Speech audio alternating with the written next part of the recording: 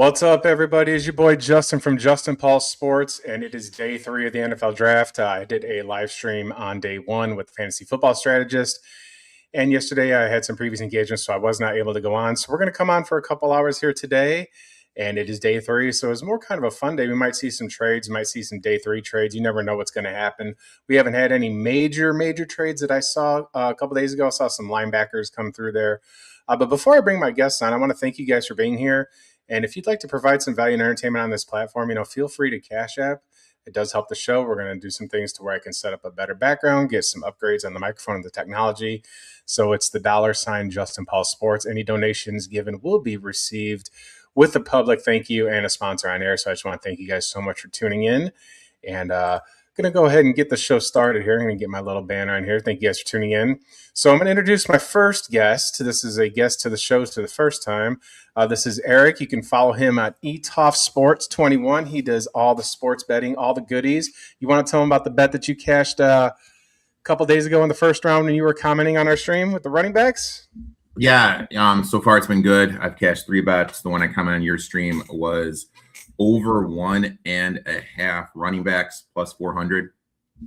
Nice little sweat bet, huh? Got that. I was able to get Fano before the move at plus 1,500 top 10.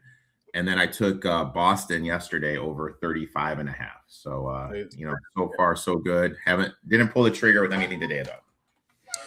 And you told me that also you had a futures bet that you placed.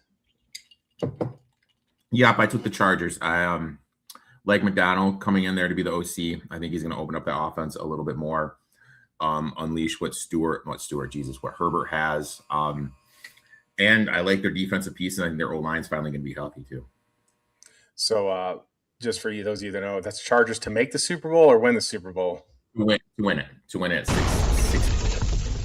Man, that is spice. The Los Angeles Chargers to win the Super Bowl. Got nice odds, likes what he sees. Folks, this is a man who studies the game. He doesn't just bet football. He bets basketball. He bets tennis. He bets midget wrestling. You name it. My boy Easy E here, he loves to bet that stuff. And that's why I've been on the show a few times. Occasionally we'll go over bets for the week.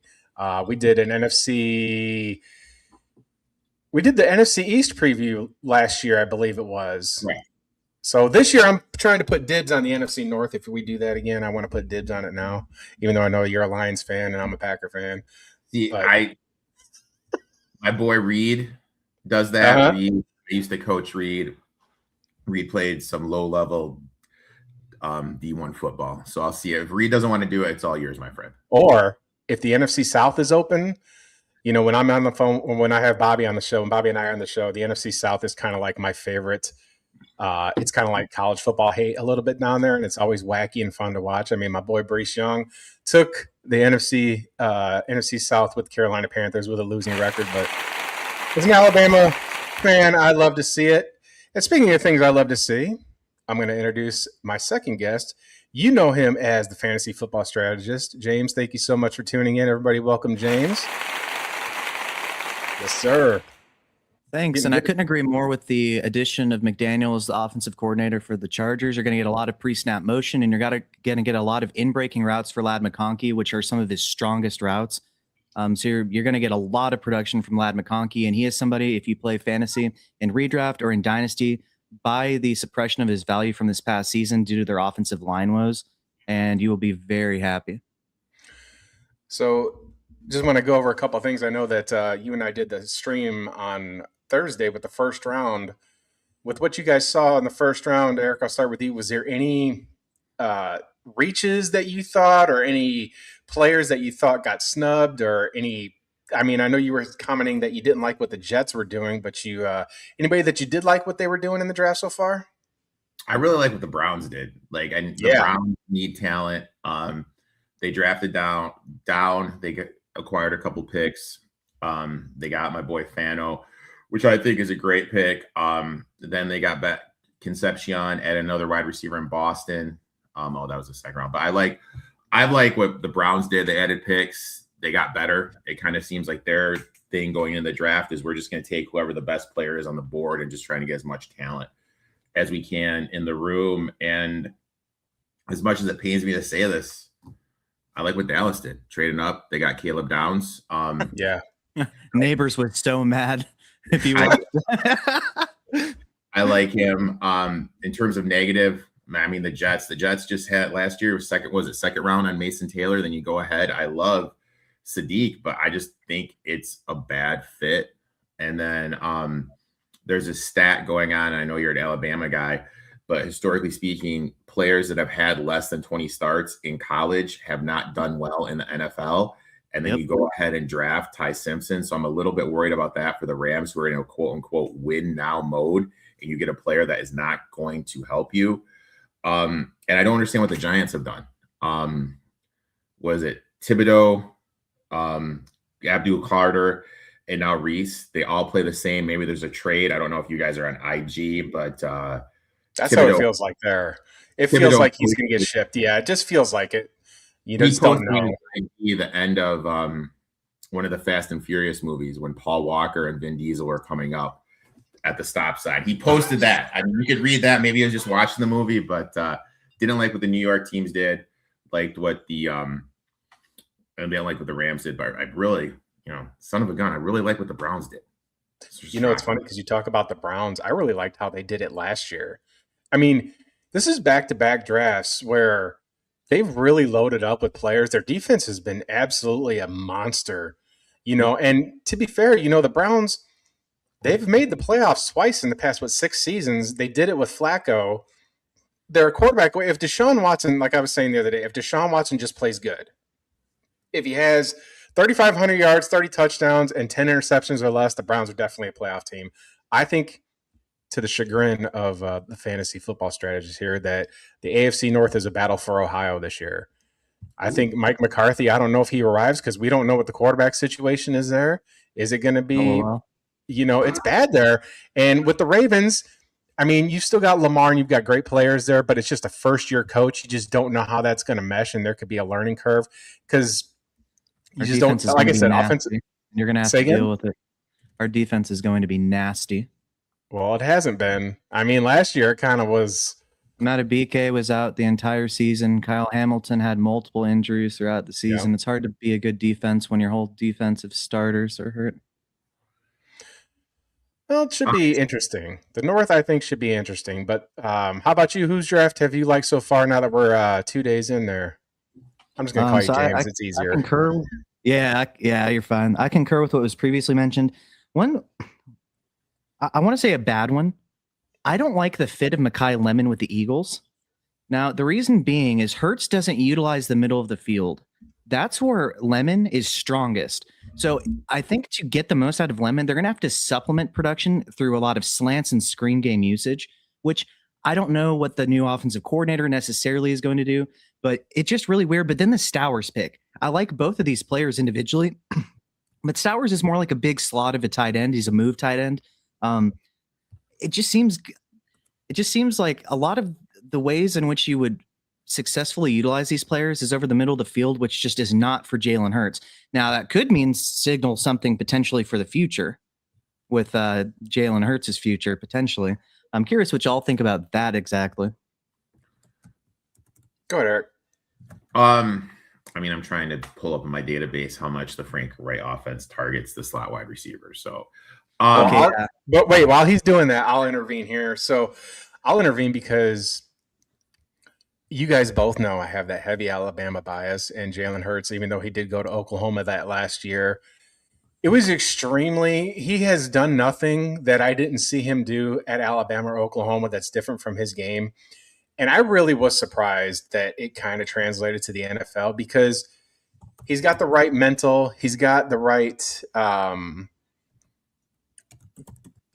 there's no like public disputes or nothing like that. It was always frustrating to watch him with the offense. And I thought part of that was, when he played in that national championship game against Clemson, that's when Lane Kiffin decided to take the job at Florida Atlantic. And Sarkisian comes in there on 2 weeks' notice and tries to run offense and still nearly won the game. But his game has always been his legs. And I think he's a very average quarterback. Luckily, Philadelphia hasn't tried to make him into a pocket passer like when Dan Reeves tried to do that to Vic down in Atlanta. And you're just not playing to your quarterback strengths. You have to do that as a coach. And we talked on Thursday about how there's half these teams don't know what the hell they're doing. And I really think that when it comes to you drafting a quarterback like this, you need to build your offense around it, like the Ravens did with Lamar, and it shows. Yep. And in Philadelphia's kind of done that the same way, but with the frustration with A.J. Brown, we're going to see how the team goes. They've got to get back to running the football. They got Saquon Barkley. I don't know if they're so heavily dependent on the wide receiver position like other teams are. So I'm assuming they're going to get good draft capital. But what'd you pull up there about Philly there, Eric? I'm still digging. He's still digging. So my one big thing, though, is you talking about Philly and everything. We look at Shane Steichen. Justin Herbert, best season when Shane Steichen was the quarterback coach. Jalen Hurts, best season when he was the OC over at Philly. Now he's going to now he had Daniel Jones be this historical thing. Steichen's awesome. Hold on 1 second. I got to interrupt you guys. Sorry. Ladies and gentlemen, I did receive a donation to the show. I want to thank you guys for tuning in. I got Cash Apped from Everett Overton, my boy EO. He does all kinds of YouTube stuff as far as, teaching men how to be men. Very fantastic show. You need to check out his YouTube channel at Everett Overton. He's been a friend of mine for a long, long time. All kinds of stuff to help you be a better man. Absolute success in life. Go follow him for top quality content. So thank you, EO. I appreciate you so much, buddy. Thanks for tuning in. He's been helping me. He actually has been helping me get all this set up. He's pushed me to do YouTube for a long time because this is kind of what my strength is. He's a Bears fan, so go ahead and say I know that James is smirking, but we went to ironically he took he's the same age as I am. We went when we were younger to the 9/11 makeup game against Jacksonville. So we were there when Keith Traylor rumbled his big butt down that sideline. I don't know if James is old enough to remember that. I'm sure you remember that when Keith Traylor got that pick and his face is coming out of his helmet and he's running out of gas. It takes him 45 minutes to run down the sideline. So that was just ridiculous. So this is what I was able to find. I got the Carolina Panthers target distribution. Outside wide receivers, 41% target share. Slot wide receivers, 30% target share. Tight end in the right offense, only 12%. Oh, man. Yeah, it's just, Hurts he definitely has strengths. It's just that I just don't think – I think there's a reason why he hasn't targeted the middle of the field, considering he's had a different offensive coordinator practically every season. It's not a coincidence, in my opinion. So I just question the fit more so of them choosing to draft players that work over the middle of the field and are slot players. It just seems odd to me. But as far as an organization in general, they're quite competent. So I'm sure they'll figure out a way around it, but it just seems odd to me. My one question to you guys, as I just realized that Frank Reich is the OC of the Jets, so the thing I said makes zero sense as Sean Mannion is the OC, so that's my bad. What about the run of tight ends yesterday? Their landing spots are terrible. New Orleans. Who did New Orleans get? I like that landing spot with Boise State head coach. New Orleans State got Oscar Delp from Georgia as their tight end. Yeah, so I've heard that he was misutilized. Well, I heard he was miscast in terms of usage. What do you think, though? I'll pop in on this because I think I'm the SEC expert here, with all due respect. Respectfully, I know you guys aren't SEC football fans. Just real quick, the Raiders traded their pick, and the clock has officially started. So I'm kind of looking to the left for the draft. So if you guys see anything that pops in, feel free to jump in at any time. But as far as Oscar Delp, so he was behind Brock Bowers, and then there was a kid named Lucky that's on their team that just has more talent. But when they did make plays to Delp, he's shown that he can be a mid-tier tight end and is kind of drafted in accordingly to where he should be. The offense. All right, so it's going to kind of segue into this. With Delp, we saw him way better with Carson Beck. And when Beck transferred to Miami, you kind of saw the offense change because the way that I see it, Beck's 100 times the prospect that Gunnar Stockton is at Georgia, and that's not me hating on Georgia or nothing like that. That's just what I've seen, and I was really, really glad to see the Cardinals get Beck out here. I think that that's going to work out better for them than they think. There's a lot of controversy with him because he's kind of aloof, and dates these questionable women, but he took the money in Miami, and that's what you do. But I think questionable women, dude. Say what? Nothing wrong with dating questionable women. That's the one thing I'm great at in life, dude. Dating questionable women. Ladies and gentlemen, we have an expert on dating questionable women, so we got to give it up to Easy E for giving a little bit of honesty on this NFL Day 3 draft. But I think Carson Beck's going to work out here. I mean, he's got more talent than Gardner Minshew, and I think he'll be better than Jacoby Brissett. He may not start right away, but the Cardinals might have got a bargain getting him yesterday because Monty Ossenfort, I think, is on a leash. I don't think he should be because this team has been a complete teardown. He had to get rid of that Kyler Murray albatross contract. Yikes. And he finally pulled the trigger on it. But GMs, Ryan Poles was on thin ice there and got to hire a second coach. So we'll see. I think it'll work out for the Cardinals. They're just going to hand the ball off a lot. They got the diamond backfield, as I like to call it now, with 4 players that are Benson and Connor and Algier and now Love. Like, start a whole new T formation back there and really mess up the NFL. The power team. I mean, we do see a lot of the more successful teams, the innovative coordinators are using more tight end heavy personnel lately. Your Ben Johnsons, your Sean McVays. Yeah. But unfortunately, that doesn't help the RB4 necessarily, just the tight end 4. Then I have 2 more questions for you guys. Sticking with a tight end, trying to look the names, make sure I don't butcher it. Albert, no, that's it. Nate Broadcricker, 56 from Texas A&M to the Jags. What the hell is that? I mean, I didn't have that guy high at all on my list. And the Jags are taking 6. If you're having to research you're talking about blocking tight end. Yeah. Nate rocking kicker or whatever. What I think they're going to do is, I think that Liam Cohen is an innovative coordinator, right? So I also think he's also from the McVay tree.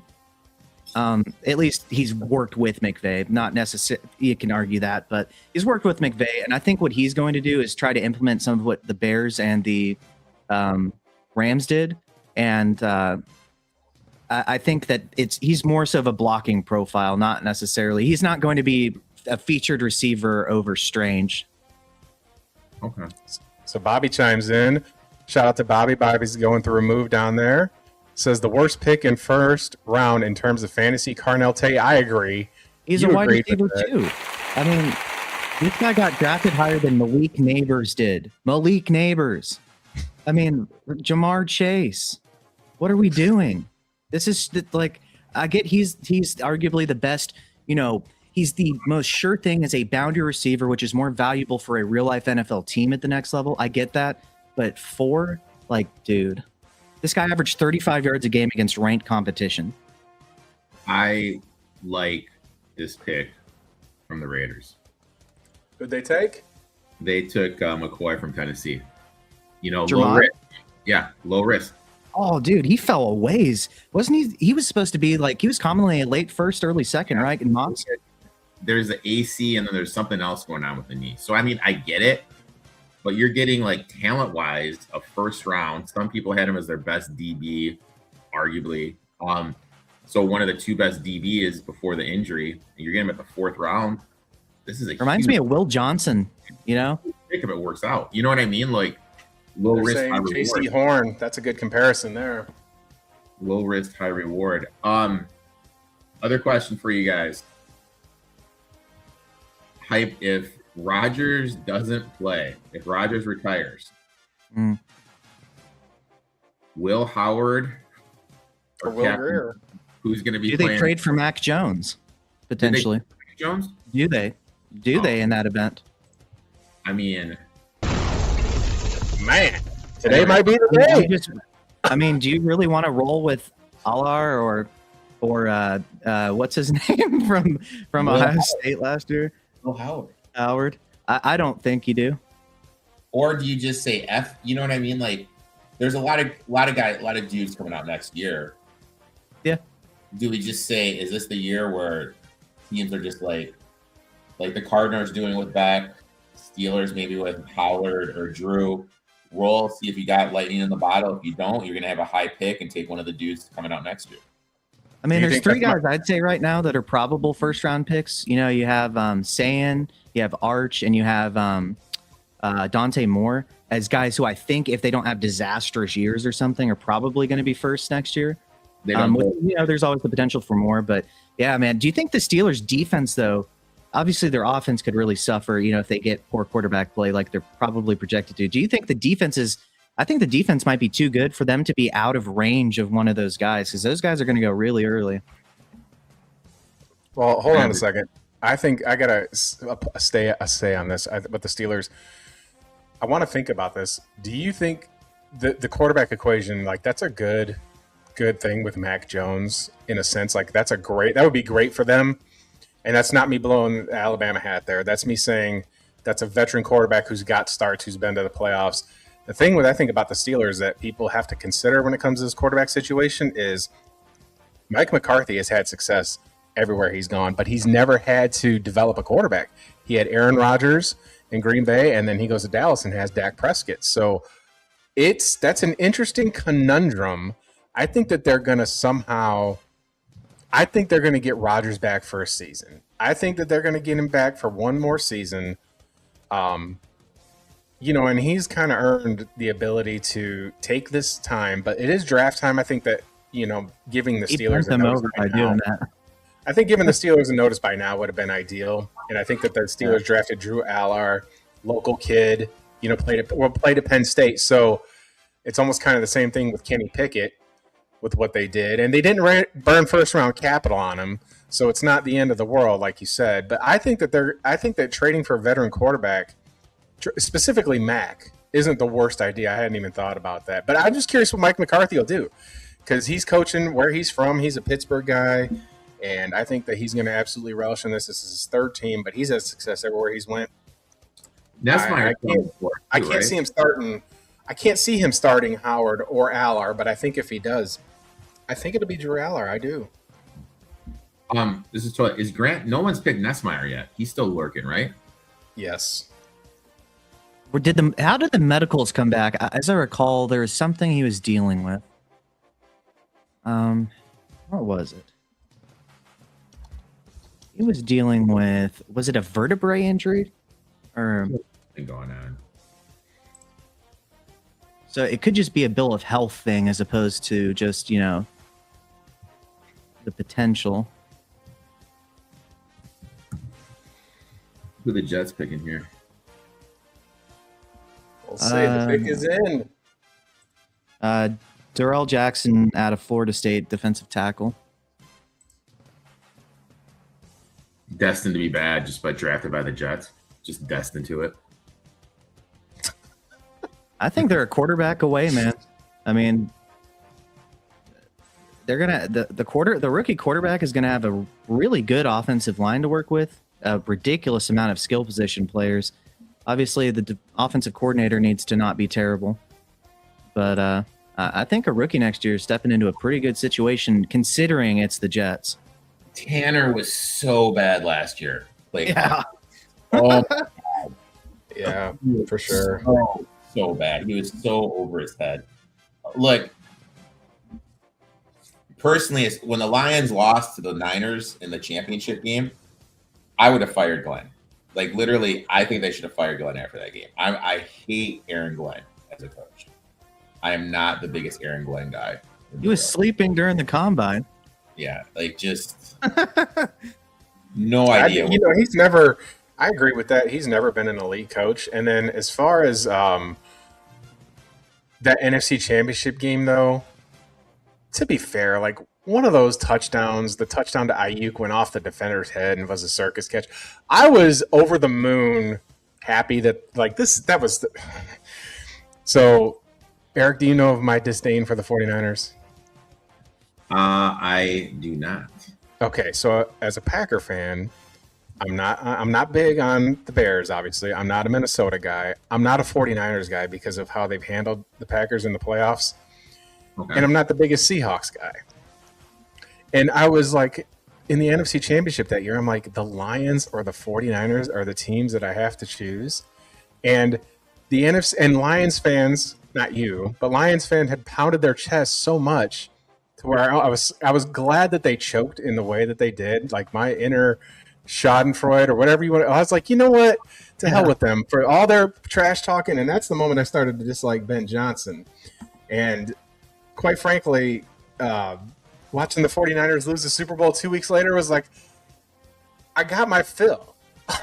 I got my fill with my hate for those teams. I couldn't stand either one of them. So, but I don't think that was necessarily on him. I think that was kind of a fluke comeback. That the Lions should have beat the brakes off the 49ers that day. And, you know, it was kind of crazy that happened. But I agree with you about him as a coach. I don't think that he's a very good coach. I think that it looked like there was a game when they were they hadn't won a game yet, and we're like 6 games into the season, and there was just a moment where Aaron Glenn's trying to talk to Garrett Wilson. Garrett Wilson, like, absolutely snubbed him. It was like, no, this ain't it, man. This ain't He doesn't happening. command respect enough. You have to command respect. Yeah, I agree with that in full. And if you don't, you don't. Ladies and gentlemen, we got 26 viewers on the stream. I want to thank you guys for tuning into day 3 of the NFL draft, where all the magic happens, where Mr. Relevant's here. I've got my guest, Eric from eToff21 Sports, for all your sports betting needs. Go and follow him if you want to get all kinds of tips. He does a Patreon. He does all kinds of stuff. The man is an absolute stud when it comes to betting. And I've also got James, the fantasy football strategist.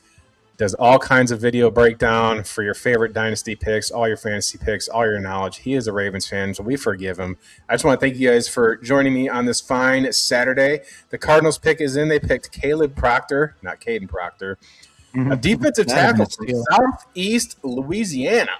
Folks, down in the bayou, it amazes me in the state of Louisiana how deep college football runs. Because you've got LSU, La Tech, you've got ULL and ULM. So you've got 4 colleges, and I know most people in Louisiana don't take college, but nonetheless, they go in there and they play some serious ball. I mean, all the people that have come out of LSU, we were talking about it Thursday, Justin Jefferson, Terrace Marshall, Jamar Chase, Malik Neighbors.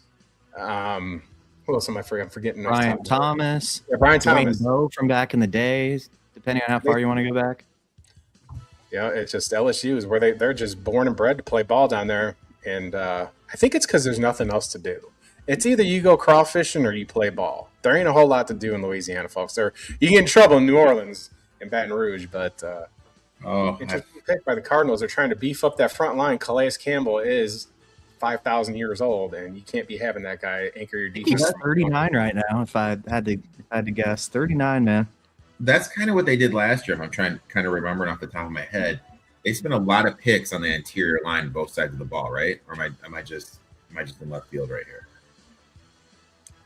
I mean, at least they got rid of. Do you have fire in your gut? I thought last year they you know what I mean? I could be wrong, dude.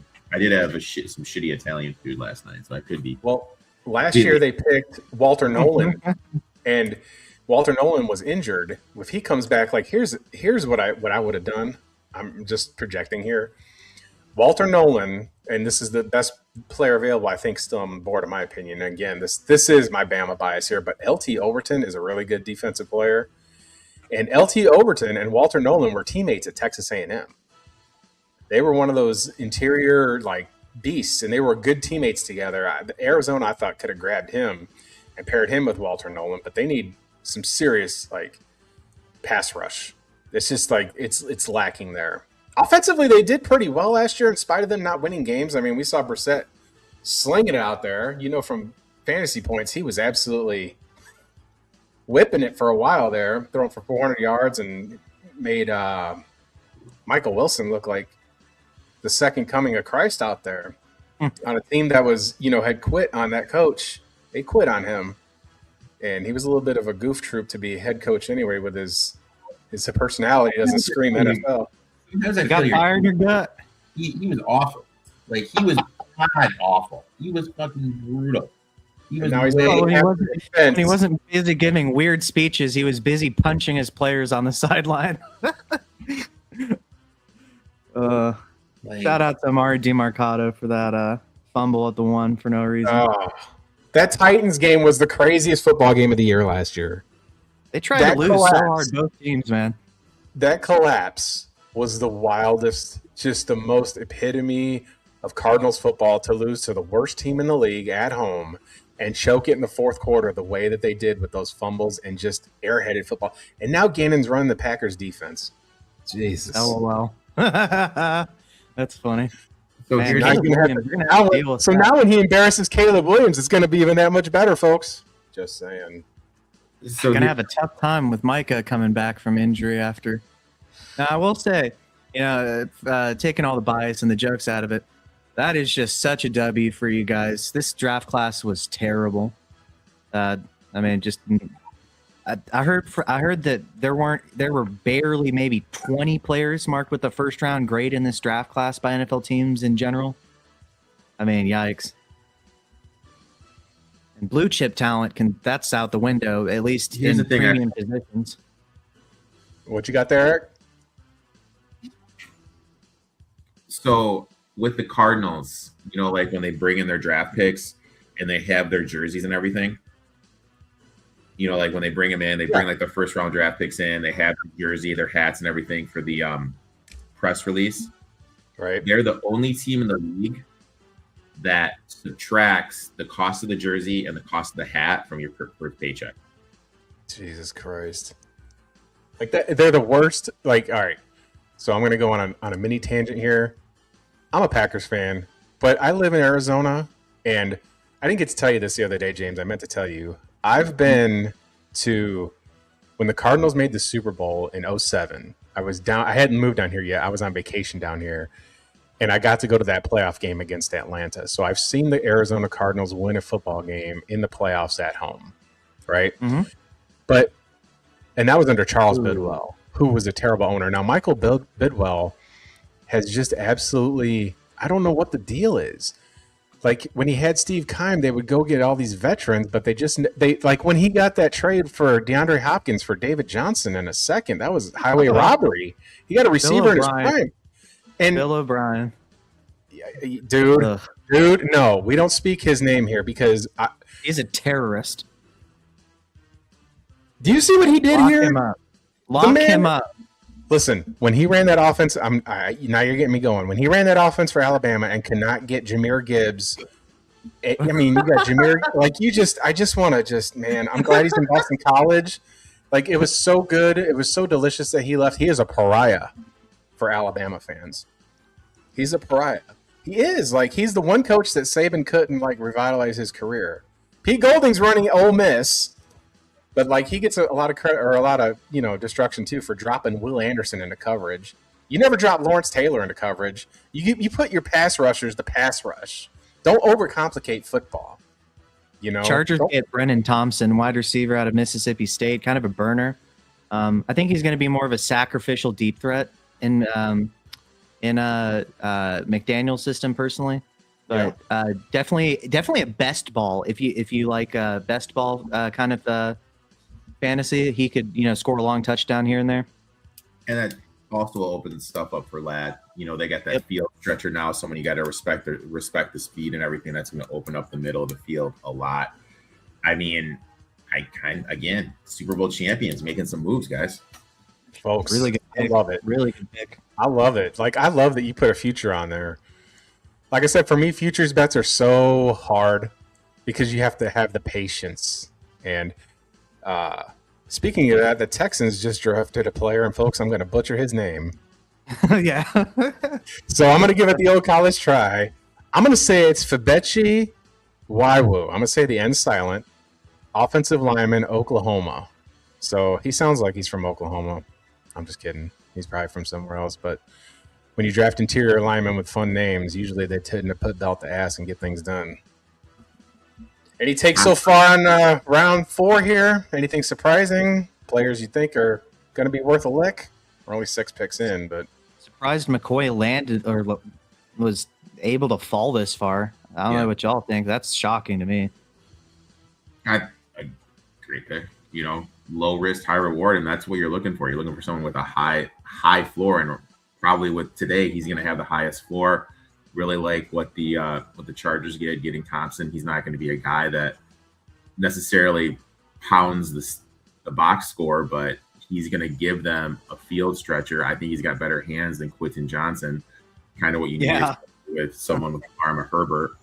And even this Texans pick, I mean, their line last year was god awful. Worst. I mean, getting anybody there. I mean, this is 2 interior linemen that they've drafted. Didn't really like the pick of Keen, unless, like, you know, you guys were talking about, are they going to go 2 tight ends now, you know, and have. I didn't like that pick, but yeah, I like what the Texans did. I love they had my girl Raquel from WWE announce the pick too. What'd you think? Off topic, did you watch WrestleMania? Did you have a take on it? Because I watched it and I was like, this is awful. Except the only I liked Brock versus Ova, but that was it. Out of the 2 nights, that's all I cared about. And I'm somebody who loves professional wrestling, but I just haven't watched it because it's been so bad lately. And I tried to watch WrestleMania, and luckily there wasn't any UFL on or anything like that. It's on Sunday that day, so it was just bad. Speaking of UFL. What the hell happened? To the Stallion. I had to go run and take the dog out for a long walk yesterday, and it was a close game. I come back, it was just a blowout. Like, what happened? Did the wheels just fall off? Or Listen, the one thing that I can say about it is, I mean, we don't have a team in Arizona, so naturally I'm going to be drawn to the team that's in Alabama. So I've been a Stallions fan since they started spring football. I've seen them win 3 championships. But when they had the new commissioner take over the league, he fired all the coaches. And I think that's been the difference. I mean, I love A.J. McCarron, don't get me wrong. He won 2 championships for Nick Saban in Alabama, but this is not – you don't just become a head coach, in my opinion, without becoming a coordinator. Mm-hmm. You know, you have to go through the ranks. You can't just arrive at head coaching. You cannot do it, even at that level. And I think that firing Skip Holtz was a bad decision. Just like Anthony Becht was running the Battlehawks, why did you move him? I mean, good for him. He doesn't have to live in St. Louis anymore. He gets to live in sunny Orlando. And it's shown that coaching matters way more in that league than it does at, you know, in other spots.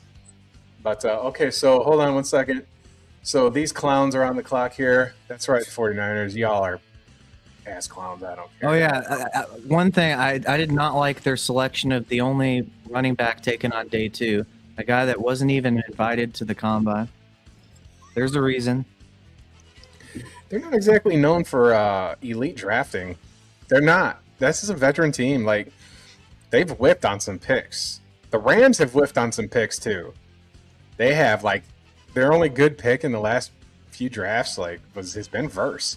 Like, they traded up to get Darrell Henderson. Well, they don't pick usually. Yeah. They trade theirs away because they know they're not going to pick a good player. I saw this thing. Someone posted their picks and who they could have gotten. Has just been just awful. Just awful. Awful what they've done. The Rams, I will say this about their pick yesterday, or about everybody's questioning the Ty Simpson pick. And, you know, of course, I'm an Alabama fan, and I thought he did really well prior to the injury. You know, he got hurt in the middle of the season, and it showed in his game. It showed later on, and we didn't know. Fans didn't know that he was injured. But there's a lot to like there. Is it first-round capital? I wasn't sure because of the lack of reps. But I think that the Rams are following the Packers method here. And Stafford is one back hit away from calling it a career. He barely made it to the season last year. You know, like they waited and waited and waited for him and waited, and you just didn't know. And I think that they're trying to hedge their bets early and say, look, here's a kid that we can develop. He doesn't have to start right away, and he's a better quarterback than Stetson Bennett. He's better than Jimmy Garoppolo, I think, is retiring. So first-round capital, maybe a reach. I think that they should have went and got themselves another wide receiver because I don't like what they got after Adams and Nakua. It seems to be a big downfall. Their tight end's good, but Nakua's in rehab. I think people are – yeah, it is. I agree. Shout out to my boy Hassinger there, the advocate. I think people are more conflating. I think people are more so conflating. Oh, he went 13th overall in a draft. Well, not all drafts are created equal. This isn't 2024, where Brock Bowers, you know, who would have been probably maybe arguably the 3rd overall pick in this draft, slipped into the teens because of how much talent there was.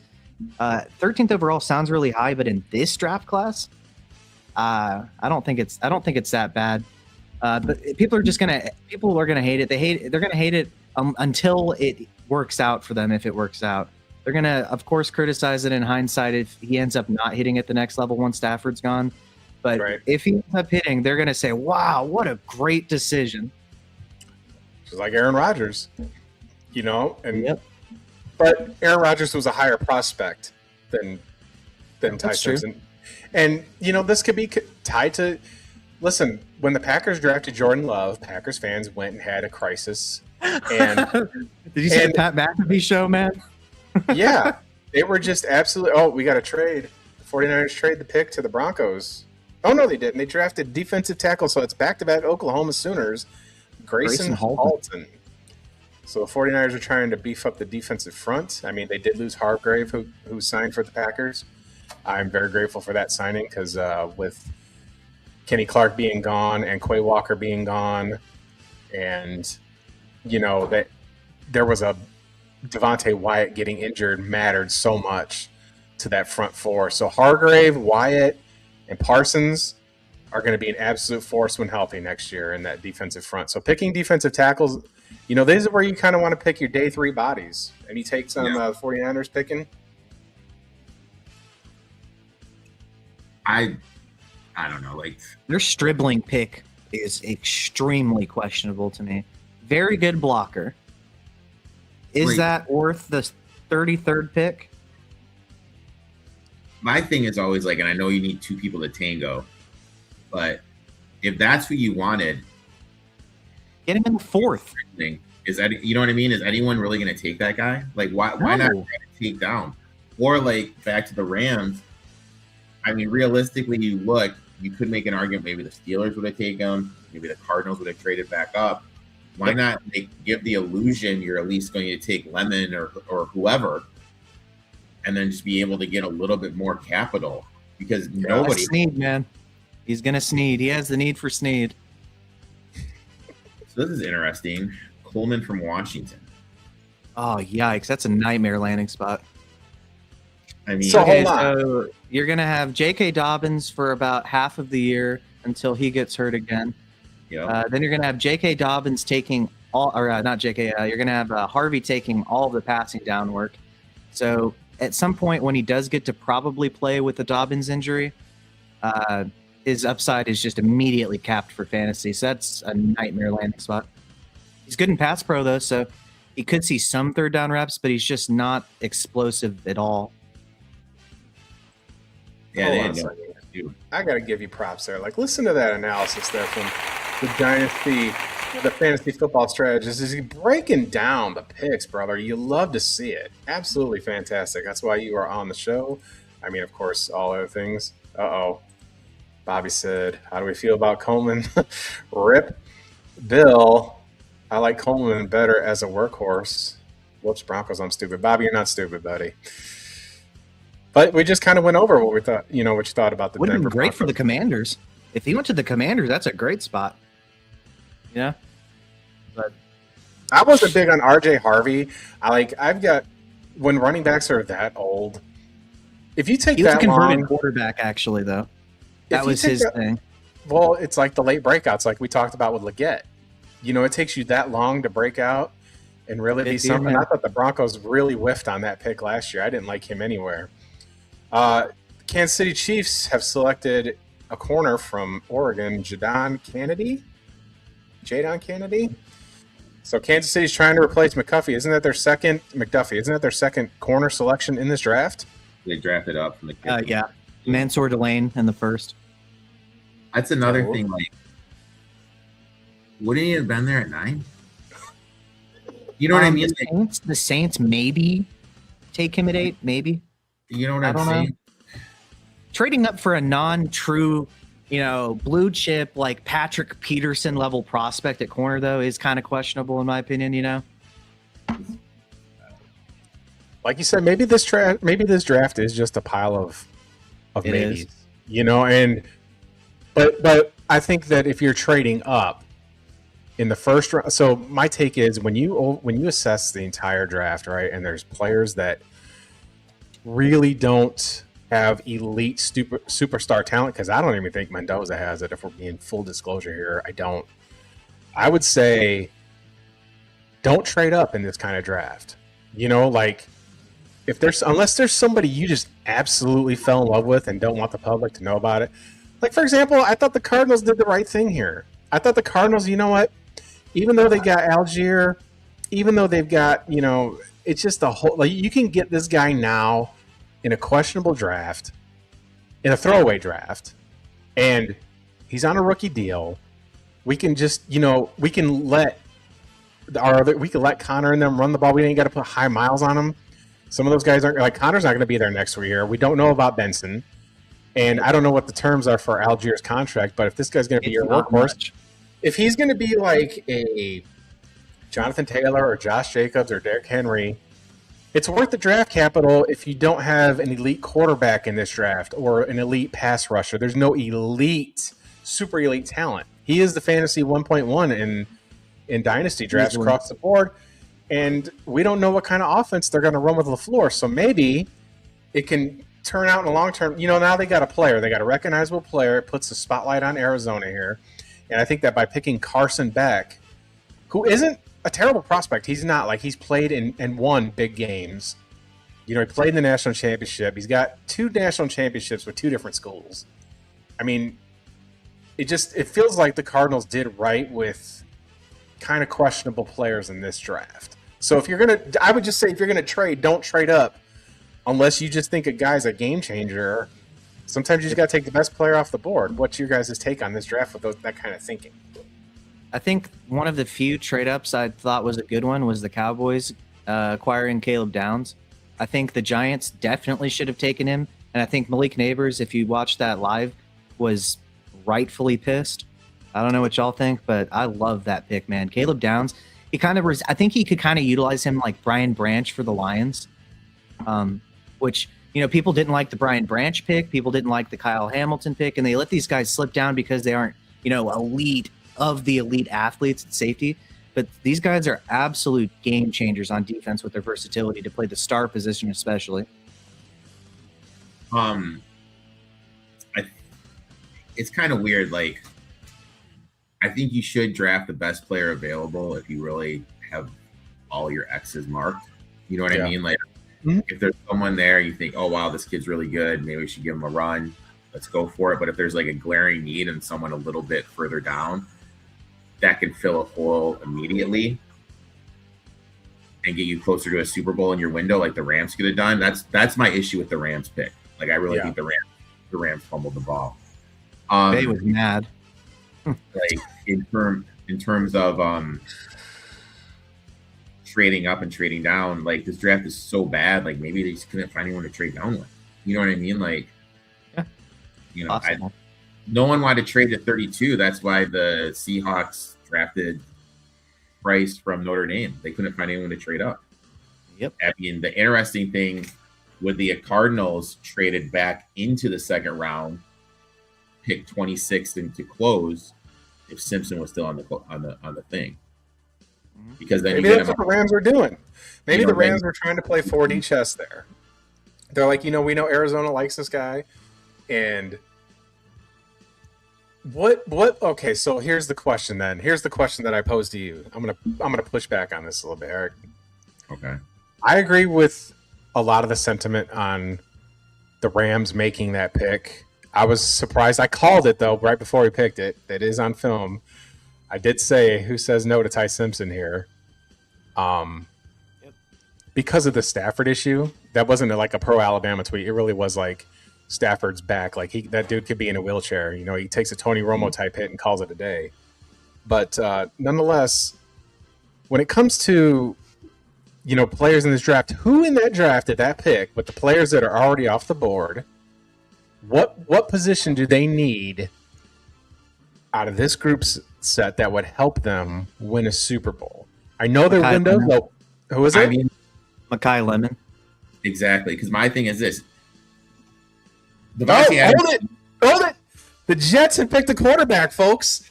Cade Klubnik, the Clemson guy. Shout out to the Jets.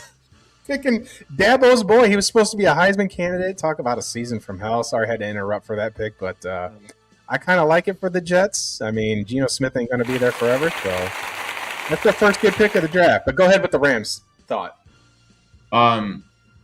You don't know what's going. Adams is another year older, and I mean the reality situation is Puka's effed up, man. He's making some dumbass decisions in life. We don't even know what is going on with him on the field. Yep. You addressed the need by getting McDuffie in with the secondary. Great pickup. So you got the secondary looked out. You needed another pass catcher. Now, granted, I know if you're going to look at positions, wide receiver is kind of deep in this draft class. But you have a chance to get the guy that was the best wide receiver in college. Why aren't you going after that? Like, to me, that's the pick that made the most sense. Even a tackle, if anything. I mean, it literally anything to help make sure that Matthew Stafford is protected or has what he needs to potentially, aim for a Super Bowl here. Your Super Bowl windows are never guaranteed, man. No. I know who this is, and he is a Jets fan, folks. And he's been lamenting his team. Last year had a nuclear meltdown in that game against Tampa. I mean, rightfully so with the blocked field goal or whatever it was that run it back to the house. I know he's being facetious. I mean, but Cade Klubnik, absolutely, I don't hate the pick there. I just don't hate it. You know, you just shoot lightning in the bottle on day 3, and why not get a quarterback? I mean, Dak Prescott went in round 4, you know? You just anything can happen. So, I mean, they'll get a quarterback next year with one of their 3 first. They'll either take it directly or trade up.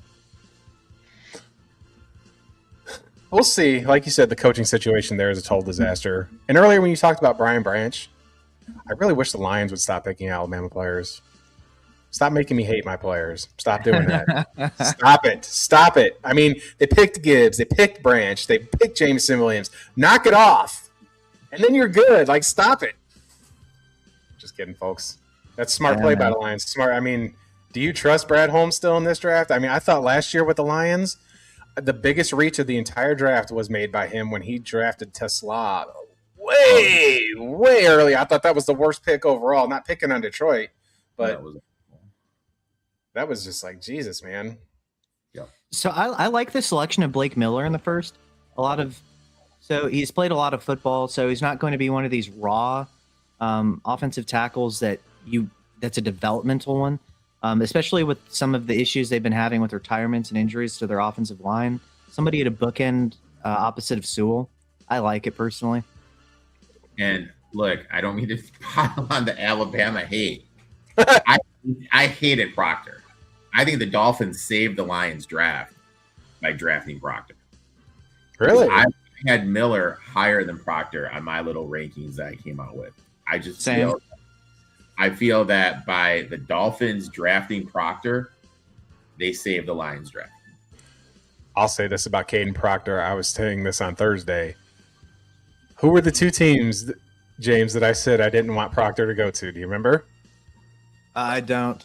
I was drinking. Said the Bears and the Lions. And I said this because, and this isn't like an Alabama thing. This is just how I foresee it. Dan Campbell and Ben Johnson can do exactly what Kalen DeBoer did and put him in formations where they put the football in his hands. I mean, he had that screen pass against Georgia, and I thought for sure that the Lions or the Bears would pick Proctor, not only because he's a massive human being at left tackle, but because he's got those hands and has a few plays with the trick play experience. Like, I thought he would be a perfect fit for either one of those teams. That's why it made sense when the Lions were so high on him, because it's like, oh yeah, we do all this stuff, we do all this trickeroony, and it's interesting to hear a Lions fan say that they didn't like that pick. Not interesting, but just a little bit different. You know, I thought that would be exactly what you'd want. The Lions had to replace Frank Ragnow, who retired, who was an amazing prospect in college, and then Skipper called it quits, right? Yep. So who's the other one? Their center, right?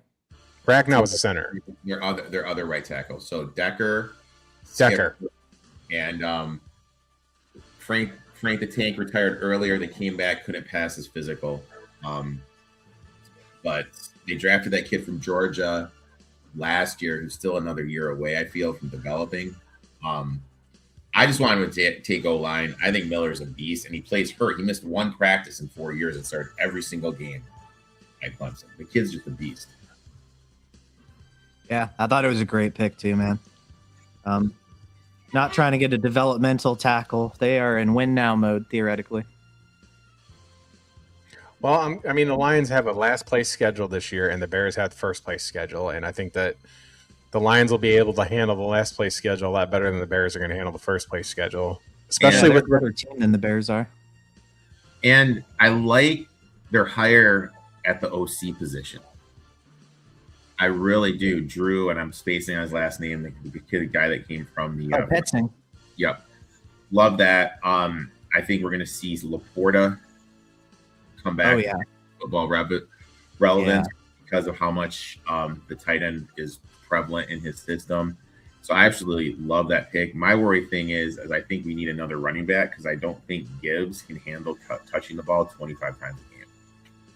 Didn't they say fantasy owner? I'm not. I don't know. Yeah, he's Didn't not. they get somebody in free agency? I thought.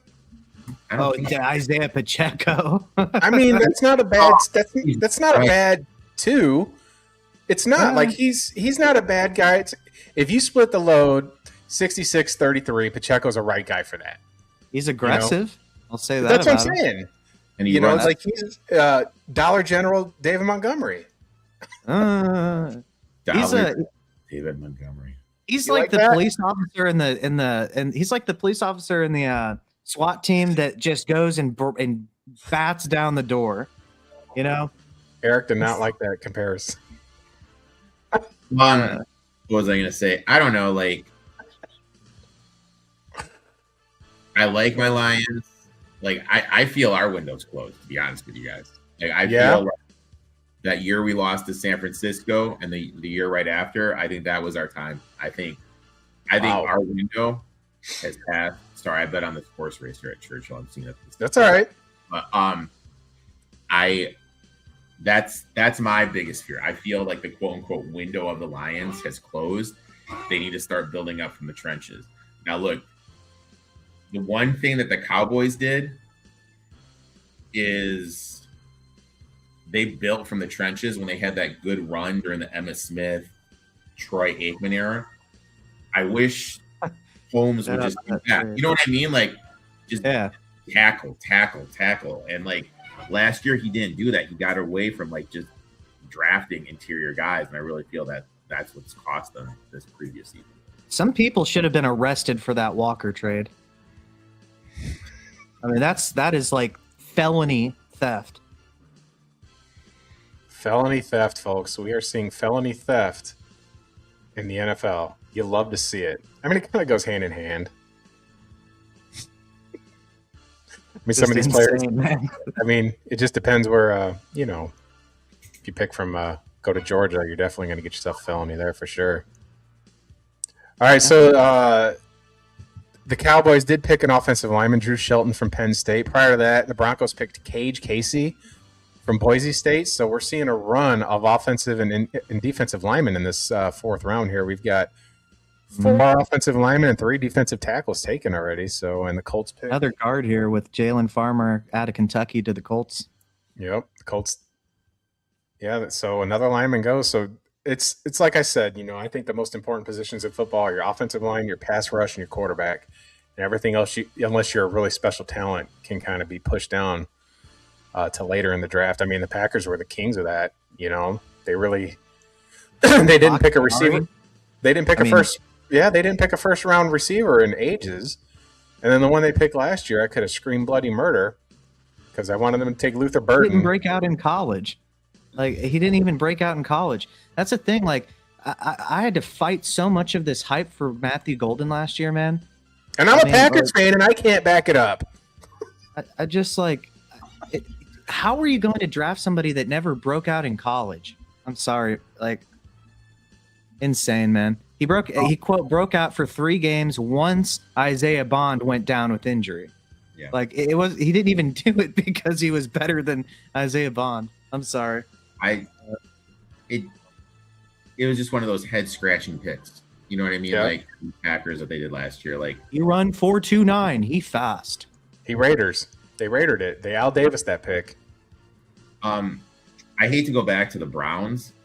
I totally skipped over the fact they drafted my boy EMW from Toledo. Oh yeah.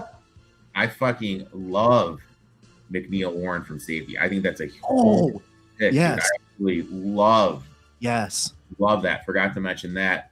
So my question to you guys is this: in your fantasy football drafts, are you drafting Love in round 2, B in round 3, C in round 4, or just not drafting him at all?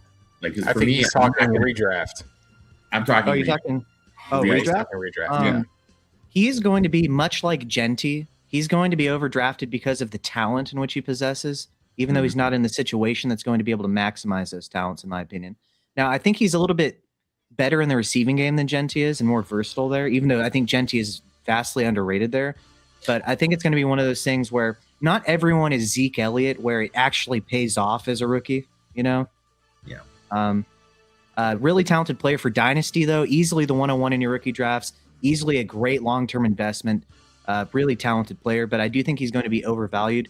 I think he will go in round 2 of drafts, but I think he should be going probably early 4. I know for me, I'm probably not going to draft him. I Because wouldn't either. You're going to have to take him too high if you want him. if the card is smart, That's where you let somebody else in your league. Marvin that's Harrison Jr. elevating. He was a late first-round redraft pick. He had to be the wide receiver 3 for that ADP to pay off. I mean, you leave yourself with no margin of error, man. if the Cardinals are smart, They aren't. I would 10 to at most 15 carries a game. That's what I'm going with him this year. I want to give him a Gibbs-like workload with another running back to maximize his efficiency and durability throughout his career, in my opinion. Okay. But we'll see what they do. I mean, they have the running backs to do it. Algier, that's a great compliment, man. Brings a lot of power to the table. They're really good in short yardage situations. People had this idea that he got a massive contract when he really didn't. People should have guessed they were probably going to take a running back at some point, even if they didn't think Love. But I like that, and I agree. So the Ravens took Elijah Surratt, wide receiver, Indiana. This has got to be the draft. We'll let you comment on it. Hold on. This has got to be the first draft that I can remember in my life with this many Indiana players going in one time ever. I don't care where they're getting picked. Signetti had a team that was 75 years old, and they're all going pro. Now go ahead, Ravens fan. Tell us your take on Elijah Surratt. Okay, so one thing, Indiana, they ran a lot of RPO.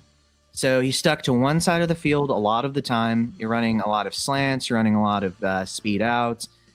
He's not a massive separator necessarily, but I think he's very trustworthy in terms of his ability to hang on to the football in traffic. Yeah. I think he kind of moves a little bit like a poor man's Keenan Allen, Jacoby Myers type of player. I think people need to temper expectations because I think his production in college is better than what we're going to get out of him at the NFL level. And he's just not a tremendous athlete by NFL standards. But I like the value here. But that's back-to-back receivers drafted by the Ravens now. Yeah, now Lamar can ignore both of them. My man. It's ridiculous. You know, it's funny. I'm going to wait till Eric comes back here. I got a comment here on the Cardinals, but what Osifort just said is ridiculous. I don't know if he's trying to be amusing, but Buccaneers are on the clock here. So far, you know, they had Bain, and then they drafted that wide receiver. See what they do. They were kind of, you know, felt like Baker Mayfield was kind of trending down a little bit last year, but he was finding Egbuka early in the season. He was And playing then through a labrum tear, I believe.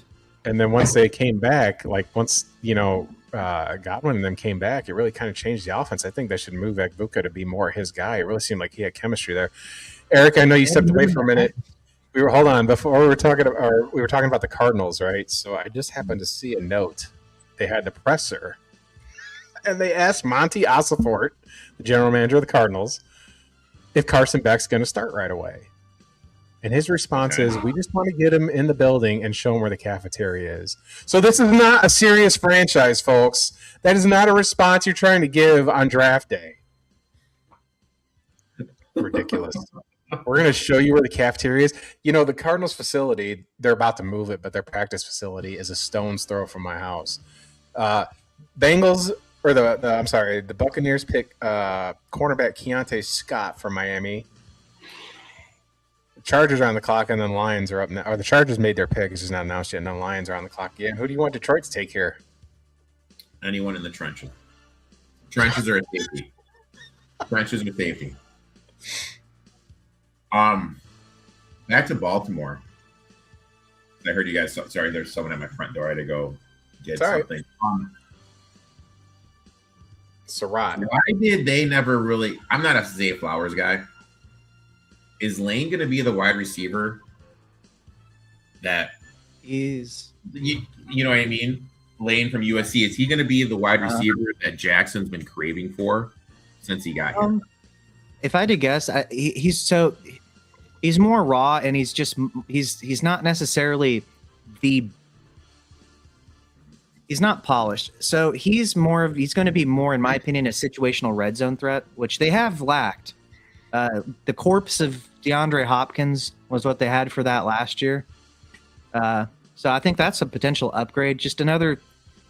A lot of these guys in this class, they're situational type talents, just wide receiver 2s, 3s, 4s for teams. No elite wide receivers this year at all, in my opinion. Besides maybe Tyson if he hits his max upside and stays healthy somehow. But I had no idea.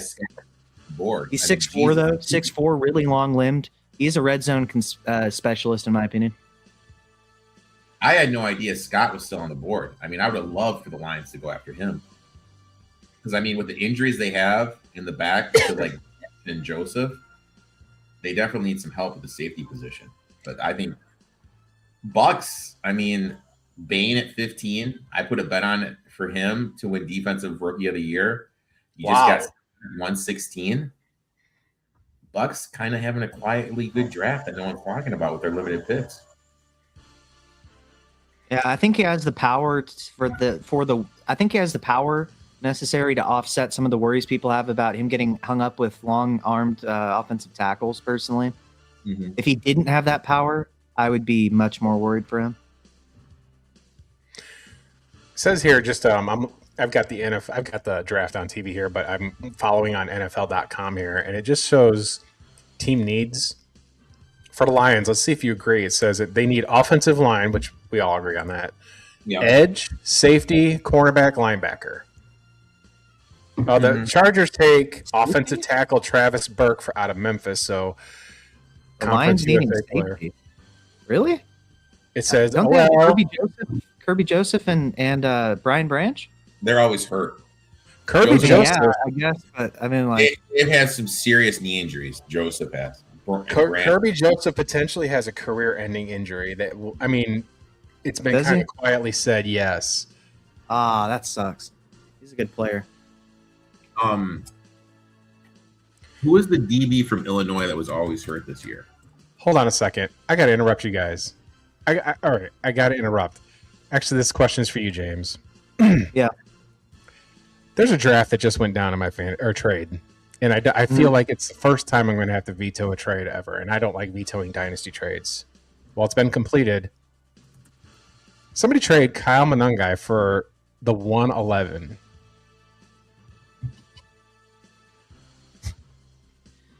Who wins that trade? Let me think. Do you think that's a fair trade?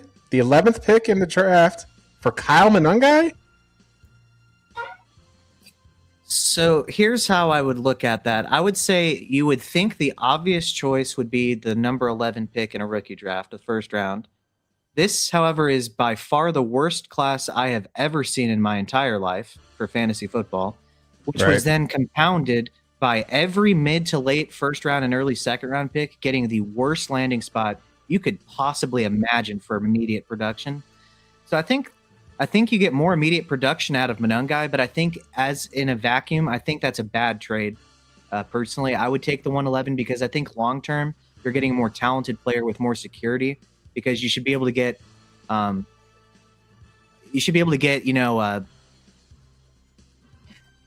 of these maybe Stowers or somebody at that point.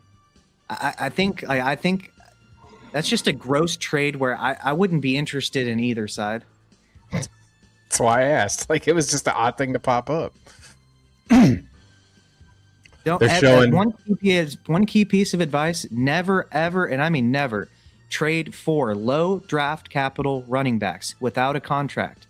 You are betting for your guy to get replaced by somebody. The running back position is the most fickle position in football, and if you don't have draft capital or a contract behind you, you are not safe ever.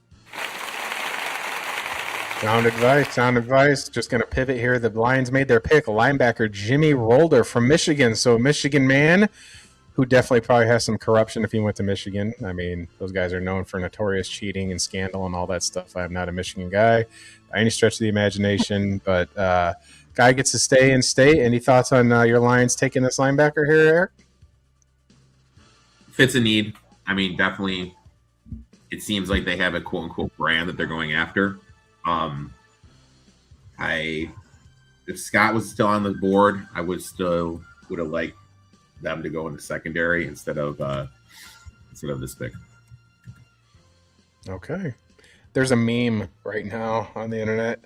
Somebody posted it's the Shield from the WWE. And it says Carson Beck, Jacoby Brissett, and Gardner Minshew forming the worst quarterback room in the NFL history in Arizona.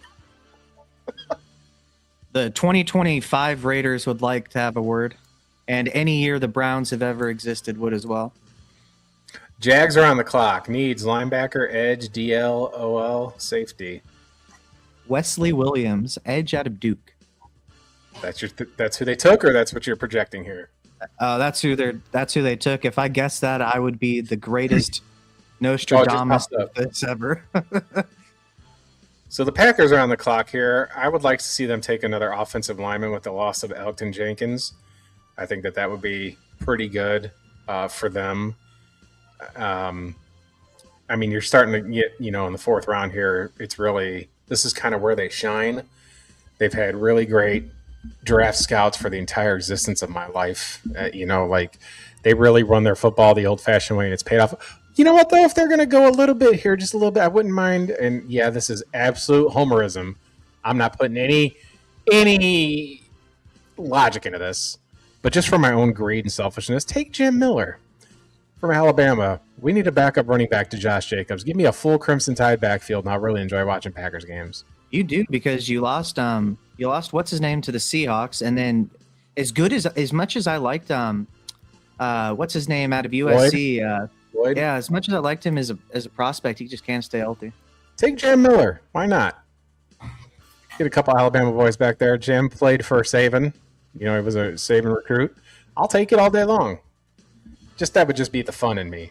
Why not? At this point, you can do a little bit of a crapshoot, but I don't know if there's anything that's super game-changing in here. I mean, you could still obviously go lineman. The Packers are going to look really different defensively with Quay Walker being gone. And, they're going to look – now they got what's his name's gone. Secondary's been an issue, but they've drafted corner in this draft already. Nate Hobbs is out the door. Not that he played a whole lot. I really thought Trayvon Diggs was going to stick around, like I said. So if they draft corner, I'm okay with it. If they draft offensive line, I'm okay with it. But the Crimson Tide in me wants them to take Jam Miller. Even though Jam Miller really struggled this last year, I didn't realize how putrid the offensive line was for Alabama. I mean, I know they were so struggling to run the ball, but I thought they would get that engine going and just never did. And when they let Elijah Pritchett transfer out and went to Iowa last year, I thought, okay, Proctor's got the left side, and then Formsby just stunk. And then he transferred out at the end of the year, and Alabama fans rejoiced. So we'll see. We'll see what Green Bay does here. By the way, I loved the Cisse pick. Which Safety. one? Which The one? Packers with Brandon Cisse. Oh, okay. I loved that pick for you guys. That's kind of been actually a pretty good spot, though, because they've got Xavier McKinney, who's playing at the top of his game. And Evan Williams is a pretty good player too, but it's more of a corner issue there. Like they just don't have. They need to get a dominant corner. And without the first round pick, there wasn't one in this draft. Like you said, that Micah Parsons deal is looking better and better because they traded for a first round at pick 20 and a bunch of trash. And next year's draft is going to have elite players at the entire first round all across the board. It's not just a quarterback heavy draft, but I mean, there's like 75 receivers that are going to be. I bet there's 5 receivers. You want to do a futures bet? 5 receivers. So the Packers take a hyphenated name from Penn State pass rusher Danny Dennis Sutton. It sounds like one of those auto-generated names in Madden when you ruin your franchise like 7 years down the road. I would bet more than 7. I would bet at least 7 first-round receivers next year, at least. That's how good the class is next year at wide receiver. 7. Yes, it's that good.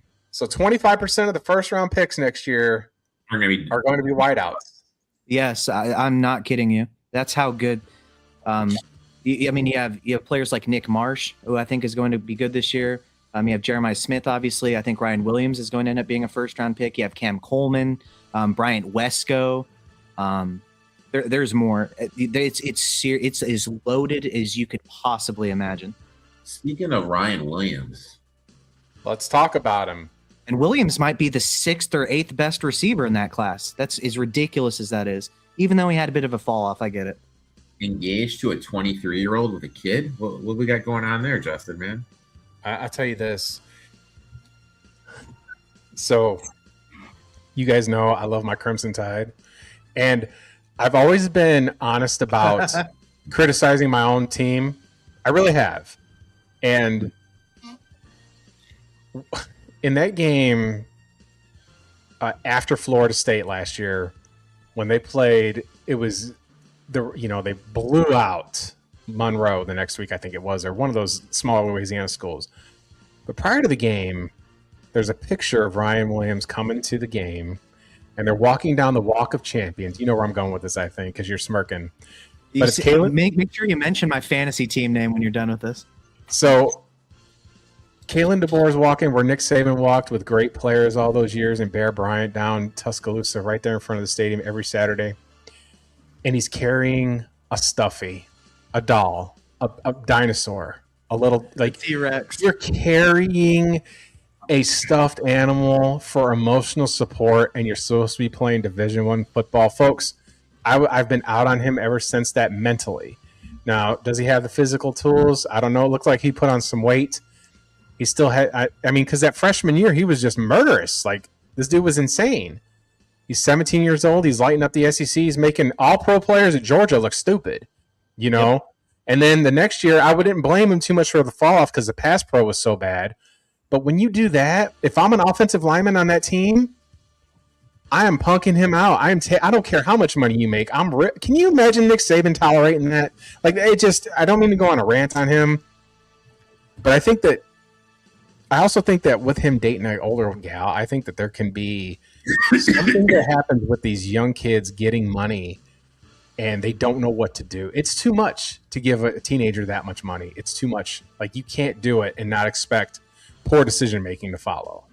You know, like that's my take on him and his girlfriend. I don't know. That's his business. It's just how I feel about that kind of stuff. You know, if I was 19 and had millions of dollars and was playing in the SEC at an all-pro level, but I got to carry a stuffy to the ring, then I've got issues. Or to the field, then I've got problems. You know, it's almost like Perry Saturn walking to the ring with a mop. Like, what are you doing? Knock it off. Well, just to mess with you, I changed my fantasy team name in the league we're in to Ryan Williams stuffed T-Rex and put a picture of it up there. Disgusting. That was some of the funniest shit ever. It is not funny. It is not funny. It's funny if it happens anywhere else. If that happened at Auburn, oh my God.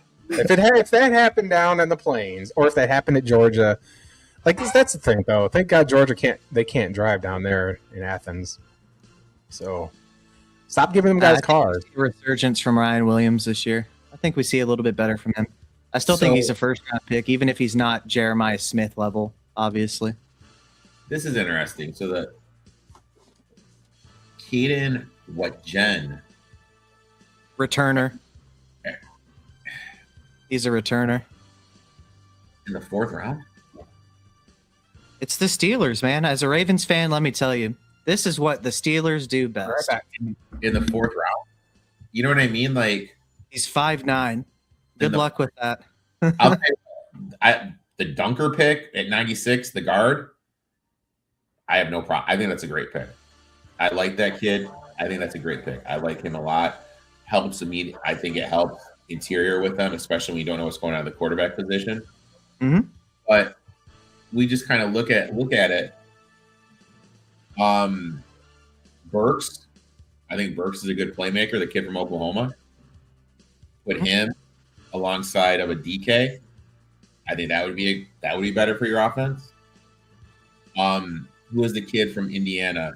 Elijah. I'm spacing on his last. Elijah Surratt, who went to the Ravens. He already got picked. Oh, that's my bad. I didn't even know. Just suck it, Steelers fans. That's why the laugh. Like I'm just trying to think. Like you have a hole at the quarterback position. You don't know what you're gonna do. Why not like give him something? I agree with what you're saying completely. That probably would have been there later. There's the guy out of UConn who I think would have been a better player for them. Skylar Bell. I thought he would have been a better pick. At least somebody that has the ability to separate on all 3 levels of the field, even if he's not the most complete prospect and doesn't have the biggest size. He's pretty good in the YAC game too. But by the way, Justin, the Steelers just picked a 5'9" return only guy in the 4th round. What are we doing here? Hold on. So okay, so I'm trying to think. I'm trying to rationalize that. So if you're, it's odd to do that because returning. Well, it's not the worst. It's not the worst thing you can do because it's more valuable now. You have to do returns. Like you're not going to give the team the ball at the 40-yard line. So if you have a glaring hole in special teams, take advantage of it. I would be okay if the Packers did something like that. Because the special teams have been an albatross for this football team. An albatross. So if that's a hole in your team and you're in the day 3, you're really crapshooting picks. There's really nothing here in this draft, you guys talked about it, that just says you're going to blow me away. So why not gamble in this one a little bit? We love gambling, folks. I couldn't be happier, man. I hope they draft 5 more of these guys. Draft a bunch of returners, please. Thank you. You enjoy your 4th place finish. Wow. Steelers finished 4th place. Ladies and gentlemen, his hate for the Pittsburgh Steelers came out. I got to give that a round of applause. You love to see when you put the passion into your sports fandom aside from your analytical heart. I love to see it. Man. I was so glad the Bears didn't get Max Crosby, but a part of me wanted them to pay that premium for it. You know, like I was just like, man, just pay that premium. Pay it. The Ravens are sharks, man. The Ravens are sharks. We'll fuck you over real good, man. We'll get Trey Hendrickson for cheap and then not spend any of those and just get Aone, one of the best pass protecting guard prospects in years. Thank you. So how did you feel as a Ravens fan when that whole fiasco went down? If I was a fan of another team, I think I would understand the criticism and maybe care about it more. But as a Ravens fan, I'm just going to selfishly choose to not care and laugh and be proud that we have sociopaths working for us in the front office. It's beneficial to us at the expense of other teams. Attaboy. Looks like the Raiders took a running back. Williams and this kid. Ooh. Williams is the kid from landing spot. Out to be like David. Yikes. Terrible landing spot. Oh, man. A running back from Arkansas, Mike Washington Jr. So the Raiders picked him? Yep. Yeah.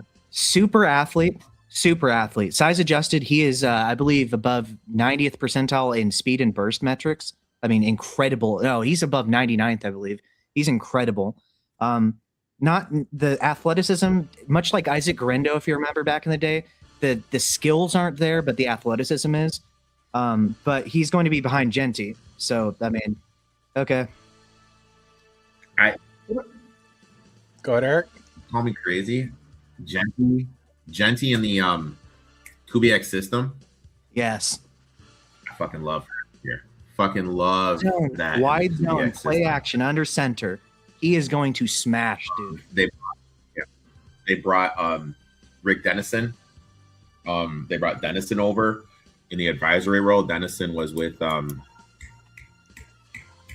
Seattle. I love Rick Dennison, and I love the fact he's following Kubiak. I think Gentry, and I know, Justin, you don't like betting futures. Gentry to have the most rushing yards. I'm going to be betting as soon as those come out. And then probably his rushing yard prop is probably going to be juiced a little bit down after the disappointing season last year. I'm really going to take that over. Texans make a pick. Linebacker from Clemson, Wade Woodaz. What AZ? I don't know how you'd pronounce that. A lot of Clemson players coming off the board in this draft for a 6-6 football team is kind of crazy. Has Smith, the safety from Arizona, gone yet? I'm not sure. That doesn't sound. Who'd you say? Genesis Smith from Arizona. Oh yeah, Genesis Smith was the offensive lineman. Or no, I'm thinking Jennings. That guy's name is Jennings with the mullet. I don't believe he has gone. I'm looking real quick. Gentlemen, I got a question for you guys. In about 20 minutes here, I've got to take my dog to the vet up the street. But I should be back. Do you guys want to stay on the stream while I'm gone? It could be like a half hour, and I'll just keep you guys on here. If you want. If you want to end it, that's totally fine, too. I'm fine with it. Okay, because I'll come back. I mean, I won't be gone that long, but I just don't know how long it'll take. I'll just keep you guys on the stream. That'd be great. For sure, dude. Having a good time. It's good. It's been a good group. It's like, I like how the three of us have meshed. You know, like it's just knowledgeable sports fans. It's really hard for me to find that because sometimes when I talk to people about sports and they try to tell me something that's I thought of you, Eric. So you're going to love this. This is a betting story. There's a new guy at my job, right? Oh, the Bears took a corner. Malik Muhammad for Texas. That's a good pick for Chicago. He traded for pains me to say it. It pains me to say that. But there's a there's this new guy at work. He's the same age I am, and he's really like off kilter. But he likes to bet, right? So when people tell me that I like to bet, I listen to what they have to say because I think most people don't know what the hell they're talking about, respectfully. Yep. And he's like asking me about the UFL. And he goes, yeah, I'm going to watch that tonight. He goes, it was the Louisville Houston game. He goes, I'm going to bet Louisville I'm going to bet Houston because they've won a game and Louisville hasn't won a game. And then, of course, it covers on the last second and he wins the bet, but he thinks he knows something. I'm just like, God dang, I can't talk to you, man. Like, you just got lucky to be that way. It was just so absurd, the logic behind betting there. Absurd. I just thought he went and heard it. Like, they'd be like basically, I bet team because has more wins than you. Blind squirrel finds a nut once a day or something. Is the phrase for that. This is obscene. It's ridiculous. Oh, I think you froze up, Eric. I think he froze up there. A little bit. That's a good pick for the Bears there. Malik Muhammad's a good player. Comes from a high-quality program down there in Texas. Even though I'm not the biggest fan of Sarkisian's offense. Skylar Bell to the Bills. Who is it? Skylar Bell, wide receiver out of UConn to the Bills. Immediate thoughts? Yeah, they have DJ Moore, obviously, who's presumably going to be their wide receiver one. Keon Coleman, if he decides to show up for practice or meetings, or if he's too busy sleeping, we'll see about that.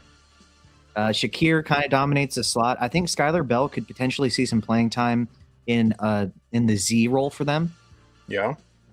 I think they'll have Moore as their X because I don't think they have anybody that can do that. Interesting pick, though. Eric must have lagged out. I'm sure he'll be back here in a minute. Yeah. I mean, the same Buffalo here needs edge, offensive lineman, linebacker, safety, wide receiver. Even though they just made a pick, so they got their second pick coming up here. Unless they trade out, they got back-to-back selections. Just makes you wonder how they're ever good with how many picks they make that aren't good. Well, you know, Sean McDermott's is not there anymore, so we're going to see what they do. Oh, he's back, ladies and gentlemen. Hit to do the reboot. You are back. Can't hear you, though. Hear me There now? we go. Yes. Not sure what happened. It just says StreamYard was unresponsive. Dude, like that happened to me, like I was saying, when I was streaming on Kick, it was absolutely doing the same thing.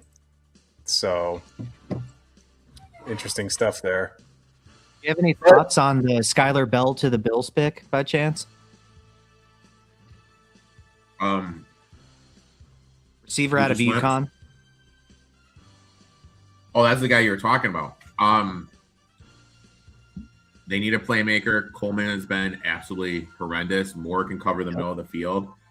If Bell can give him that outside presence, I think this is a great pick to go along with Kincaid. Last year, when Kincaid went down, the offense really struggled in my eyes. Yep. What was your take? Actually, I wanted to ask you, Eric, on paying a second for DJ Moore. Because the Bears, I think, were going to cut him. I think they were going to cut him. They made him a scapegoat unfairly, I thought. I mean, but they got to appease, you know, how fickle Bears fans are. But to pay a second round for it, I thought was a fleece for Chicago. It's the contract, man. 25, was it 25 million a year? Well, that's the same GM that offered it to him. So to get out of it. And it's the same GM that robbed the Bills. I think that's a little steep. Personally, I would not have done that for DJ Moore. Yep. But we need to remember the story I heard, which could be completely wrong. Uh-oh. Bills offered at the trade deadline a first for Waddle. Yeah. And the Dolphins passed, and they wanted next year's first round. I personally, if I was the Bills, I would have done that for Waddle. I'm a big Waddle guy. I think the Bills got all by not doing that, and then they had to pay up and pay the second round price tag for a DJ Moore. Interesting. I guess sometimes you got to take a risk. It looks like Buffalo took a linebacker, Caleb Elarms, or. To be fair, though, let's think about this. Sure, I think I agree with everything both of you have said about the DJ Moore trade. But do you trust the Bills to draft one with any of their picks at all? Maybe next year. They'd find a way, in my opinion. Look, this might be one of those things, and I'm a firm believer in this. There are teams that will absolutely put in your face their draft capital, whether it's in the best interest of the football team or not. And here's why. Remember, I told you I'm honest about Alabama players. Najee Harris was not first-round capital, and Najee Harris, in my opinion, is not a great running back. He's never had a run over 40 yards in his entire career. Yep. And he's like dollar store Derrick Henry. He doesn't have the elite like strength. He doesn't run with that fierceness that Derrick Henry ran with. And Najee somehow started over Josh Jacobs, which I thought was crazy. Really crazy. Because you see Josh Jacobs runs with ferocity. Najee Harris, and then the Steelers go out there and they pick him in the first round, and he gets 1,000 yards every year, but it's due to volume. Like the Steelers, I think, were like, we can't look stupid. And I think the Bills are going to do the same thing with Keon Coleman. They're going to you're going to watch him play this year, whether you like it or not. Like, I think that they have a new coaching staff in there that's going to say, you know, maybe he didn't mesh with McDermott, so it makes sense to the public of why you're trying to push this guy. I mean, and we'll see. Now, the Panthers, I think, did the smart approach and said, yeah, we whiffed on Leggett kind of thing and struck gold and got Tet the next year. But with Buffalo, I think you're going to see, based on their decision makings, you're going to see a lot of DJ Moore and Keon Coleman this year. And it may work out. You know, it may work out. You just don't know what kind of schemes they can come up with. He's not the worst player, but he's definitely not first-round capital. Well, I mean, you know, you see somebody, he's 6'3". That means he's an X receiver, right? You don't need to be good against beating man. You don't need to beat press. You just need to be 6'3". That makes you an X receiver. That's the draft process the Bills had. Staying on the Bills, off subject though, what did you think about hiring Brady and not going outside the building? Yikes. Well, Joe Brady at LSU was You're going to get more of the same, I think. I think you get the same thing. Josh Allen trying to carry a team and not being able to do it. As good as he is, Josh Allen is a supreme talent. I think you just get more of the same. Guess we're going to find out. I mean, I really liked Brian Daboll as a head coach in New York, and I just never thought he had the personnel. And I think that the Bills, I think the Bills should have hired him because Brian Daboll is. Let me tell you something. He absolutely, when he was at Alabama, ran the most efficient offense with Tua and them boys down there. And I was really happy that he got the opportunity in New York, but New York had such lousy personnel. I think the Bills should have hired him. I think that would have been a fantastic home run hire, but they didn't. And now Daboll's going to be running the offense down there in Tennessee, and that might work out for them, but still the personnel down there is one of the worst in the NFL. That roster is just bad. I mean, Cam Ward, I think, is a really, really exceptional football player. I think he's committed as a quarterback to learning the game and being good and avoiding mistakes, and it was the right pick for the Titans last year. And I think Daboll's a quarterback guru and is going to really, really help this kid blossom. But there is a lack of support there. Their backfield's atrocious, things along that sort. So we'll see here. They just need a wide receiver one. Do you and a feel running though, back and a new line? do you feel though with Ridley's connection to the bowl, we could see kind of like a resurgence if he doesn't gamble with Ridley this year? Well, he's done with the gambling, but he's got to stay healthy. I mean, it's not a long-term solution. It's not a long-term solution. But I mean, They need a wide receiver one and a line and a good running got to back. think of Ridley as the summertime girlfriend, just a couple months of fun. You know what I mean? Like they're in the mindset of building the roster. You have Ridley. Ridley's going to be in, I believe he's in a contract year. So this is when they're going to get a lot out of him because he only has probably one contract left. Why not ride them? Try to get that wide receiver one number of production out of him, then just let him go and then see what you have in Tate, even though we both agree as a wide receiver too. And with how deep next year's class is, take a shot at the wide receiver in the first round. I hope they give Cam Ward a chance.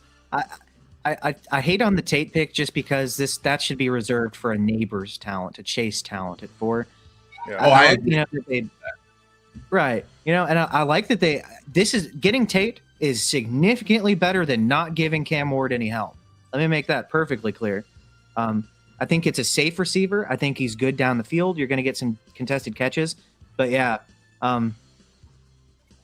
they really need to do more for Cam Ward because they didn't give him a chance last year, and he looked really good despite not having any semblance of help out there. Yeah, what's his name? That wideout from Stanford. I like him though. Elik Eomanor, or however you say his name. I think that he's got something. Yeah. Real quick on the pickup, 49ers took Carver Willis, an offensive lineman from Washington, and the Bengals took Connor Lew from Auburn. So this round has been lineman central. A lot of linemen going in this fourth round here. The Panthers pick is in. The Dolphins are on next. But what were you going to say, Eric? I think he's going to be lost in the system. I like him too. With I'm spacing on his name, the wide receiver. Eomanor? Yeah, I think he's going to be lost in the system, especially now with the addition of Tate. Yeah, I mean they got. They have Wandale too. Wandale might lead that team in targets. Oh, they do have Robinson, and who is the kid? Dyke. He led them in red zone targets. Yeah, he led them in punt returner. Yeah, he led them in red zone targets last year. He's underrated too. He was really efficient on a per out basis, actually, despite having Cam Ward and nobody else. And then I'm intrigued by that team. Oh, go ahead. They have Helm at the tight end position too. Oh, he got dogged on because his measurables in the combine report, but he was hurt. Like people were dogging on the 40, and I'm like, well, I mean, at least he's man enough to go out here and try to put something on tape for you. Well, I get it, right? Isn't Chig out of there? Yeah. Freak Gunnar Helm. Gunnar Helm is him. He's going to be a pretty solid real life tight end for them, I think. Well, there's no real elite super What are elite, I your- don't think, team in the AFC South. I mean, is Jacksonville going to run the table again? Is it them? Yes. I mean, Um, the Colts feel like they're in No. transition a little bit, kind of fell off there at the end of the year with the Daniel. But when Daniel Jones was playing, that team was a wagon. Like there's no mistake that when he left, that team started to fall apart because they were dealing. They figured it out with him, and they tried to go the Philip Rivers route. God bless Philip Rivers and his 75 children, but that's kind of what their solution was. But I thought that I think that Daniel Jones might have himself a year again. And the Panthers pick corner Will Lee the third from A&M. Go ahead with your thought there, James. I believe we were talking about the Titans, right? Yes. And that, yeah. So, yeah, really, guys, don't be surprised if Wan'Dale Robinson leads that team in targets. Tate is going to be a boundary X for them in Daboll's offense. And people typically think, oh, man, the wide receiver one in a Daboll offense is going to get a ridiculous amount of target volume. Well, when you think about the players in which he's had, he's had, for instance, Malik Neighbors. Malik Neighbors can play X, and he did at times. But he's somebody that you can move all around the formation, is ridiculously versatile in the screen game. Carnell Tate he has no yak ability whatsoever at all. He's more of a boundary outside receiver. So I think that while the landing spot is good and that he's connected to Cam Ward, that's a huge plus. And the target competition isn't as bad as many other situations. I do think that people are going to be really disappointed with the DK Metcalf type of production you get from him, where yes, some games he's going to go 5 for 150 and 2 touchdowns if he has a couple of long shots that connect. But I also think you're going to be disappointed with the weekly variance in which you see with him. Should be good stuff, man. It's just going to be, the draft is fun. There's a couple teams we still haven't touched on yet. We'll get to them as they make their picks. The Miami Dolphins make their pick. They pick a pass rusher, Trey Moore from Texas. So that's 2 defensive pass rushers for the Dolphins, if I'm not mistaken, in this draft. Didn't they pick a pass rusher in round 2? I want to say. Let me see. But they're trying to, I mean, I liked the Proctor pick for them because they needed to have some form of semblance to protect Malik Willis. And why not go in the first round if you really like Proctor? I mean, he's a massive man. He's got good feet. I think he's a good player. Not Bama bias there. I did think he was an elite prospect. And get your left tackle in a lousier draft. That's when you want to do it. That's smart. That's smart front office stuff for me. If you got first round capital and you see a tackle that you may reach a little bit for, but I still think he was a first round pick. So why not take him? That might be a situation where you're taking the best player to fit your needs on the board. And sometimes you got to do that. The Dolphins got Jacob Yes. Rodriguez in the second, the linebacker out of Texas Tech. That guy is a ball magnet. He led college football in turnovers, I believe.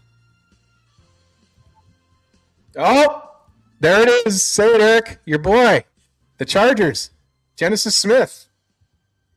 Good pick. Boom. Love it. Love it. Love that with Derwin James aging. Now he's got his Super Bowl props. The Chargers, he's loving it more and more, folks. Easy has picked the Los Angeles Chargers to win the Super Bowl. Got a futures bet on it. You love to see it. This man has a crystal ball for those kinds of things. Congratulations on your pick there. You love it. I love it. He's Here's more a of a question for coverage you guys. guy. Talking about the tight end position. Well, let me ask you this question. No one's taken Singleton yet from Penn State, the running back, correct? Nope. No one has. Okay. So top 10 fantasy football redraft tight ends next year. Where your guys' heads at? You're easily going to have Bowers and McBride at the top.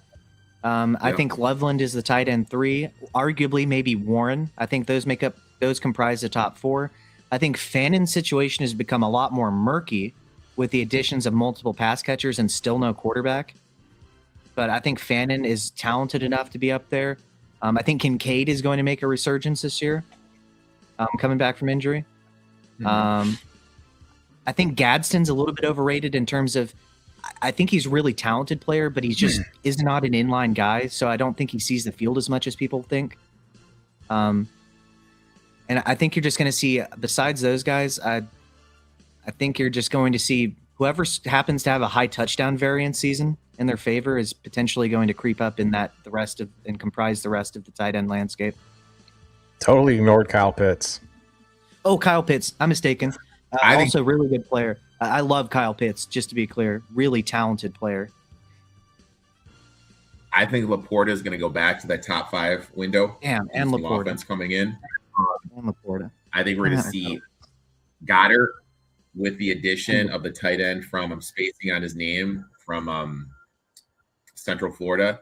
I think we're going to see Goddard slip down. I think he's going to be outside the top 15.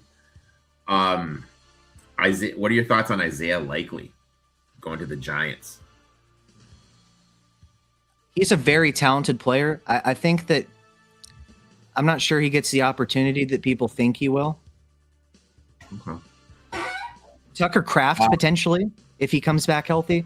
So I was a little bit mistaken. There's a couple more people. It's a little bit more solidified than I initially stated. I have a list in front of me now so I can see all the options. Tucker Kraft should be ready for this opener. He got hurt earlier in the season.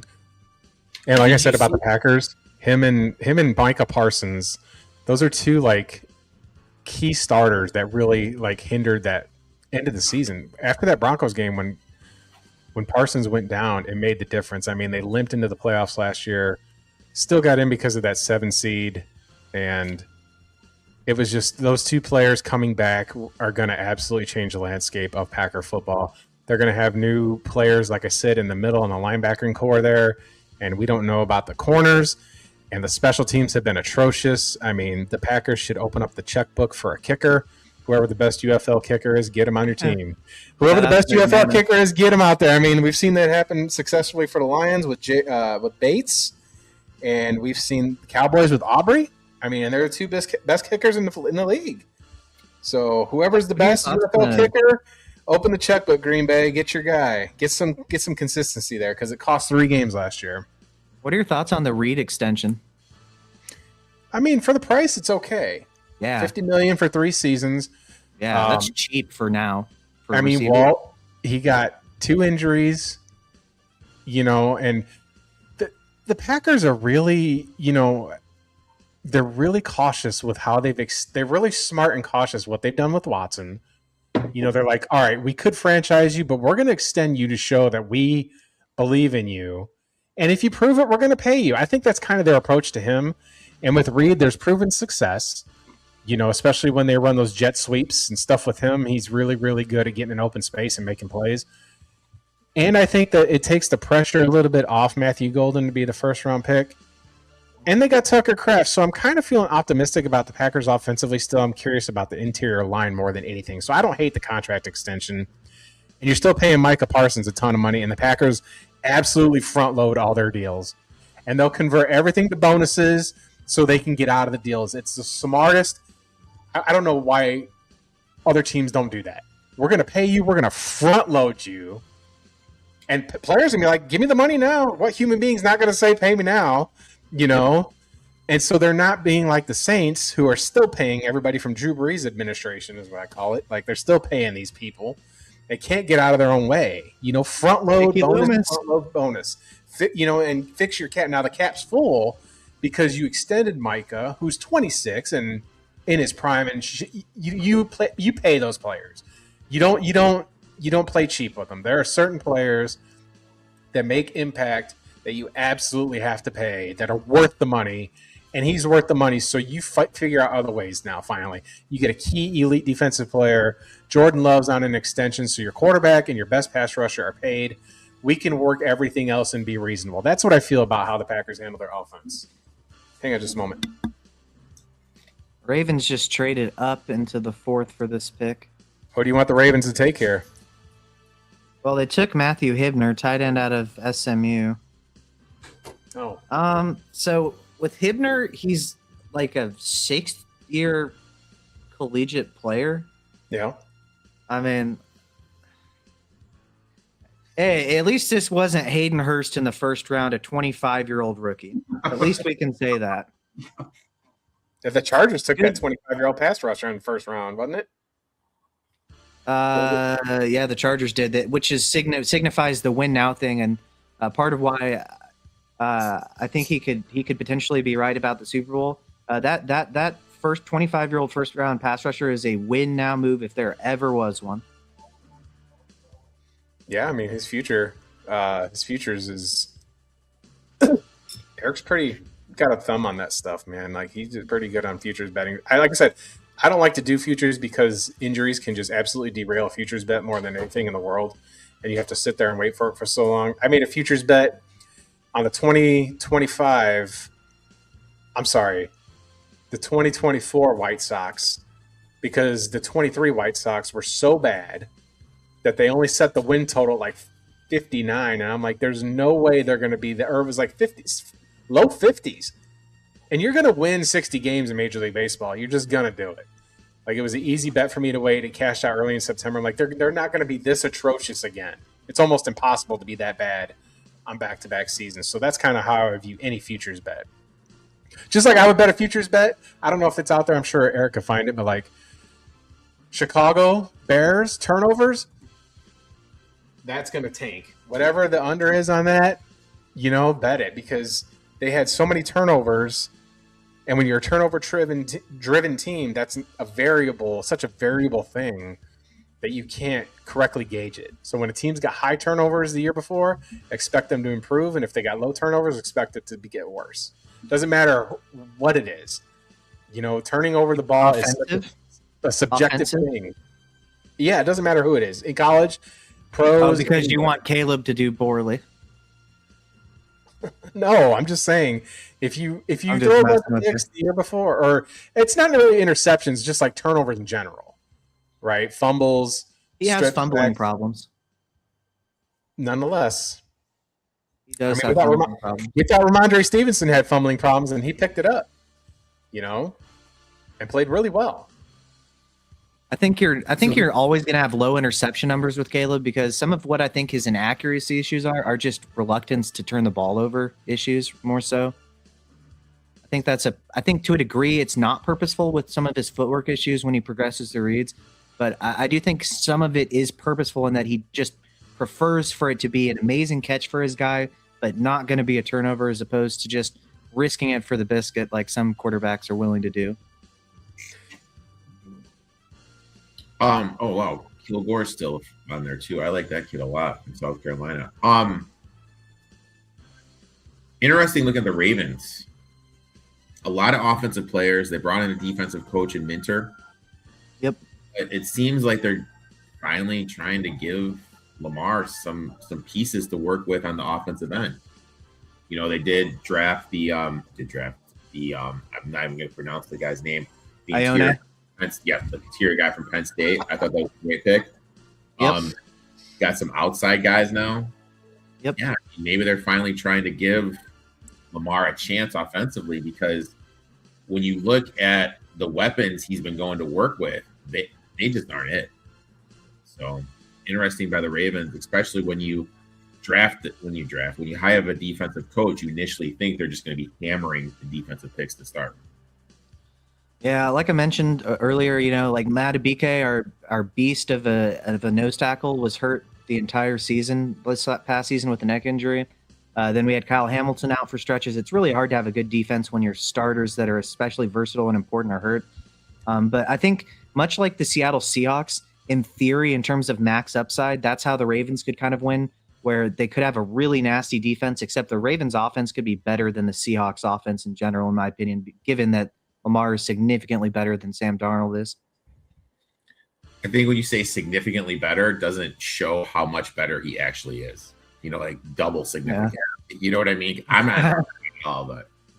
Yeah, I mean, granted, he needs to do this for multiple times for me to act like this is just how he regularly is. But that MVP season with over 40 touchdowns and like 4 interceptions, I mean, that was one of the best passing seasons ever for a quarterback. Okay. What do you guys think of the Daniels pick to the Falcons? Falcons pick, Kendall Daniels. I mean, you just got to start at this point. You just got to kind of figure out what you want. I mean, that division is so wide open. right? And Bryce Young absolutely carved that team up. He threw for 400 something yards against them last year twice. And I had a take, Eric, on Thursday that was a little spicy for everybody, especially James. He laughed at me and screenshot and recorded, but I'm going to say it again. Bryce Young is going to have a better season than Caleb Williams this year. Book it, write it down, mark it. The guy that had 4 200-yard passing games last year. Like, it was a shocking event if he had 200 passing yards in a game. I will say this. You're Say my boy. it. You're my boy, but I respectively disagree. That's Thank okay. you. Yeah, Thank you. Thank you. fun, I love fun It's fact. okay. I am blocked by Colin Cowherd on the Twitter Uh-huh. because when Tua was coming out, he went on this rave about how big Tua was going to be. I wasn't the biggest Tua guy. And I retweeted him and my tweet was, I feel bad for anyone that thinks Tua is going to be good at the NFL level. I thought Yeah. Tua was going to be good because of his accuracy. And That's what I that- like the most out of him. That got me blocked. I feel I'm not trying to be a dick with this comment. I thought the organizational development of the Dolphins Yeah. was blocked because they made the playoffs. Because they made the playoffs, they had to re-sign Tua, and I didn't think Tua was the guy. And I think it's the same thing with the Panthers. With the Panthers making the playoffs, and that was my take going into the next year. I go, for the Panthers to make the playoffs is going to be the worst thing for the worst thing because you're going to have to re-sign him now. Double thumbs up. You know what I mean? And now you're just connected to him again. And you're going to be in the same position that the Dolphins are in. Hold on. He's I 5 gotta foot interrupt 10. you. I got to interrupt you. So, folks, I have to take the dog to the vet. But my boys, Eric and James, are going to stay on the stream. I will be back when I get back. Luckily, the vet's right down the street, but I got to stick around because I got to handle the dog. But if you guys are going to keep talking the draft, by all means, you sure you guys want to stick around? I'll Yeah, be we're back. good, man. Okay. I mean, you guys are first time like hanging out, and it's been really good conversation. So I appreciate you guys coming on. But I'm going to excuse myself. I'm going to leave you guys to it. If the stream quits, just go ahead and close out, and I'll figure it out when I get back. But keep on the football talk, and I'll be back when I get back. So, Sounds good, man. all right.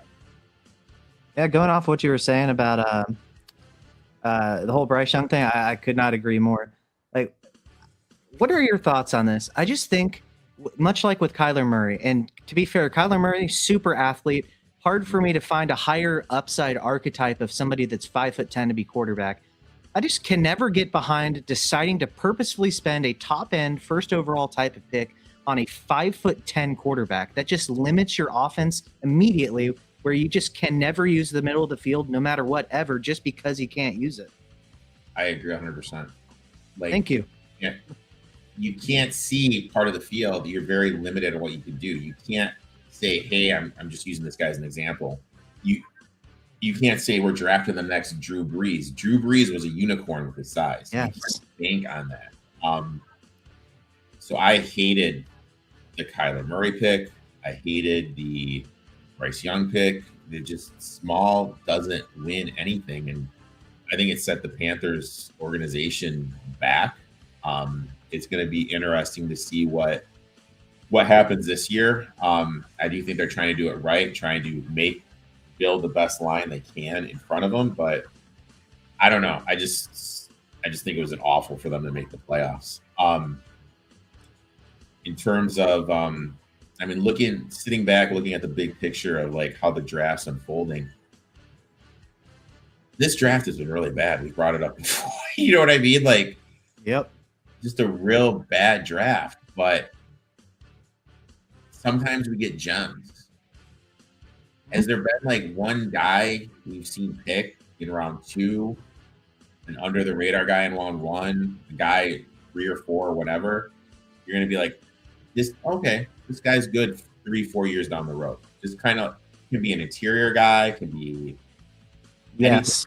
you know what I've I mean? seen one. I've seen one that strikes me. Okay.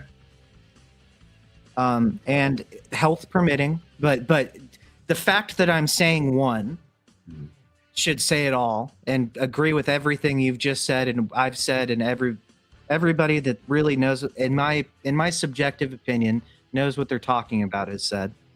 I think Chris Bell out of Louisville, receiver to the Dolphins, health permitting, coming back from that ACL tear, could be quite useful. I know he played some boundary X at Louisville. He ran an interesting route tree. I don't think their quarterback play was particularly good. So he kind of was a shallow cross merchant, as people would say, where he ran a lot of shallow crosses, a lot of a simplified route tree. But he's really good with the ball in his hands in the right system. Now, what are the Dolphins the right system? But if they put him in the slot, I could really see a Rashee Rice type of production out of him if he's able to come back healthy. And not get speeding tickets. Yeah, hopefully. Yeah, well, hopefully, and the alleged woman issues, and who knows? So that brings me to another point. Like, you're always kind of looking for these. Everyone's gonna like go to Tate, go to Lemon, go to Cooper or Tyson as these wide receiver. Oh, let's get this guy. Is Bell just automatically the number one in Miami right now? If he comes back healthy, if he comes back healthy and he's not the number one, that says everything about him. You know what I mean? He has to be if he's any good. So that right there, that's the fantasy football guy probably that we could kind of say, hey, this guy is a little bit under the radar. Like, in my eyes, I'll probably throw a little change on him to be offensive rookie of the year, just because McMillan from the Panthers ended up winning it last year, if I remember right. You said what? McMillan won offensive rookie of the year last year, right? Yes. Yep. So a wide receiver can win it. It came down to him and the quarterback from the Saints. Mm-hmm. I think Bell, rookie of the year, I mean, that's got some wheels just because the production potential will be there if the knee is okay. So, yeah, yep. I like that find. The description for a flowing athlete, I've never heard that described by anyone for Bryce Lance. A flowing I think I liken his game to a poor man's Christian Watson. Okay. In terms of deployment. A vertical stretch Z. Yeah, like I've never heard someone say flowing athlete though. How would you describe a flowing athlete? Yeah. No, but the Saints, I mean, kind of interesting what they did. They brought in Tyson, bring in Lance, brought in Noah Fan the offseason, brought in Etienne in the offseason, drafted the tight end from Georgia. They re-signed John Johnson. Yep. Like Saints got some weapons going on here. Kellen Moore is is the head coach out of Boise State, former quarterback that I was thinking of. I could not remember for the life of me for whatever reason. He is brilliant. He didn't make it because he didn't in the NFL as a starter because he just didn't have the physical traits, but he's a brilliant mind. He is going to maximize Tyson and Olave. You might think it's a little bit redundant, and that's okay because they don't have Olave locked up long term. So if something doesn't break their way, because he's had so many concussions, I believe 6. Yeah. That I think he's really going to maximize what we get out of Tyson. Yeah, I like they're adding some weapons, and that division is wide open. And we talk about drafting and looking to win now. That's what the Saints are doing. Saints, in my eyes, are doing a better job of drafting to win now than the Rams are. Oh, absolutely. Did you see the McVay presser? He looked like I've never seen him he looked more angry than he does after a loss. And, he was pissed. Even the second-round pick of Max Claire, is that how you pronounce the last name? The tight end from Ohio State. They have a 4th tight end now, man, behind Parkinson, Ferguson, Higbee. Yeah, tight end 4, baby. Could you move Ferguson though to the outside? Maybe move Ferguson to wide receiver. Like I just don't know. Like it's you just kind of sit back and you're like, what are we doing? That beats me, man. That's what I don't understand. We're talking about the Dolphins. going back to them. I like their day 2 picks more than I like their day 1 picks.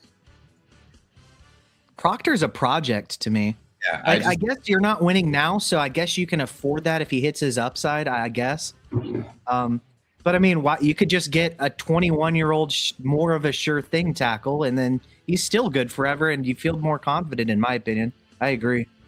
You know, and Chris Johnson, like, again, like, I know, like, and I'm going to say this a lot, like, you need 2 to tango, but you have so many glaring needs. Why are you taking Chris Johnson at what was it, 27? To me, I don't really like that pick. I love Jacob Rodriguez. Yep. I think he's going to be able to come in. He's going to be middle linebacker galore. He's going to be all-around ball hawker. You know, you do have some questions at the tight end. Karamark from Ohio State, love it. And then you brought in Caleb Douglas and Bell to give whoever's Malik Willis, two playmakers. Yeah, I kind of like what the Dolphins did. Vikings, you know, we didn't really talk to this when we were kind of like going through the drafts, going through the first round. I love Caleb Banks with 2 good feet. Yes. Yeah. You know what I mean? Like he wasn't getting any juice at the 18th pick. I thought they were going to go with the kid for the safety because his retiring. That went to the Bears, right? Correct. Thieneman. And even then, like, you have offensive line issues. You know what I mean? Like, you could have traded up. Like, if what's his face? Sadiq went to the Vikings, I would have loved that. You know, because TJ Hawkinson, injury prone, contracts coming up. But what, Caleb Banks? You know, I didn't like that from the Vikings. And O'Connell's good. O'Connell, you're always going to kind of – O'Connell, in my eyes, is the new Tomlin. You know, it could be a dog shit roster, but he's still going to have about 8-9 wins because he's that good of a coach. He's going to have 8 or 9 wins with Kyler Murray if he's lucky. Well, no, that's what I'm saying. But, like, you look at what Tomlin did. And my thing with the Steelers was Tomlin was so good, they could never have that high draft pick to get a quarterback. Yep. I feel like O'Connell now is going to take over that. The Vikings are never going to be able to get that high pick for that quarterback because O'Connell is going to constantly have him at 8-9 wins. And then you go ahead and get Caleb Banks. I don't know. This was a strange pick. Yeah. What do you make of what the Patriots did? Do you think with Loma coming up, are we going to see Will Campbell move to the inside now? I think that would be ideal. I don't know that they have the depth at tackle to do that. I think you definitely have Lomu at tackle, obviously. I think he could be. I really do think that Will Campbell, he gets a way more hate because of the Super Bowl showing when everyone was watching, and he went up against a nasty, ferocious Mike McDonald scheme from Seattle that made him look worse than he was while he was also playing through injury in the Super Bowl. But I do think he would be much better at guard. I think he could be an all-pro level guard personally. But one thing I really like is the Eli Raridan tight end out of Notre Dame that they took in the 3rd round. I think Hunter Henry, as he's aging out, they could use a successor there. Yeah. And Henry's been so great, and the tight end is a huge part of the Josh McDaniels offense. Let's go to the Giants real quick. Okay. Oh, man. Oh. I feel the potential is there for them to knock this out of the park. But if they trade Thibodeau. Now, that's why I said potential.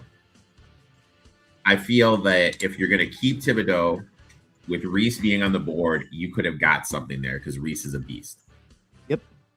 Or if you don't want Reese, at least take the linebacker from Ohio State, whose name I'm passing on, that went to the Sonny Styles, I agree. Also a big upgrade beside Edmonds for them. That'd be great.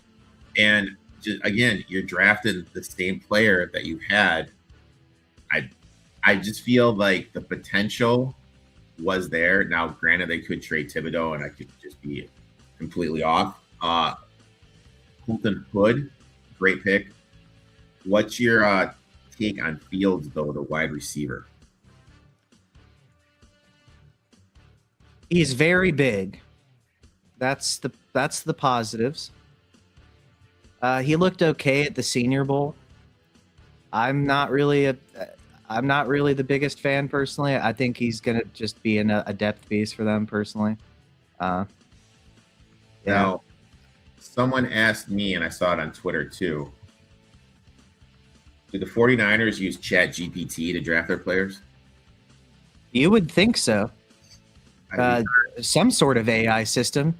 Hey, ChatGPT, list out 5 unknown running backs that don't deserve to go in this round. We'll take the first one that pops up. The funny thing with Black from Indiana, I had his rushing under in the national championship game. And that went from looking easy money to like a huge sweat with how that second half played out with them running the ball. Uh-huh. A little bit more of a grind than I wanted it to be. Right. Okay, here we go. Local kid Kyle Lewis from Pittsburgh going to Miami. Not bad. Got some speed, can drop back in zone coverage. You know, He was supposed to go higher, wasn't he? Yeah. Like I said, I think if you take out the first round, I think Miami's doing a hell of a job. Yeah. I would agree. A lot of the guys sliding like multiple rounds further than I thought. I used to, I've been to 2 NFL drafts, time of my life, dude. I went to the one in Kansas City. Kansas City knocked it out of the park, dude, with how they did it. It was right down there in Union Station. And then I went to the one in Detroit. My issue with the one in Detroit is it was downtown. So like everything was like in a different neighborhood. And once it got to capacity, that was it. You weren't able to go in. They had a security there, which was, you know, kind of a pain. But I almost went to the one, something came up last year and something came up this year, preventing me from going. But from what I heard, Green Bay was great. And then I hear like Pittsburgh's knocking it out of the park too. But it's definitely per Pat McAfee, no arrests were made. I'm not the biggest Pat McAfee guy. I was just quoting it because he said it. It was funny. I'm not really gonna. I don't need a bunch of hate from a bunch of Pat McAfee fans. I'm not. I'll bring it on. You can hate me all you want. I can't stand Pat McAfee. I'm kind of surprised. What's a place? Help me out with this. Where Singleton, the running back from Penn State. Well, I got a take on him. Are you not a guy with him, or do you? So here's the thing about him. You know, they ran a lot of power at Penn State, and he would have been a significantly better fit in like a wide zone where he could just pick a hole and explode through it. He's not. I'd say he's an incredible athlete that's not the best running back. Could you see him going to a place, and if so, where, that could use his talents? I would have said the Raiders. Wide zone scheme, Kubiak, upgraded offensive line. That would have been a great spot. They chose Mike Washington, which I think both have just as much likelihood of being good, personally. I think that they're both supreme athletes that have a lot of work to do as far as the fundamentals and necessary aspects of being a good running back necessarily. But I will say that I think that Singleton, as much as I'm criticizing him as a runner specifically, his vision isn't very good. As a receiver, he provides a good bit of versatility, and you can even put him out wide and in the slot. Yeah. So I do think he has a path to being a third down back. All right, who the Bengals got? Young from Georgia. I don't know too much about him, actually. What about the Bengals paying Lawrence, Dexter Lawrence, man, instead of paying Hendricks? So it's like kind of I draw a parallel to the Ravens situation where would you rather have given up 2 firsts for Max Crosby and paid him just as much, or would you rather just sign Trey Hendrickson? Yeah. I think they could just have signed Trey Hendrickson and not given up a 10th overall pick for Dexter Lawrence. I do think that Dexter Lawrence, I think he's significantly the best pass rushing defensive tackle. His 108 pressures over the past couple of seasons. The next best interior is Vita Vea at like 32. Like he is by far the best interior pass rusher, but 10th overall pick even in this draft, I really think you could have. I just think you could have signed Hendrickson and then traded down and taken like Caleb Banks or one of these guys later down. But that's like my thing with the Bengals. Like, you kind of look back and like their window is closed. Like, you had Burrow, you had whatchamacallit? Chase, T. Higgins. Yeah. Higgins. And you just don't manage the moment, and then boom, the moment is gone. And I kind of feel that's what happened there. I agree with you. You pay Hendricks, you take the 10th pick, you look at a team and you're like, you know what? We're going to take another wide receiver. And people will probably just say, you know what? The Bengals are dumb enough to take another wide receiver because they have, you know what I mean? Like, it's just, I don't know, man. I just feel that it just wasn't managed properly. Now, it's hard for me. I saw the stat and it blew my mind. I don't like what the Chiefs did. When last year, Mahomes was sacked 40. Sorry, not Mahomes. They allowed 47 sacks. Yep. Year before 43. The year before that, then it was like 25, 23, 21. Okay, like those numbers. Why the hell did you not take an offensive lineman in the first round? I could not agree more. I mean, you want to talk about a franchise quarterback. He's the definition of a franchise quarterback. He's arguably, if you take his body of work throughout his career so far compared to other quarterbacks right now, he's arguably the best quarterback. And with the baffling decision to draft Xavier Worthy in the first, another example, much like the Packers, of, wow, he fast.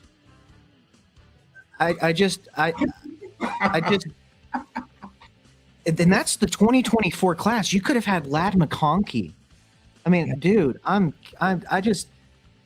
get it that speed is important, but you can get Brennan Thompson like the Chargers did in the 4th for that. You don't need to spend first rounders on that. It's just people just getting dumb with speed. Oh, I didn't know why I missed this one. Washington got Williams from Clemson. Kind of a sneaky pick. I kind of like that one. Day 1 slot. Jaden Daniels, with his accuracy and his runner's balls, is going to really help get him and maximize his yak ability. I think he is a sneaky fantasy pick. He's not gonna be a top 12 receiver or anything, but I think he's gonna be a sneaky value in that offense. And David Blough, I believe is the new coordinator for them. Yeah. I think isn't he a Detroit guy, if I'm not mistaken? Former Lion. Yep. I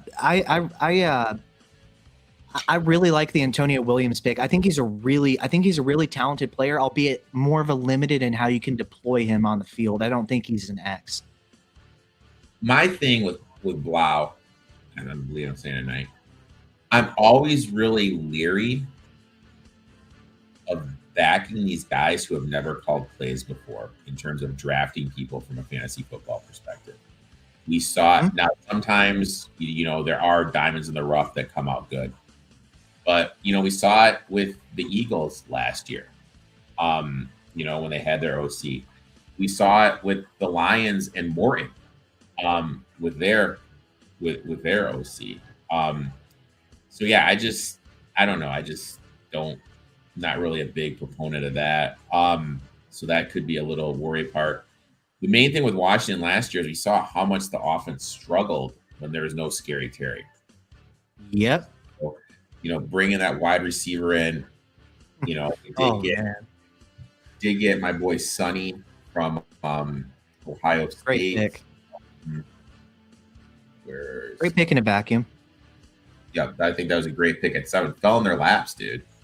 Yeah, so I mean, it's kind of interesting, and it's always great. Like, I mean, you and I both do this.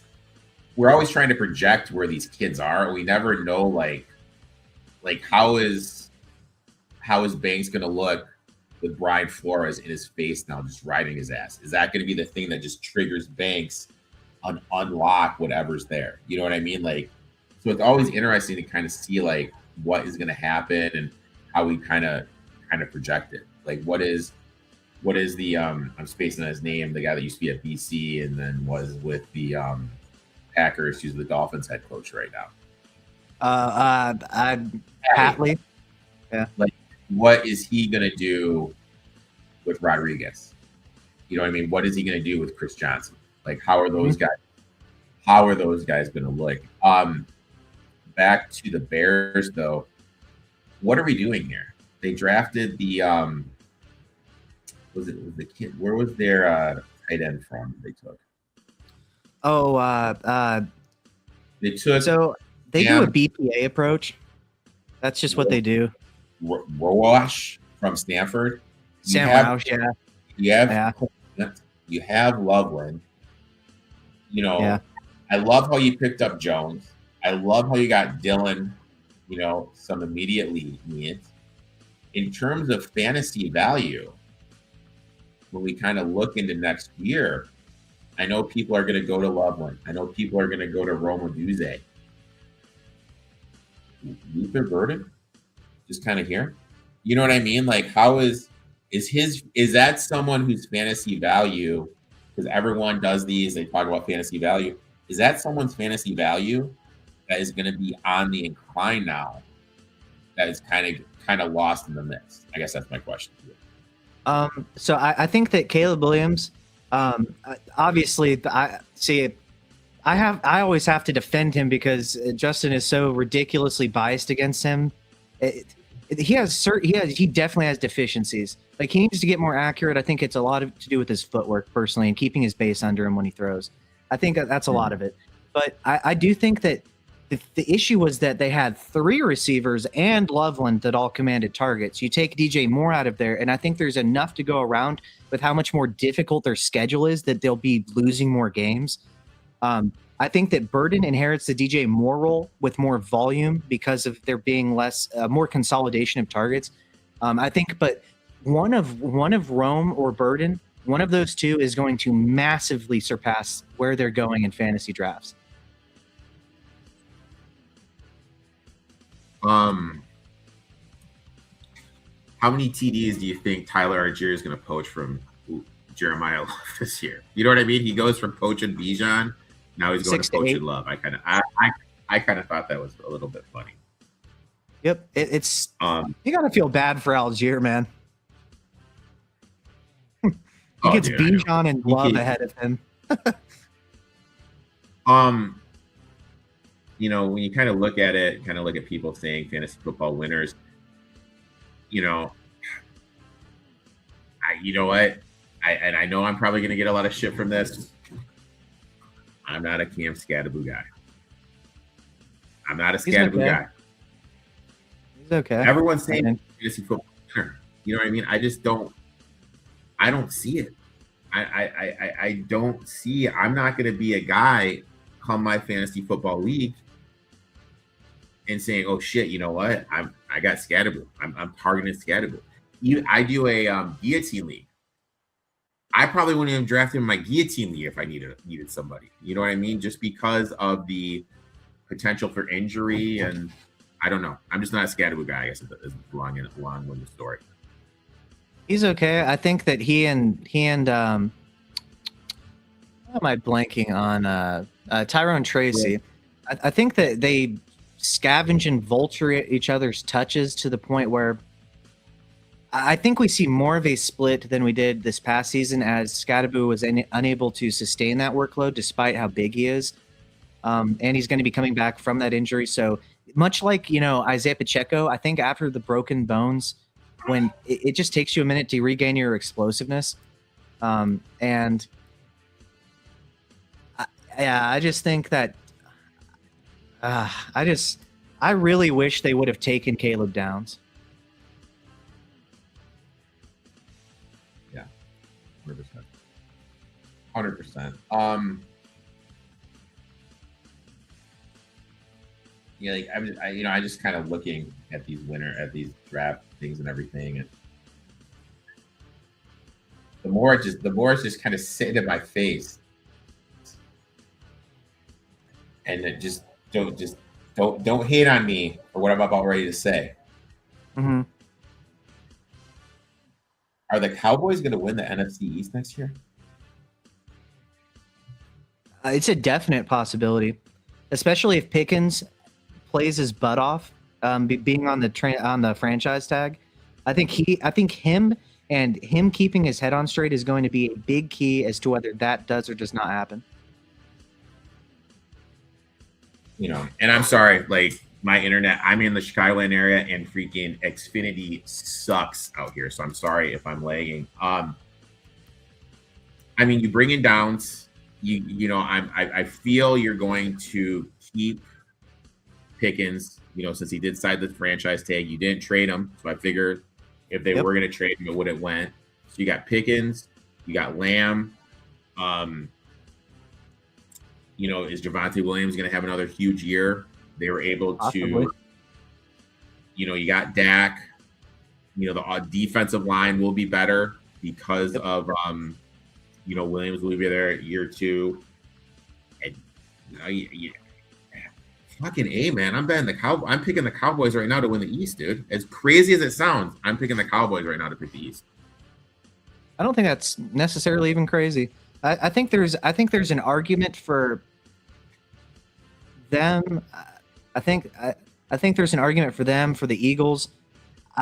If I'd find it hard pressed for the Commanders too, and the Giants with all the injured players they have, and Neighbors coming back from injury, for instance, and Scadaboo as well. I wouldn't bet on them necessarily either. So I think it's probably more of a 2-man race.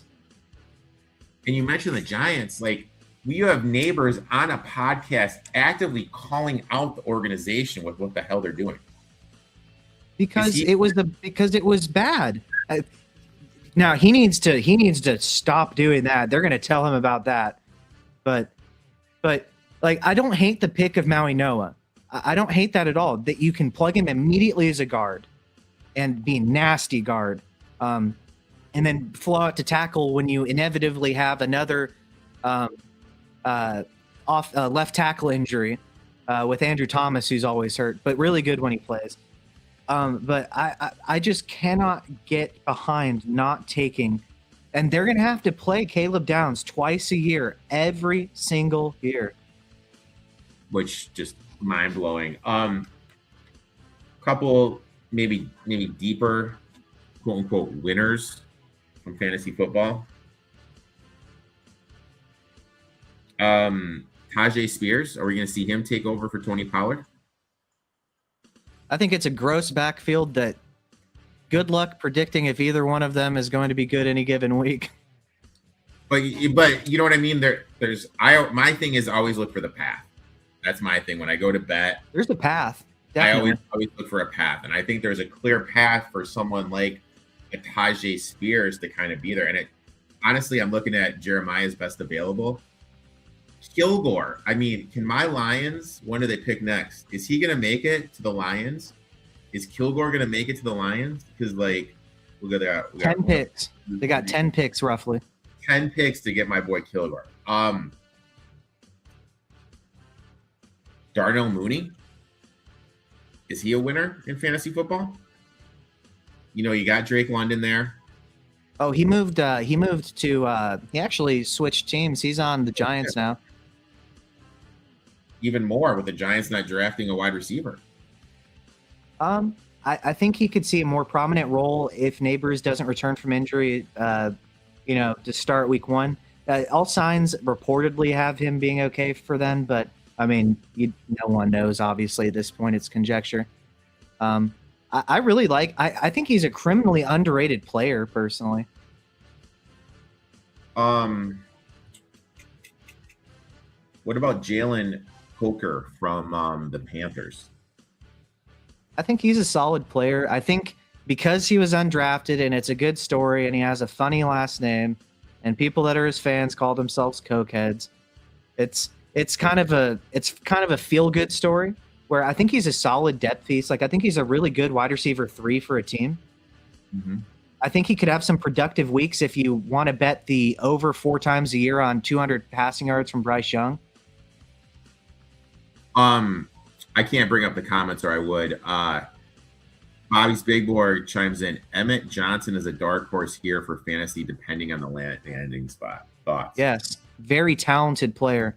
If the athleticism wasn't so bad, he would have been drafted already. So Tyree Wilson, former top 5 pick out of Texas Tech, who was drafted by the Raiders.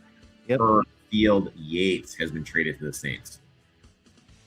Really, he has really long arms. The production just hasn't been there at all. The traits were there. Yeah, I mean, like, maybe a change of scenery, will do him well. We've seen it before. Let's see what else is going on here. Kamari Ramsey was taken by the Texans at the top of the 5th. Kamari Ramsey, versatile safety out of USC. I love that pick. I don't know how they keep finding these guys that keep sliding. I'm pretty sure he was supposed to be a 3rd-round pick. Jesus, dude. Like, some of these teams are just able to find those fucking dudes that just fall down the board. So we talked about the quarterback position for the Browns. Mm-hmm. So hear me out.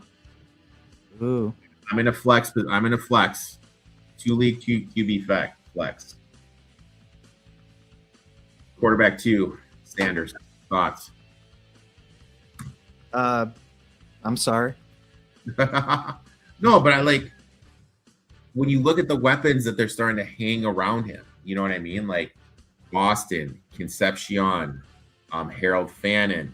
You got Judkins. You got the kid from who's the other running back they drafted last year? Dylan Sampson. Dylan Sampson, who could be a receiving back. You got Tillman if he can ever get healthy.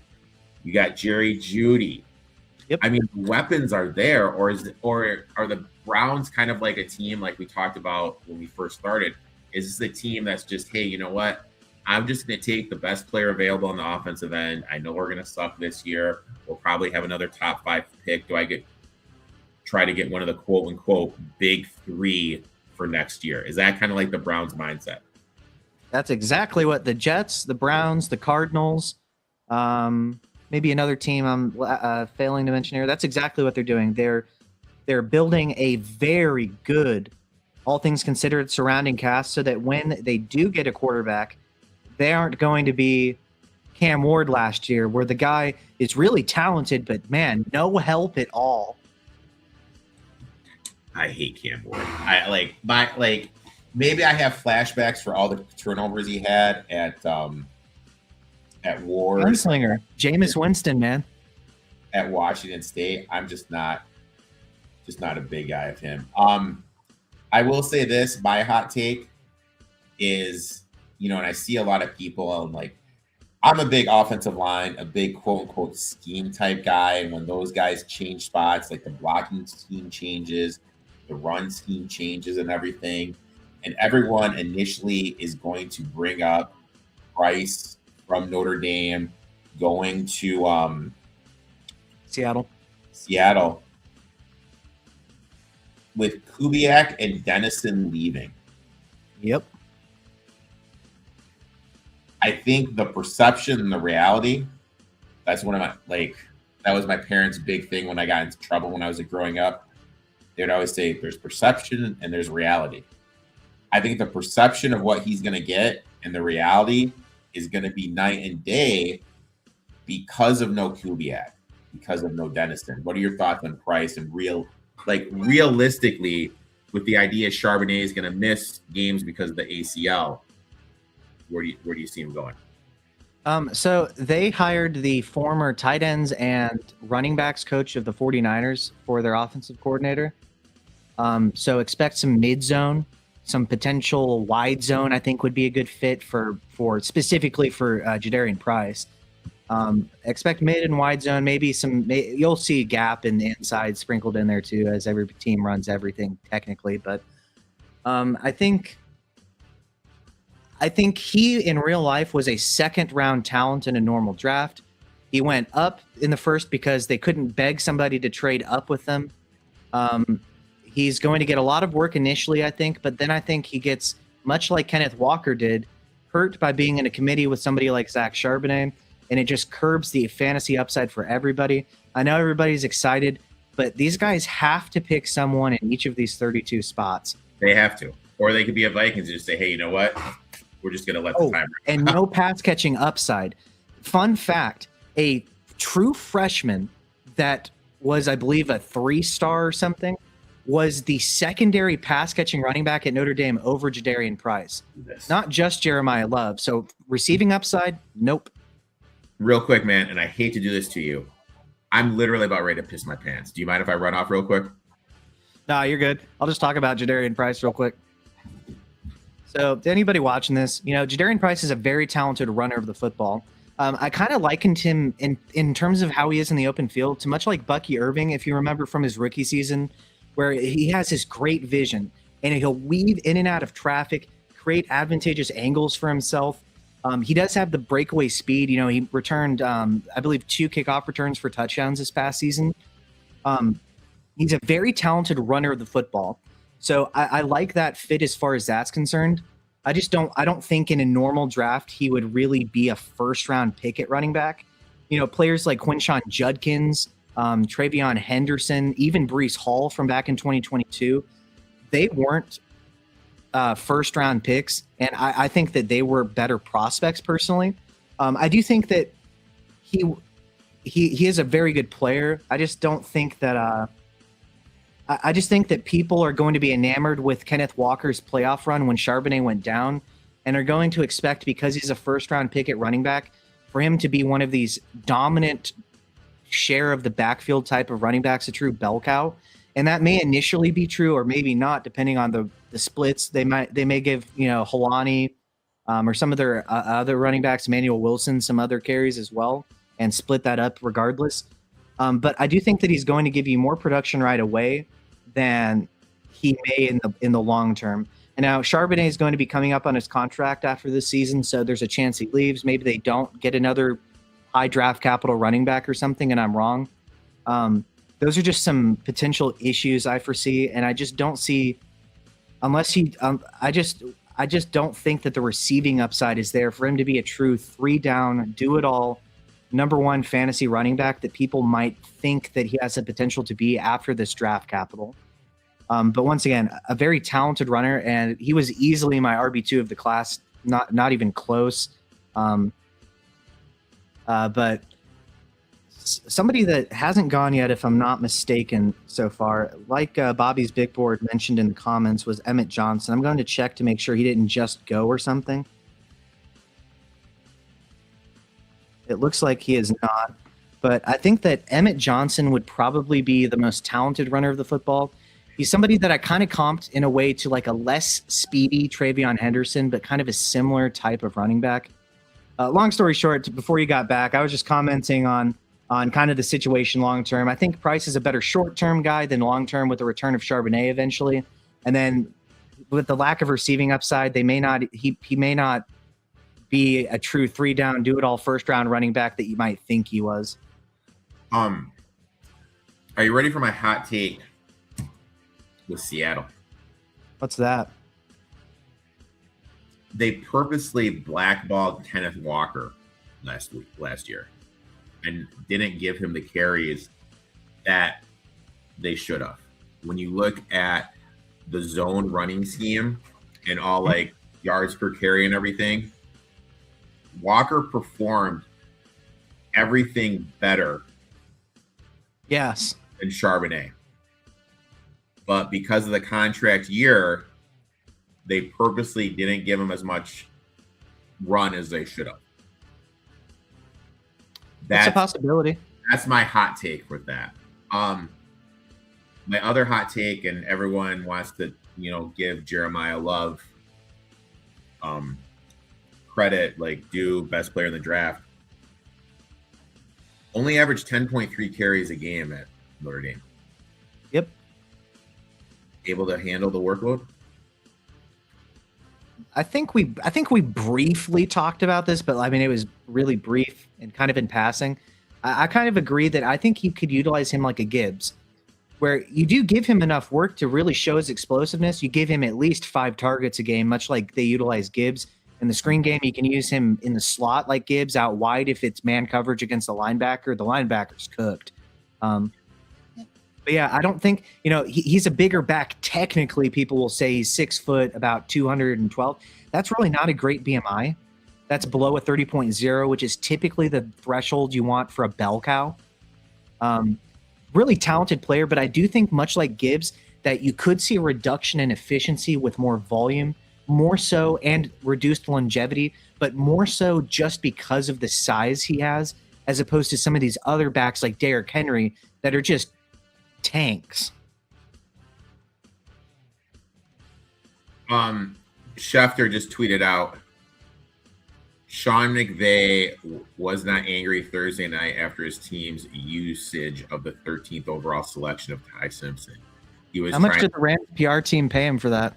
He was trying to be respectful to MVP Matt Stafford. Interesting. But it just goes back to my thing. You're in a fucking win now matter. What the fuck are we fucking doing? What are we doing? You're in a win now. I just don't believe that. NFC championship fucking game. I just don't believe that. You could see, if you were really just trying to damper how excited you were, you would be more baseline. You wouldn't be expressing the anger with the eyes. He was looking at everybody. He was angry. And it's not, and I think that contrary to some people's belief, it's not that he doesn't want Ty Simpson or that he doesn't like the pick in the sense of having a guy for the future. Like we've been saying, it's win now. It's not that he hates Ty Simpson or anything. It's that he wanted a win now piece. I mean, it's just some of these times you just scratch your heads. Now, granted, like, I don't know. I'm just a Joe Smo who bets. It could be the Falcons, though. You could pay Kirk Cousins the biggest contract, 4 years, $180 million, and then draft Michael Penix for some reason. And that's my other thing. Like, we're talking about the Raiders drafting Bowers and everything. I truly believe in my heart of hearts, the Raiders had their mind set that they're going to draft Michael Penix in that draft. And when the Falcons drafted him, drafting Bowers was a complete panic move because they had Michael Mayer, who they drafted the year before. So it goes back, and that guy's out of a job. When we talked about Simpson and everything, I think LaFleur for the Cardinals, not being tied to Simpson probably gave him more time. Because the worst thing that can be happening, you trade up to 20, 25, whatever number you want to say. You pick Ty Simpson up. Now you got Ty Simpson and Love. You start out weak, 0-5. There's pressure in the media, pressure from ownership to go ahead and start Ty Simpson. You start Ty Simpson behind an offensive line that isn't there. He struggles. You go 4-12, 4-13, 4-13, 5 whatever your record. You win 4 or 5 games at the most. Now you strike out at one of the big 3 for next year's draft, and then you have another losing record. You're out of a job. So honestly, by the Rams taking Ty Simpson, it probably extended LaFleur's coaching time. If that whole ramble makes sense. Yeah, in theory, it's.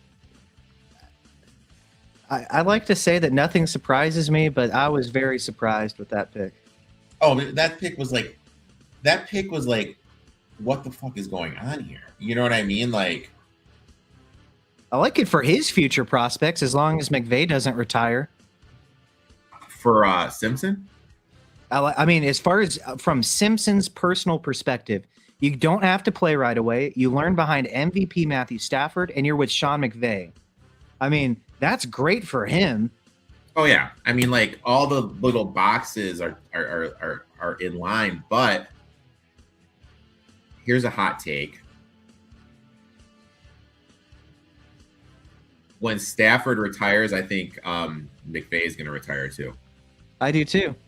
I think it's a very real possibility that that somebody really needs to consider. And if you have Ty Simpson in Dynasty, if you end up drafting him, I do think that it's going to be tricky for you because you are having that risk,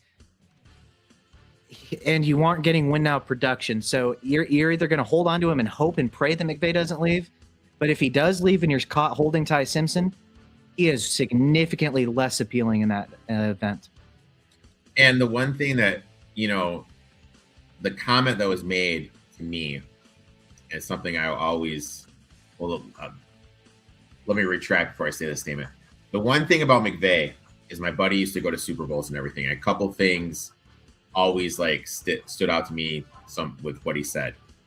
He told me after the Patriots won the Super Bowl, before Patricia was going to the Lions, the bouncer at the door didn't let Patricia into the Patriots victory party because they thought he looked like a homeless man. And that's who Detroit hired as football coach. The other thing he told me was he's only seen one coach out the night before a Super Bowl. That's insane. It couldn't be me. That was Sean McVay. The year when they made it to the Super Bowl with Jared Goff. He saw McVay at a steakhouse. So one thing about Sean McVay, he, in my subjective opinion, don't sue me, has a personality type that's stricken by impulsivity, fake emotions, and just inauthenticity in how he pretends to be friendly to people when I don't think he necessarily is. And there's a correlation between people with, if you know what I'm saying, reading between the lines, with somebody with that kind of impulsive personality type, where I would definitely believe that. You kind of sound like me when I'm at the bar trying to pick up chicks right there. But I think so I think he is of the personality type where I would definitely believe that, but a very creative and bright offensive mind nonetheless. I lost my other train of thought. I had another fucking good question I was going to ask you. Question from Justin: where do you pick Ty Simpson in a dynasty draft? So 10 or 12 teams matters a lot. In 12 teams, quarterbacks, everybody can't have 3 starting quarterbacks in a 12 team. So if you're in a super flex, and it also matters if you're in a super flex where you can start 2, because in an ideal lineup in a super flex, you're starting 2 quarterbacks, 1 in your quarterback and 1 in your super flex spot. In a 12 team, I think 106 is the earliest I would consider him. And I think he should never go below 108, in my opinion. In a 10 team, I think he could go anywhere between like 106 to 110, probably. Okay.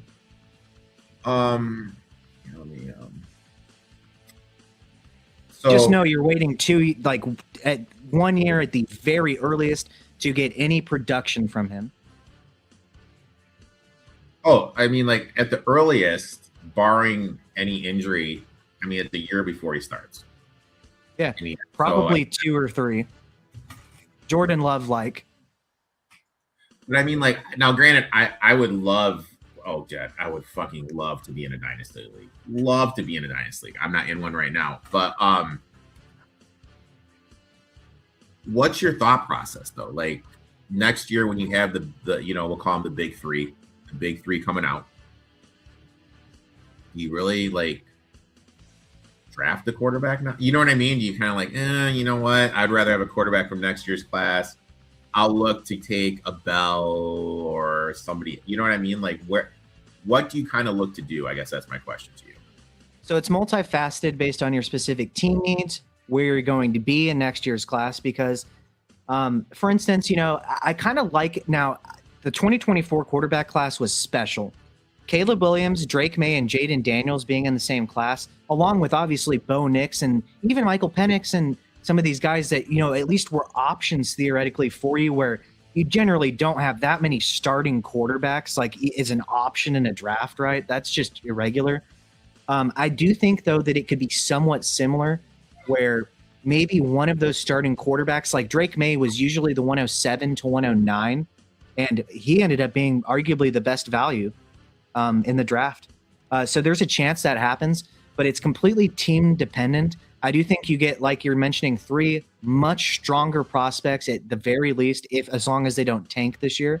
But it just depends. If you think you're going to be early next year and you don't really have a big need at quarterback, or if you think you have a chance to be early next year, I do think that you could wait to take quarterback. But just remember that you're not guaranteed to get a good landing spot with those quarterbacks. There's been, like, we've been talking for a while. There's been some draft stuff happening. Let me go ahead. We're in the 5th round already. My Lions are on the clock, I believe.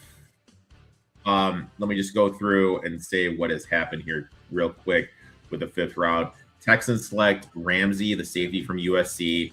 Titans got Camarmo, the guard from Arkansas. The Cards got Virgil from Texas Tech. Panthers, I think this is a great pick. Sam Hayek, the interior offensive lineman from K-State. Chargers, Nick Barrett from South Carolina. Browns took the center, Parker Bales Ford from Alabama. Commanders, Joshua Joseph, the edge from Tennessee. Seattle took a guard, Stevens from Iowa. Browns, Justin Jefferson, the linebacker from Alabama. Raiders, Johnson. Panthers, Wheaton, the safety from Penn State. Broncos, Jolly, the tight end from NC State. Packers, Burton, the center, coming in, possibly replacing Jenkins, who is now gone. 49ers, Duggar from Louisiana. Bucks, Capehart, the defensive tackle from Clemson. The Colts, George Grums, the edge from Florida. Does that mean my boy Kilgore's still on the board right now, buddy? Does that mean they did not take him? Oh, they didn't take him? They took Keith Abney, the second cornerback out of Arizona State. Okay, so they at least drafted someone in the secondary. Okay, so I'll give them that. But I think I like my boy, dude. I like my boy from South Carolina. Anyone there kind of stick out to you? Any value? Anything? So Justin Jolly, I'm more of a fantasy guy. So to be honest, some of these later, I know some of these guys, the defenders that slid, like for instance, Kamari Ramsey, I knew, but I'm more of a fantasy guy. So with Justin Jolly, he's a really small tight end. He's kind of an undersized move tight end. I think that with Evan Ingram not working out, that they're maybe just going to try to find somebody. I don't believe did they get a new tight end? Am I mistaken? Let me look. The Broncos? Yeah, Broncos. The only thing that I've known they've done. Jesus Christ, did we just give up another fucking homer? I'm sorry, dude. I got a baseball thing. They have Evan Ingram. They have Evan Ingram, and he just has not worked out as their quote joker. So I wonder if it's just a late round shot at somebody that they think could maybe fill that role because he is a move tight end, but just undersized. Evan Ingram will always hold a special place in my heart. He's just not working out there. He was a monster with Trevor Lawrence, baby. He'd have like 10 catches for 60 yards and a touchdown. It was great if you had him in fantasy. Oh, dude, I was so invested in his overs that year when he balled out in that first year in the Peterson system. You hit. God, Yeah. it was fucking phenomenal. So here we go. I pulled up my too early rankings here. Tell me, this is my way too early top 10. Okay, PPR format. We're gonna say standard 12-team league. Okay, way too early. I did this before the draft. 1, Chase. PPR format full point. 2, St. Brown. 3, Bijan Robinson. 4, Genty. 5, Puka. 6, Hampton. 7, Gibbs. 8, Taylor.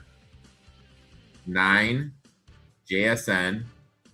10, Justin Jefferson. 11, CD Lamb.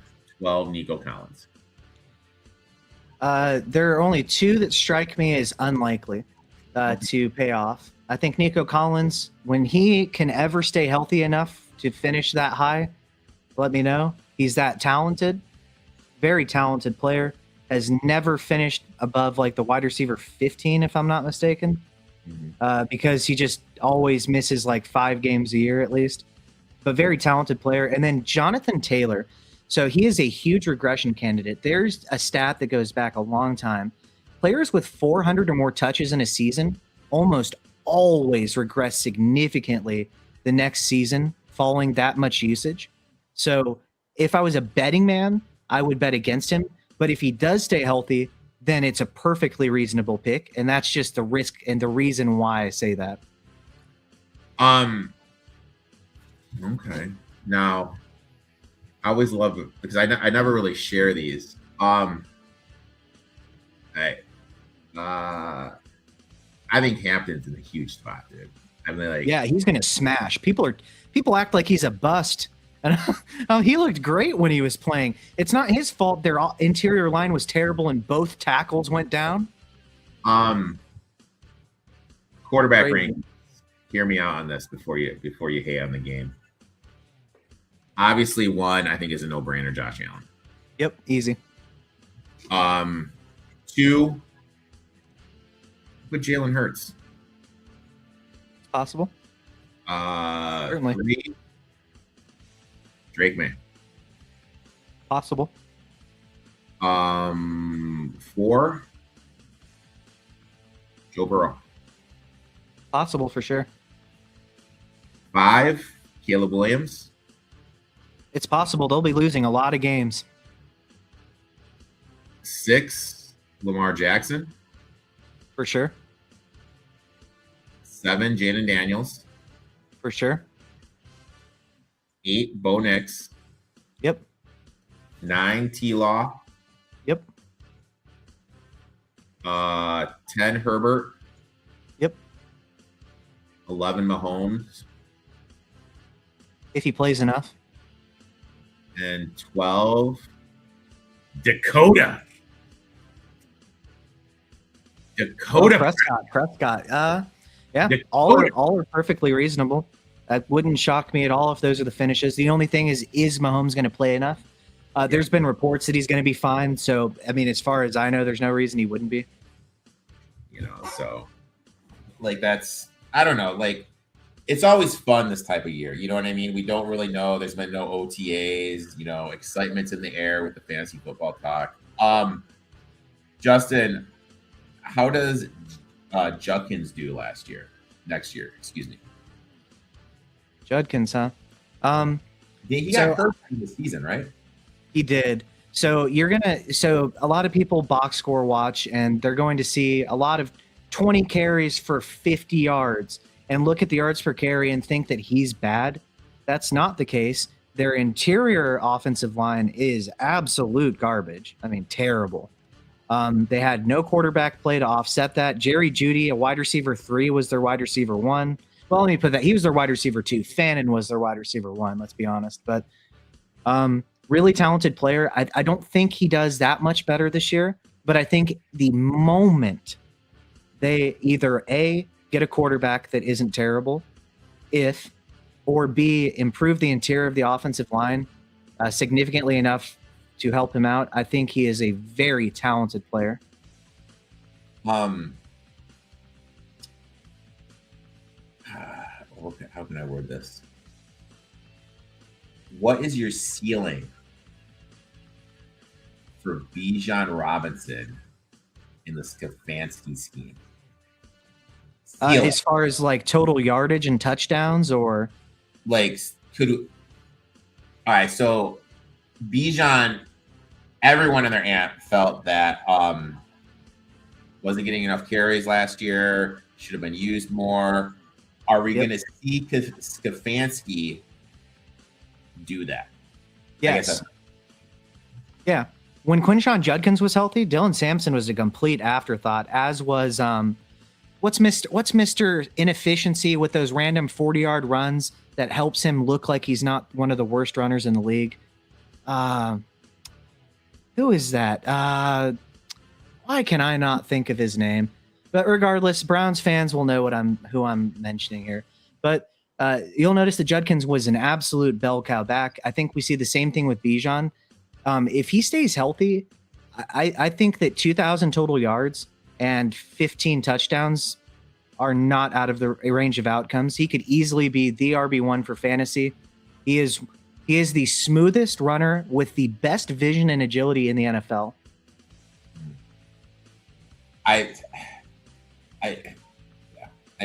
That's something that always got me is like, you have this guy, use him.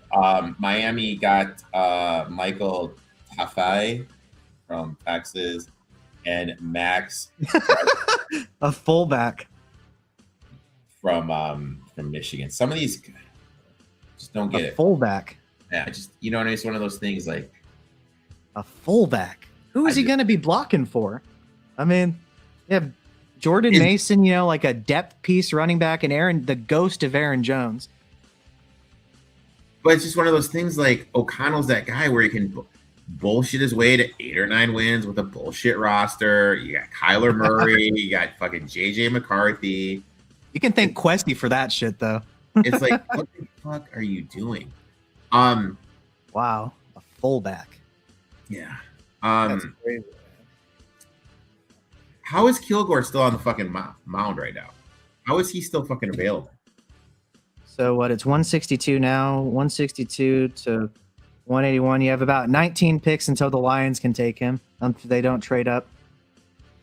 I mean, Tampa Bay could take him. Has Tampa Bay picked yet? Yeah, they took Billy Scrouth, guard out of Notre Dame.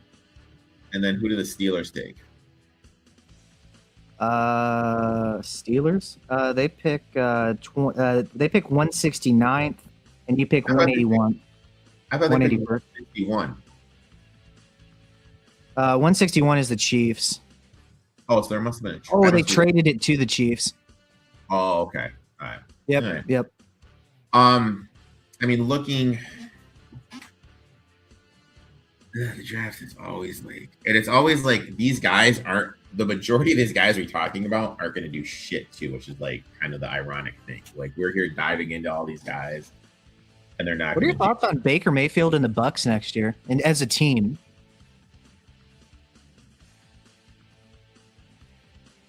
So this is my thing with the Bucs.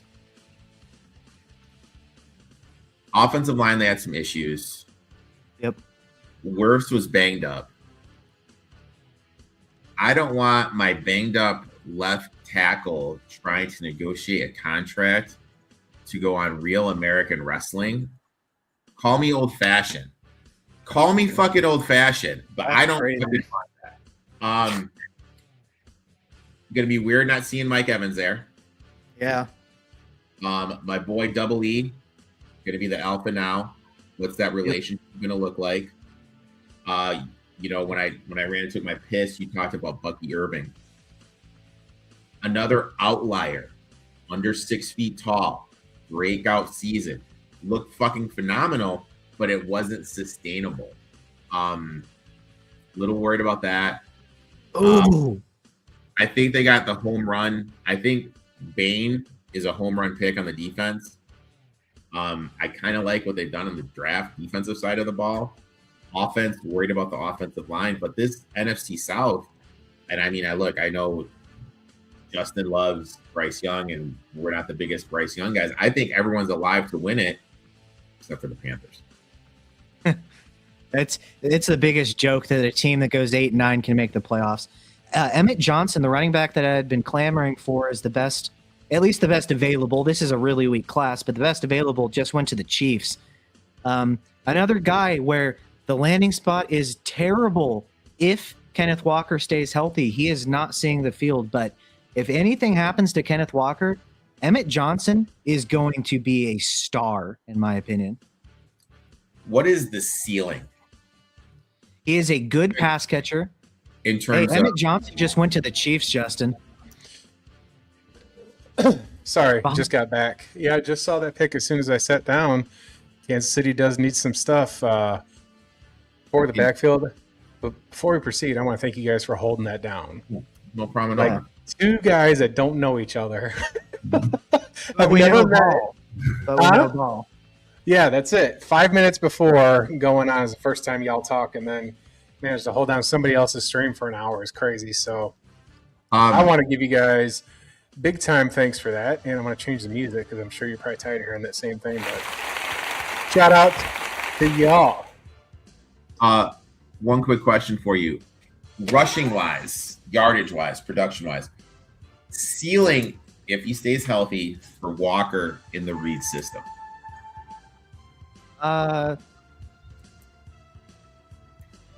With the healthy Mahomes for say 80% of the year, if he comes back and plays 80% of the year, I could see 1,300 yards.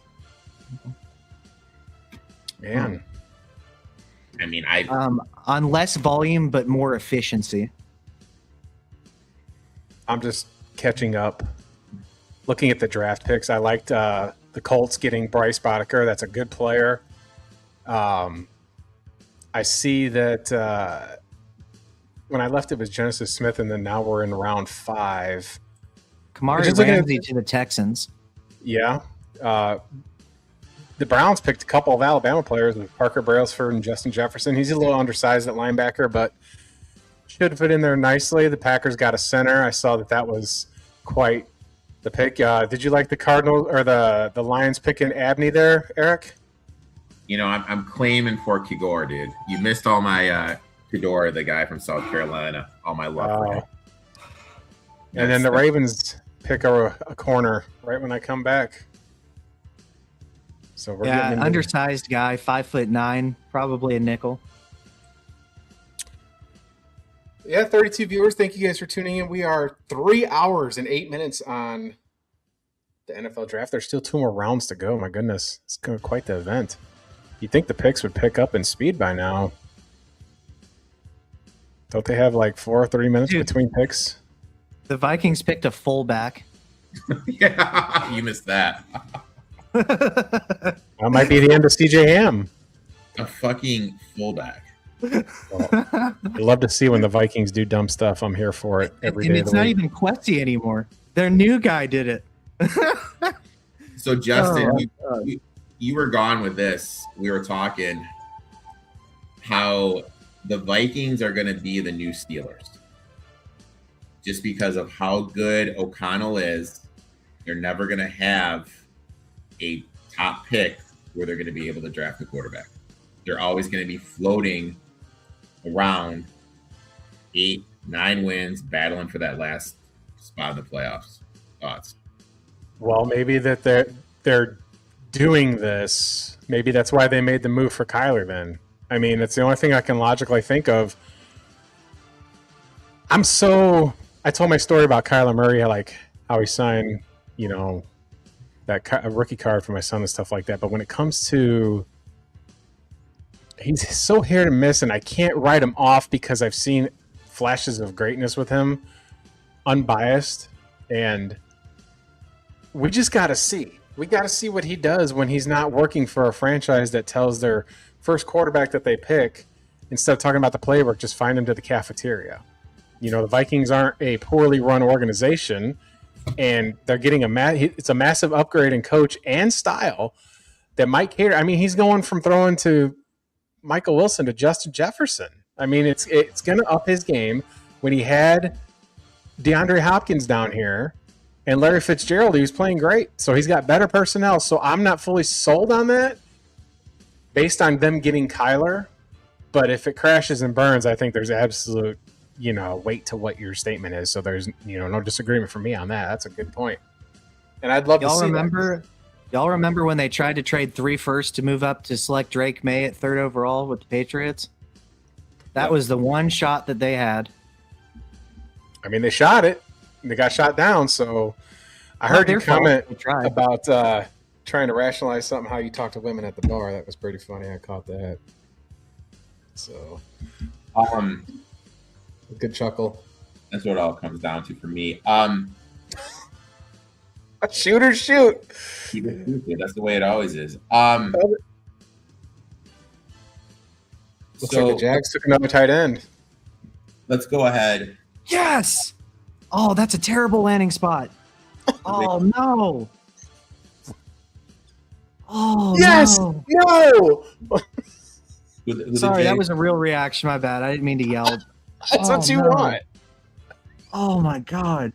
He's so good. He was my sleeper tight end, Tanner Koziel. Really tall, solid receiving profile. He's a little bit older. Out of Houston, man. And he goes to be behind Brenton Strange. Oh, that's so disappointing. This draft is cooked. Even the sleepers are getting terrible landing spots. For fantasy, at least. What's your take next year for Dalton Schultz in terms of fantasy production with the Texans? Forget which tight end they took.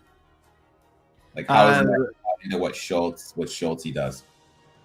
So with Schultz, I just don't think he's enough of a guy to be a difference maker. I think he's seen his best days with Bobby Slowick personally when CJ Stroud's rookie season.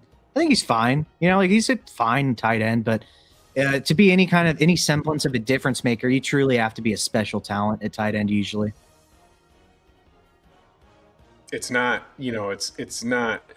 I think it's pertinent to, if you're doing dynasty or any fantasy when it comes to tight end, that the receiving statistics and the targets have to be there more than anything else, because that's a position that does a lot of blocking too. So you really have to be mindful. That's why there's tight end premium leagues too. I'm not a fan of those, but if you there are certain tight ends that should be, like Kyle Pitts is the perfect example. 6'6", great hands, could be a wide receiver, but he's kind of heavy.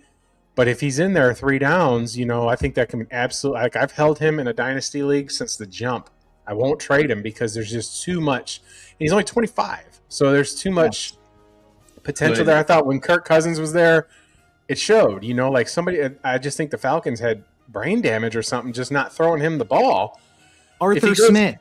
Yeah, what are you doing? You want to give it to Johnny Smith over this guy? That's craziness to me. I hate him.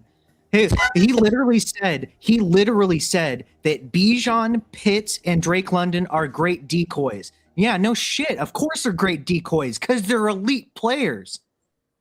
That's negative 4D. Oh my God. I kind of find it crazy. Burks is still sitting on the board right here. Oh, the Titans. You got Nicholas Singleton to the Titans. Who the Titans take? That's a great landing spot. Who they take? Nicholas Singleton. Oh. As far as opportunity, that's who we're just talking. Yeah. Yeah. That's a great landing spot in terms of potential opportunity. Yeah, the Titans don't have this dominant backfield. I mean, they still got Pollard, and I was so surprised they took Daishi Spears. When it came to Spears, again, that's a recency bias pick that a lot of GMs are just faulty of. This guy had played for Tulane. They win against USC. Caleb Williams decided not to play with his team against USC in the bowl game and goes off against an atrocious USC defense. Lincoln Riley's not known for putting defensive squads out there, and absolutely just dominates. And when a team from a smaller school like that goes and has a big game against a higher P4 college, they tend to get talked about more, and it's a hero story. People fall in love with one performance. And Tulane had a good team that year, with Pratt, a quarterback and stuff like that. But it just it was a feel good story, and you have a good game, and you're shifty, and that's all that they really look at. I think that so many teams are just so lousy at scouting, and we live in an age of where you can get information overload and misinformation, especially about stuff that matters. Like, never in my life until like the last 5 years have you seen so many people give a lick about how many interceptions are keeping statistics in practice. It's called practice for a reason. It shouldn't matter. It shouldn't matter. I'm telling you, it doesn't matter. That's when you want to make your risks and do that kind of stuff to where you know what works and doesn't work. I think it's a terrible way to develop and make decisions on personnel based off practice runs or one game or something along those lines. I mean, what did we see on that Hard Knocks with the Giants? Like, oh, you should take what it is, like the GM's kid is saying, take this player because he's got better numbers in Madden or whatever the hell it was. Just insane trains of thought. And there's a reason the Giants have only one postseason game in the last 10 years. It's just, what are you doing? Owners need to be better with how they evaluate their own management. So good for the Titans for taking Singleton. The Bears just took a linebacker from ASU, Keyshawn Elliott. So the Bears are trying to make up for that loss of Tremaine Edmonds in the middle of the field. I thought that was kind of a risky move for them to move on from him. He's not my favorite player in the middle of the field, but when I guess defensively, if you're getting gouged all the time, you got to make some kind of adjustments. And I think it was a cap casualty move in the end. Yeah. Same with Quay Walker. Like, there's a reason why Quay Walker moved on. The Packers couldn't afford him. And he wasn't superstar.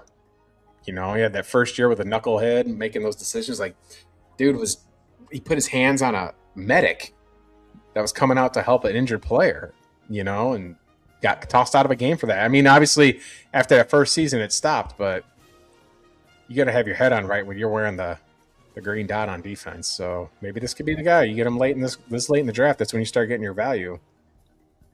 Who do you guys think Buffalo goes after here? Oh, I'm sorry. Go ahead. I was going to say, Dennis Allen, say what you want. They had a terrible defense, obviously, and he got the most out of that defense. Well, the Bears didn't have any, they tried to upgrade by getting Sweat at the defensive end and signing him, and I thought that was a smart move. He's good. He's a good player. He's not an elite player, but he's a good player, and you got to find ways to just, with the salary cap era, it matters, because otherwise the Dallas Cowboys would run this game. Because Jerry Jones, he gets a lot of grief, but he shoots his shots with players that have talent. Like I said before, I think the only reason he got rid of Micah is he knew that he would bust the cap, and he tries to go Lions after traded players. up. So, what's that? Lions traded up. The Lions just traded up. They're right after the Bills here. Okay, maybe they get your guy. I'm hoping. I'm just looking ahead. I'm still kind of intrigued to see where Jam Miller goes, but just scrolling down, who's picking next in the draft? Nobody really needs a running back, so maybe the Packers get him. I hope they get him. Maybe the Dolphins. They could use somebody. I'm not an Ollie Gordon guy. No? I think he's okay. I think he's like who is AJ? I think he's like AJ Dillon, somebody that you would really expect to run with a ridiculous amount of power if you just took a look at him. But doesn't and plays like a teddy bear. Yeah, they called AJ Dillon Quadzilla. Dude was squats and all that stuff, and just he had a couple when he was healthy. He was okay, but then he started fumbling the football and just. I think it got sour in the office. I don't know. Sometimes that happens, and then he goes to Philadelphia and he's injured, so he'll be back this year. He'll be backing up.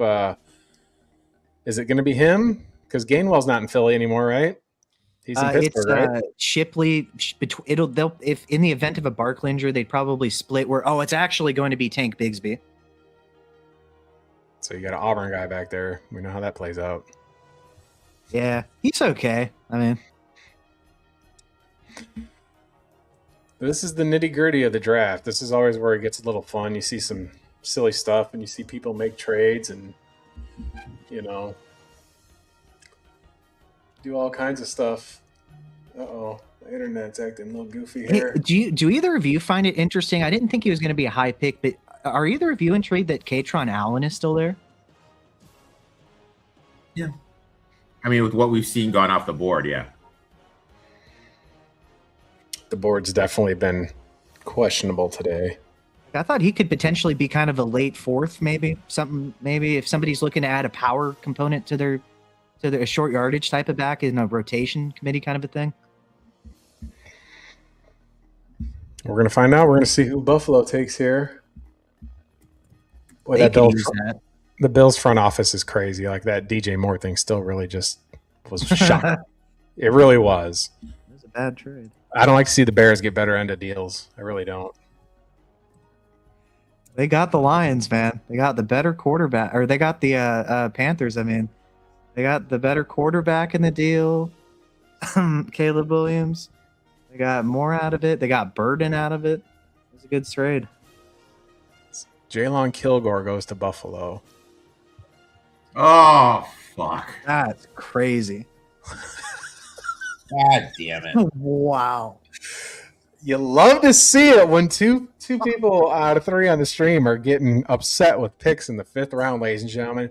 That's how you know these guys know ball. That's how you know I got the right crew. 100%. Everybody here knows ball. Speaking of AJ Dillon, like You know? Door County is kind of like the ritzy part of Wisconsin. A lot of people in the area go up there. It's on the peninsula, right? And he married Miss Door County, like this lady, very wealthy in the area. And that was like the big flack up here with like who he married and everything. Totally random, pointless fact. Interesting. But she is a smoke show for what it's worth. Oh, you'd hope so.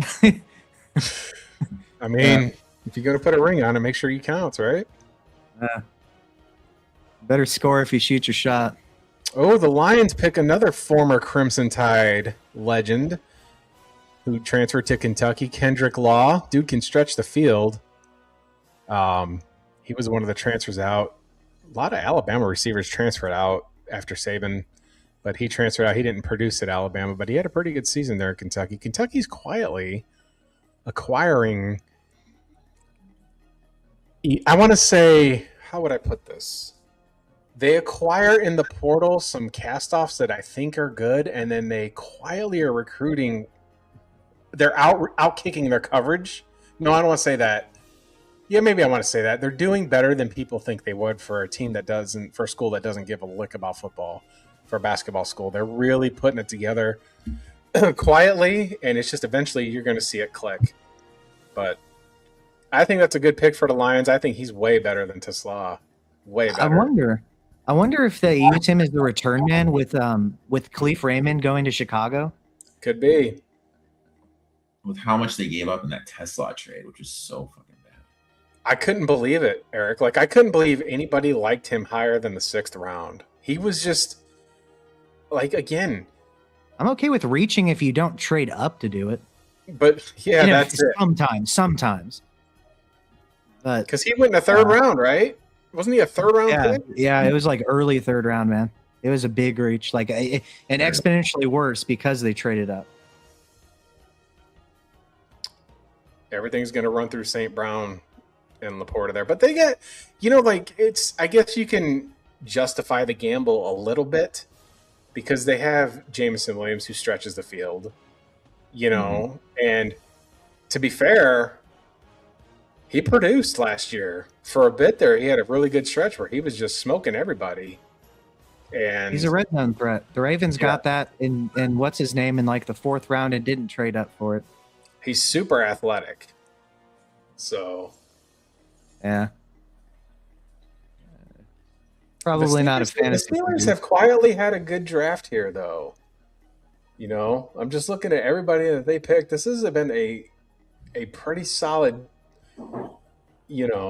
players that they've picked on this draft. So it's still amazing that they won with the 25th ranked offense and the 26th ranked defense. They won the AFC North That is just out of control. Man. It's just crazy. And if your kicker doesn't miss the kick, God, talk brutal. about agony.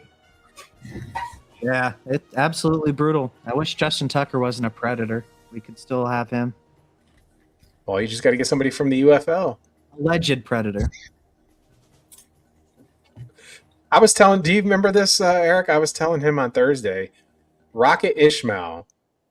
Remember, he was projected to be the number 1 overall pick and decided to go to the CFL instead.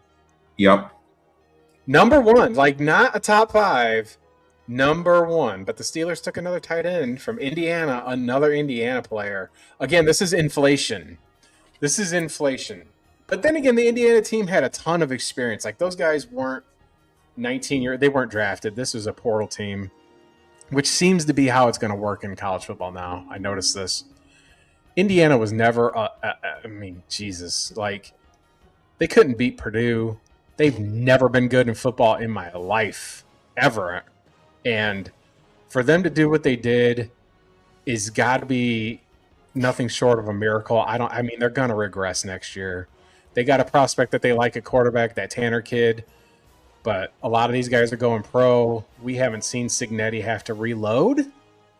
You can make that initial climb to the top, but then it's, are you able to sustain? And your schedule helps inflate your record. Like these guys aren't playing anybody worth a lick out of conference again. No Power 5 out of conference teams. I hope that they lose 5 games and miss the playoff. I really do. That's really a difficult thing to hope, that a team like that takes a step back when they've been the perennial losing college football program of all time. Wasn't their average age like 23?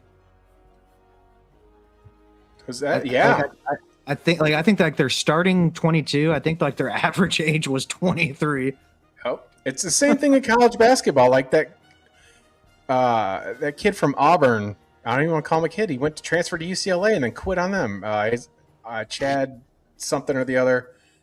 25 years old playing college basketball, brother. You need to. It's time to hang it up. Older than Diego Pavia. Dude, talk about that. Did Pavia get picked yet? Speaking of Pavia, he is not. I think the Panthers is a backup, especially if they could just pick him up off of waivers. I think stylistically, they just because of their height, that could be a good fit for a backup to him. Pavia for Bryce Young? Yeah, as a backup in the event Bryce Young gets hurt. He's no threat to Bryce Young or anything, obviously, but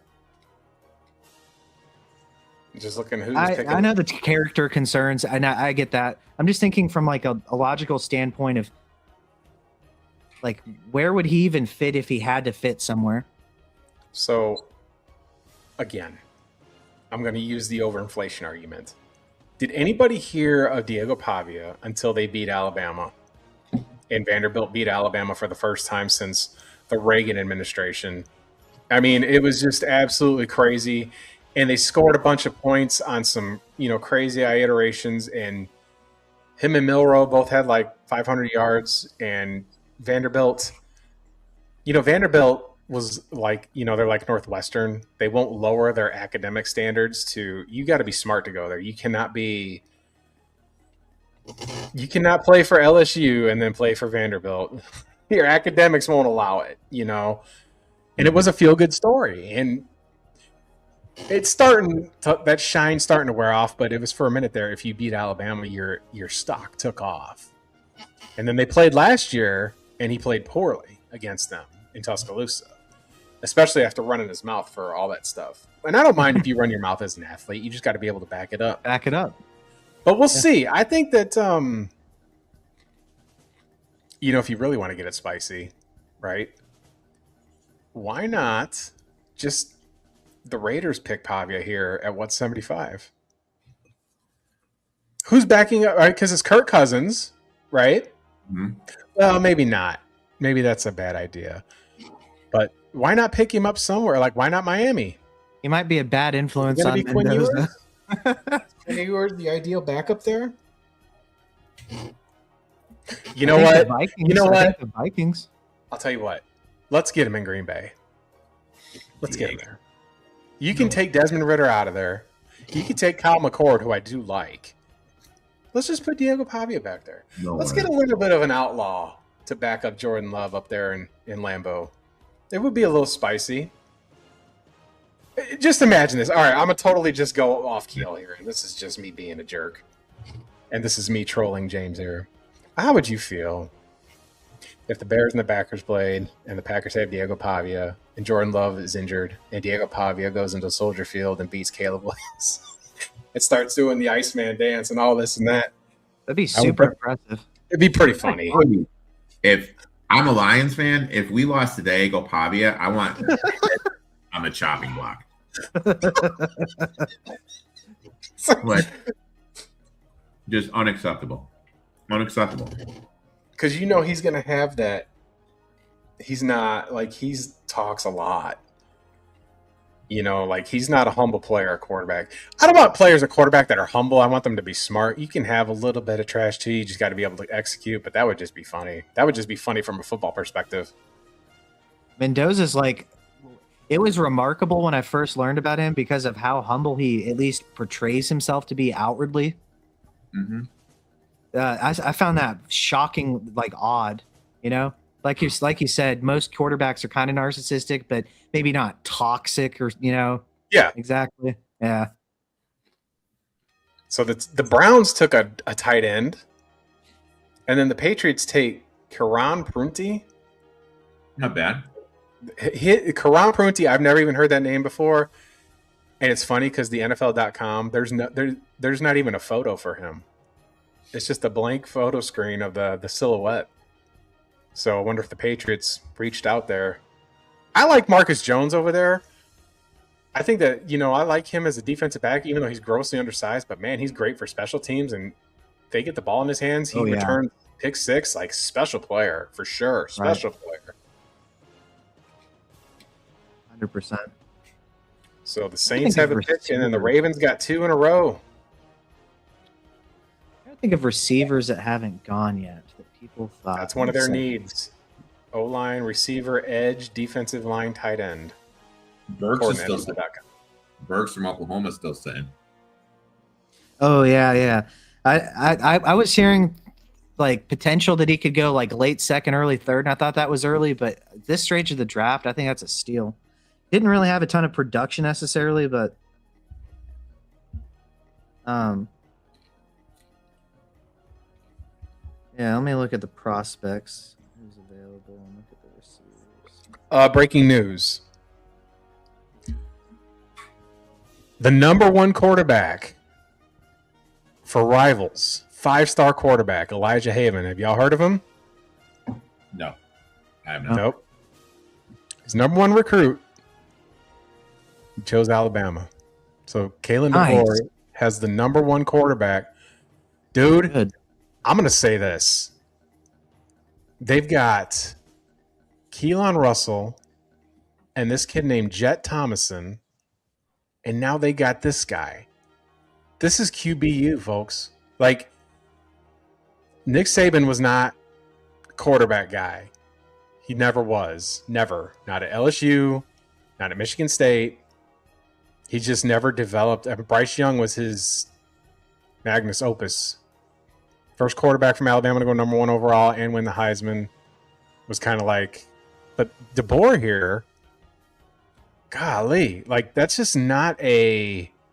I'm surprised he picked. It was between Alabama and Georgia. I did not expect him to come through. I didn't.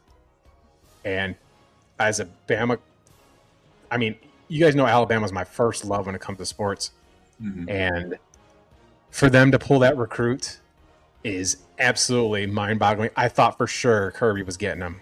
I really did. I thought, listen, he's going to have a better opportunity there with Gunnar Stockton leaving. And here we go. My goodness. So That's great. shout out to Kalen DeBoer and the Alabama Crimson Tide. And for all you haters out there, I just want to tell you, yeah, you can up at that one. Sonny Styles' brother just got drafted. Oh, Sonny yeah. Styles' brother, Lorenzo Styles, safety out of Ohio State. I will be right back, folks. Hang tight. Like right back. I haven't ate a thing all day, so y'all gonna see me munch on some McDonald's. It's an unhealthy choice, but I'm starving. I have not ate at all today. Well, while he's go ahead. Oh no, go ahead. Go. I was gonna say, what are your thoughts? You know how Travion Henderson, like he's he said his whole thing, and he's a religious Christian, and all that. And then Mike Vrabel, said, well, we're gonna teach him, about being respectful and accepting and this and that. And then the whole thing with Diana Rossini comes out, and there's pictures of them kissing and stuff. Now, do you think the locker room? Like, what do you think about somebody that preaches that publicly and then gets caught in some stuff like this? I think it definitely is a stain on the locker room. I think that definitely has to be talking. I know it came out that, what was it? I met with the guys. I met in the locker room. We talked. But for you to go out and like do that publicly to somebody, and then it comes out that you're having an affair with a married woman while you are married is not the best look. The thing that's going to be interesting with it is because she gets votes for everything.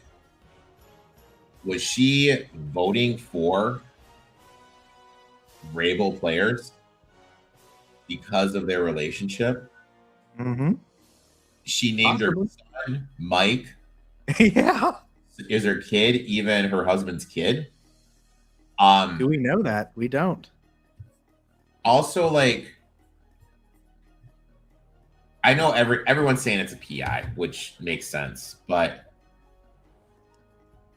I heard someone offer these photos to TMZ. Why would a PI offer these photos to TMZ?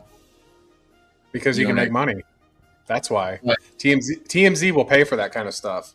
But Would that be in a contract though that you would sign with the person who hired you? No. That's what I'm saying. Like, so if I'm here and I'm like taking pictures, hired, are I obligated by a contract not Wait to a minute.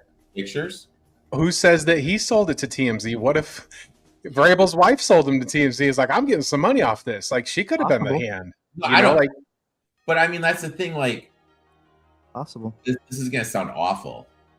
Between Vrabel's wife and Diana's husband, who has the most to gain by a divorce?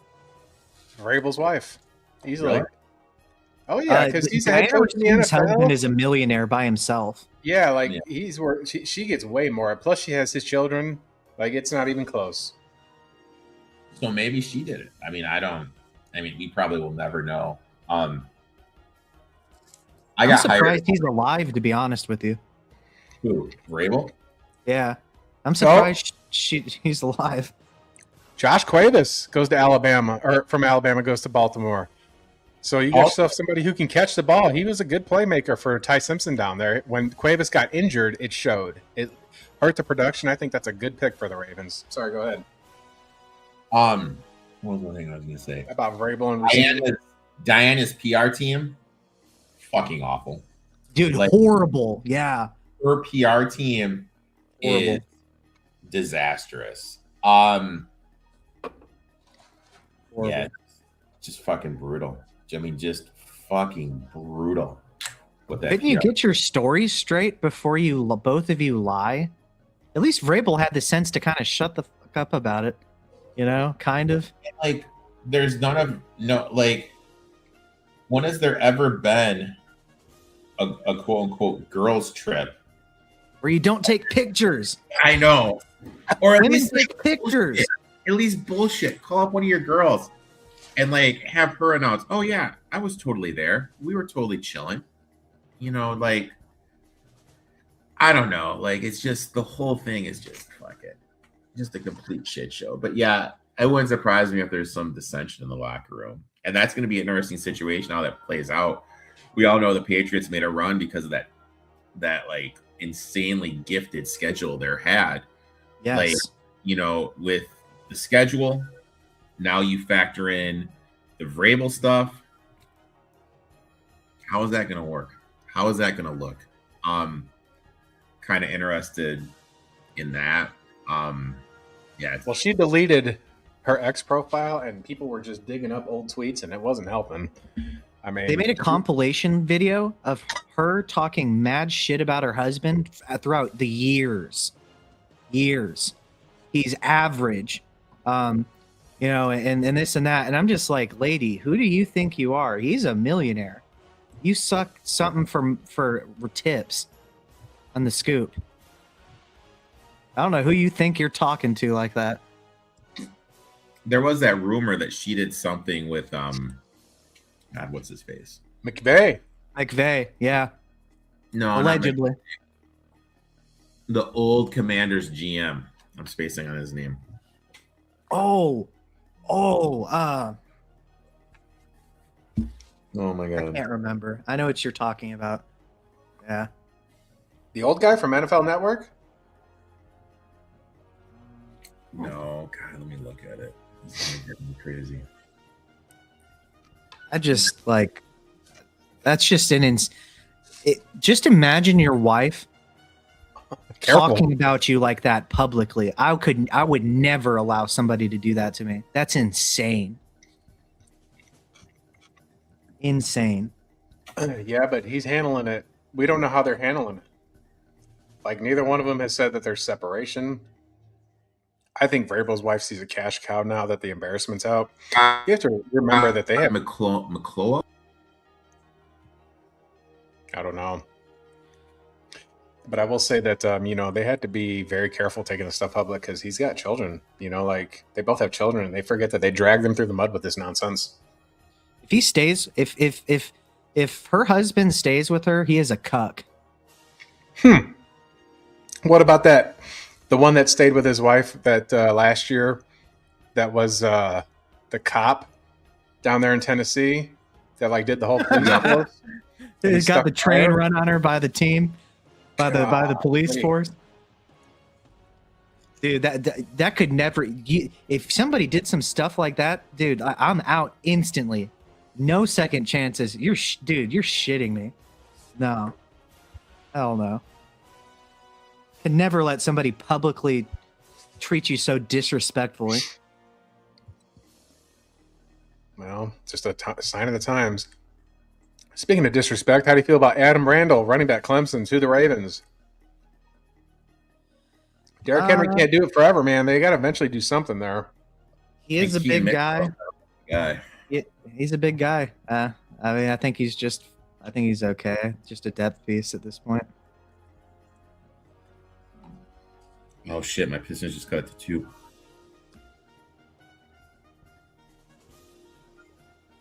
Jam Miller's still out there, Green Bay.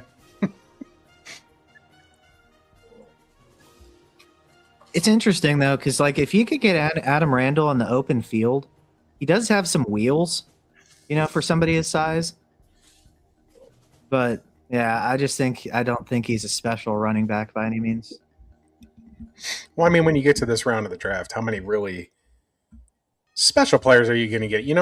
People have to be mindful too when we get to this part of the draft that these guys are still the top football players on the planet. Kyron and Bucky are the only two that come to mind. Who's that? Recently. Kyron and Bucky are the only two that come to mind as of recently. And Kyron was talent, not athleticism.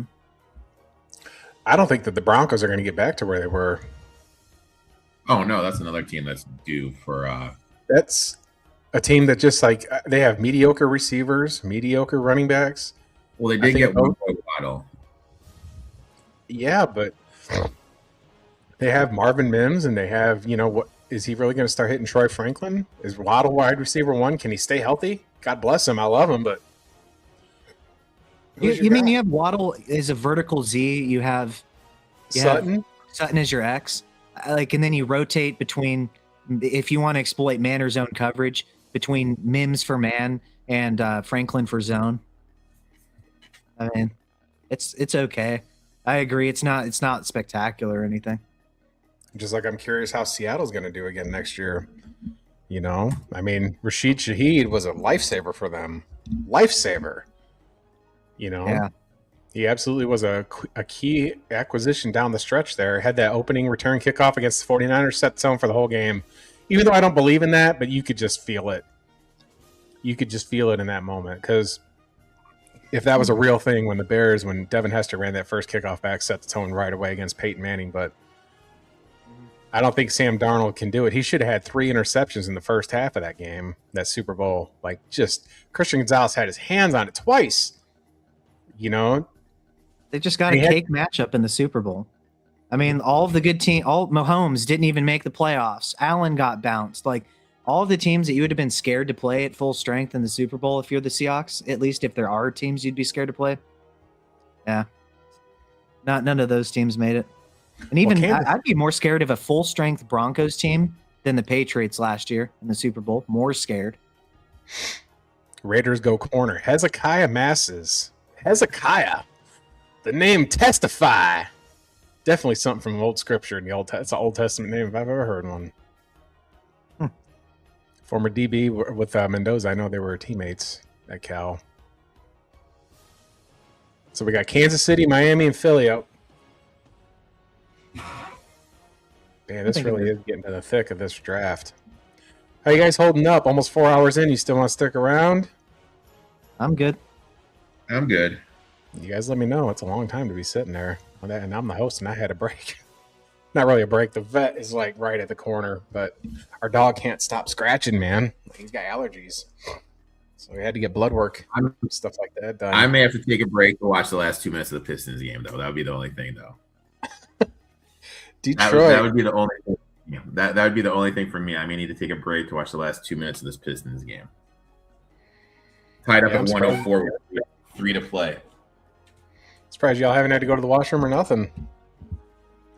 I wasn't drinking today, so I'm good. Yeah, just holding it all in. I took a break.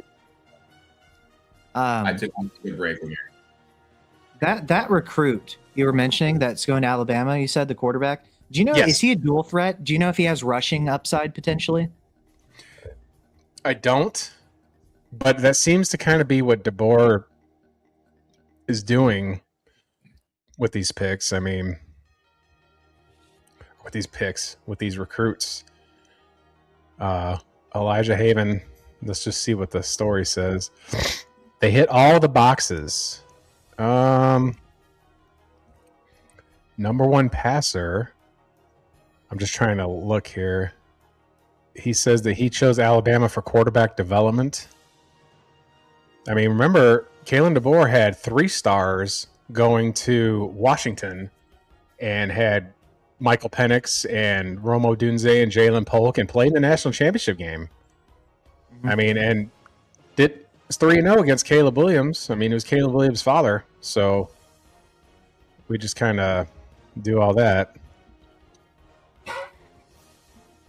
They even had Puka, not on that team, but they even had Puka in that wide receiver room for a year at least between all those guys. Puka Nacua, it's kind of crazy, that guy. Like, it's just crazy, that story. You know, wasn't he 3rd round? 4th round pick? He was 5th round, I believe, and it was just because of injuries.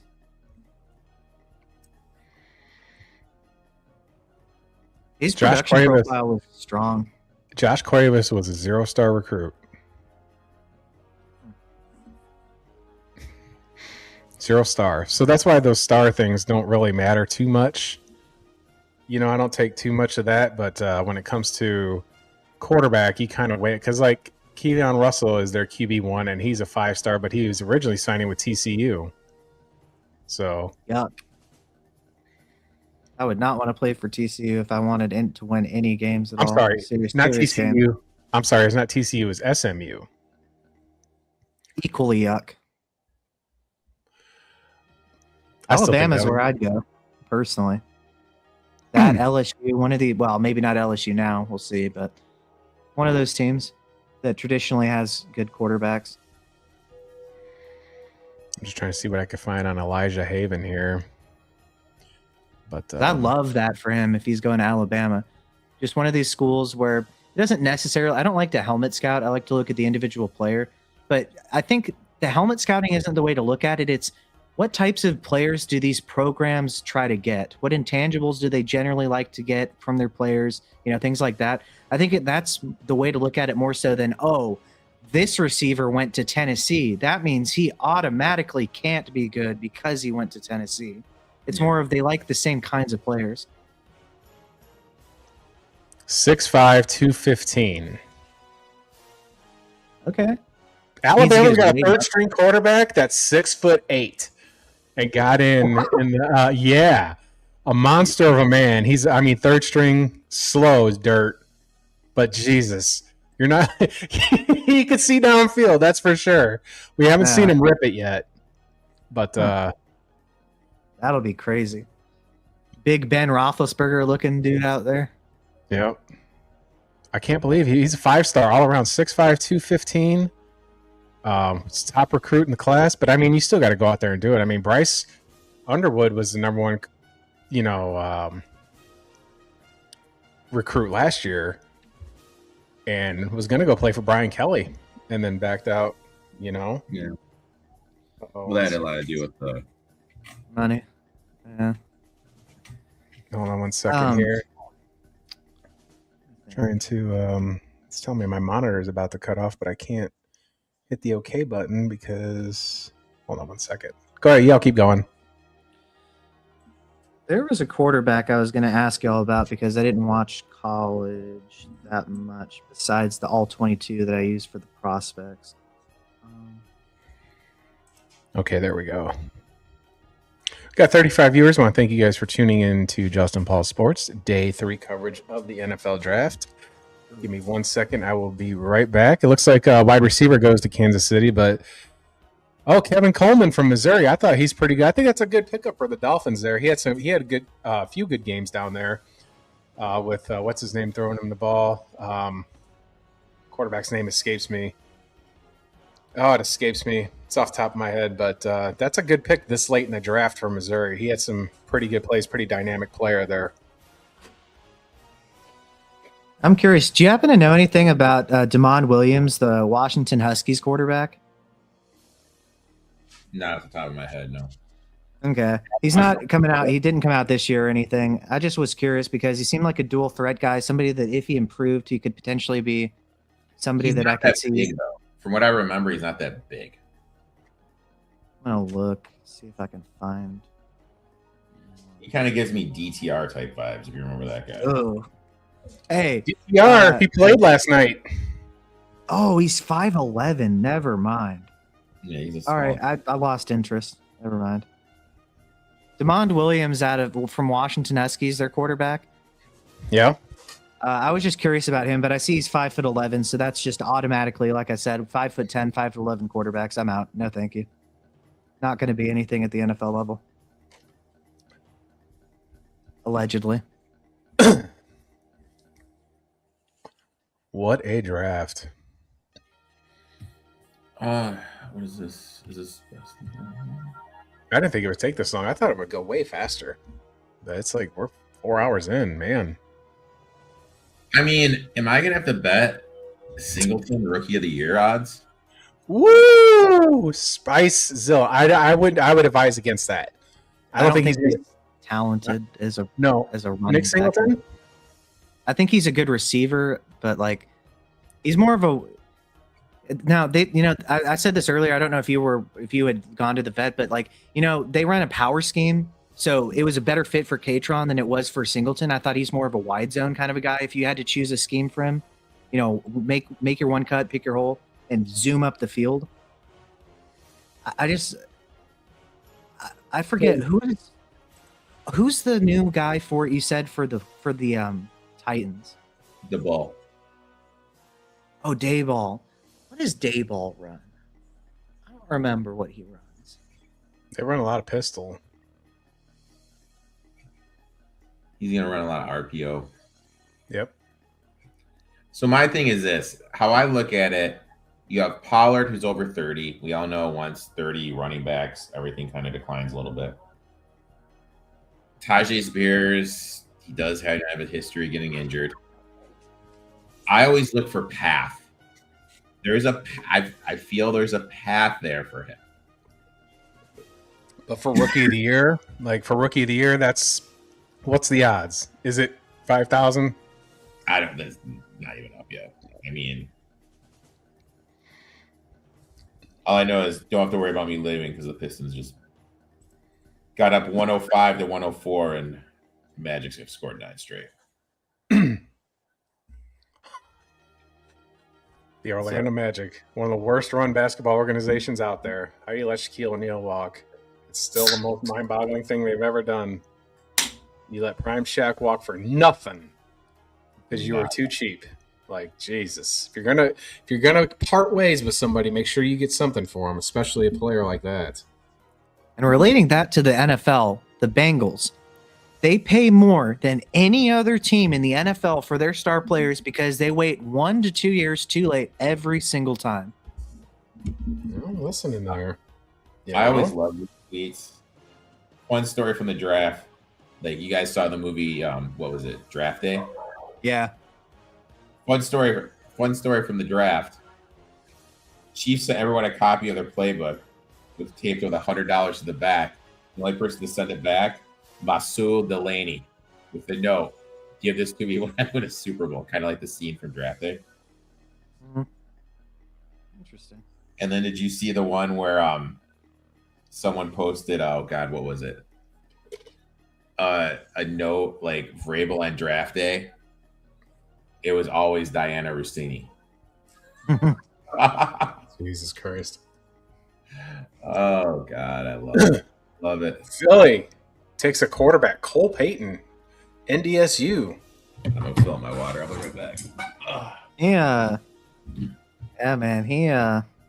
Jalen Hurts, watch out. Look, Tanner McKee actually ain't the worst option there. If he is he still there? Yeah, he showed some promise too, in the little bit he's started. Cole Payton, right now they're just drafting. This is all depth, right? At this point, so I mean, 4 hours into the live coverage of day 3, the final day of the NFL draft, with the UFL and CFL holding football nerds over until the start of the regular season. Well, till training camp, nonetheless, when that comes around in August, July. We're going to see the next big thing, I guess, on the NFL calendar would be the schedule release. And then after that, the June 1st cuts. That's when we're going to see Kyler Murray officially join the Vikings and A.J. Brown officially goes to New England, it seems. But they need to modify that calendar year a little bit. I think that, you should have the draft after so you can trade picks instead of having it before. It's just it's like the only thing the league schedule is wrong.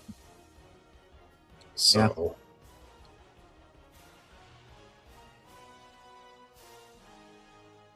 What do you think? What do you think, if you had to guess, in terms of if there weren't players involved in the structure of the trade? What do you think the Patriots have to give up to get AJ Brown?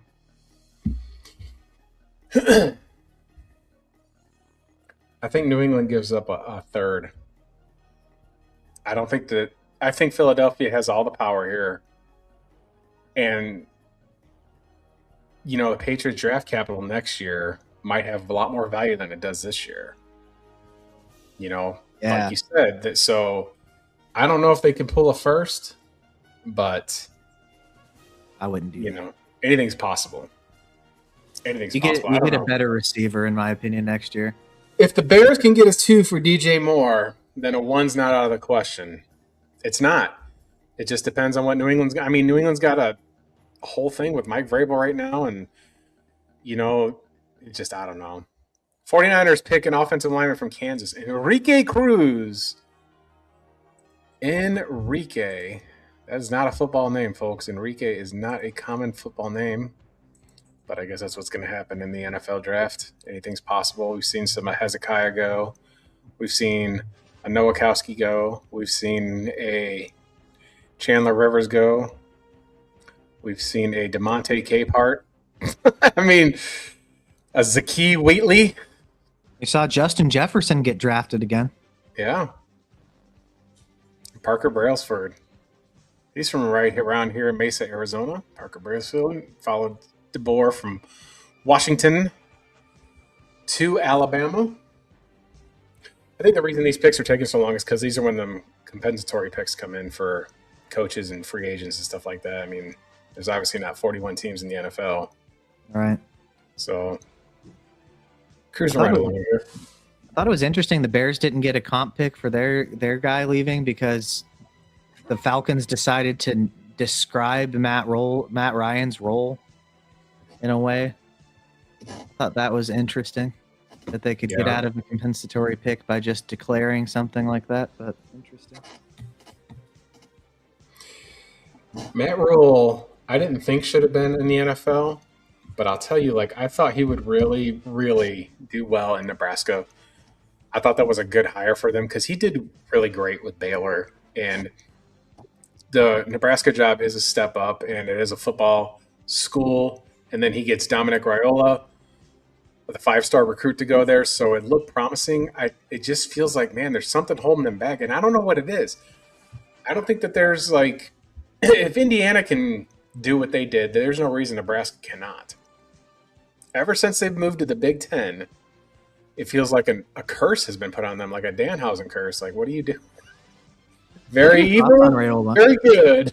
What are your Dan thoughts on Raiola as a player?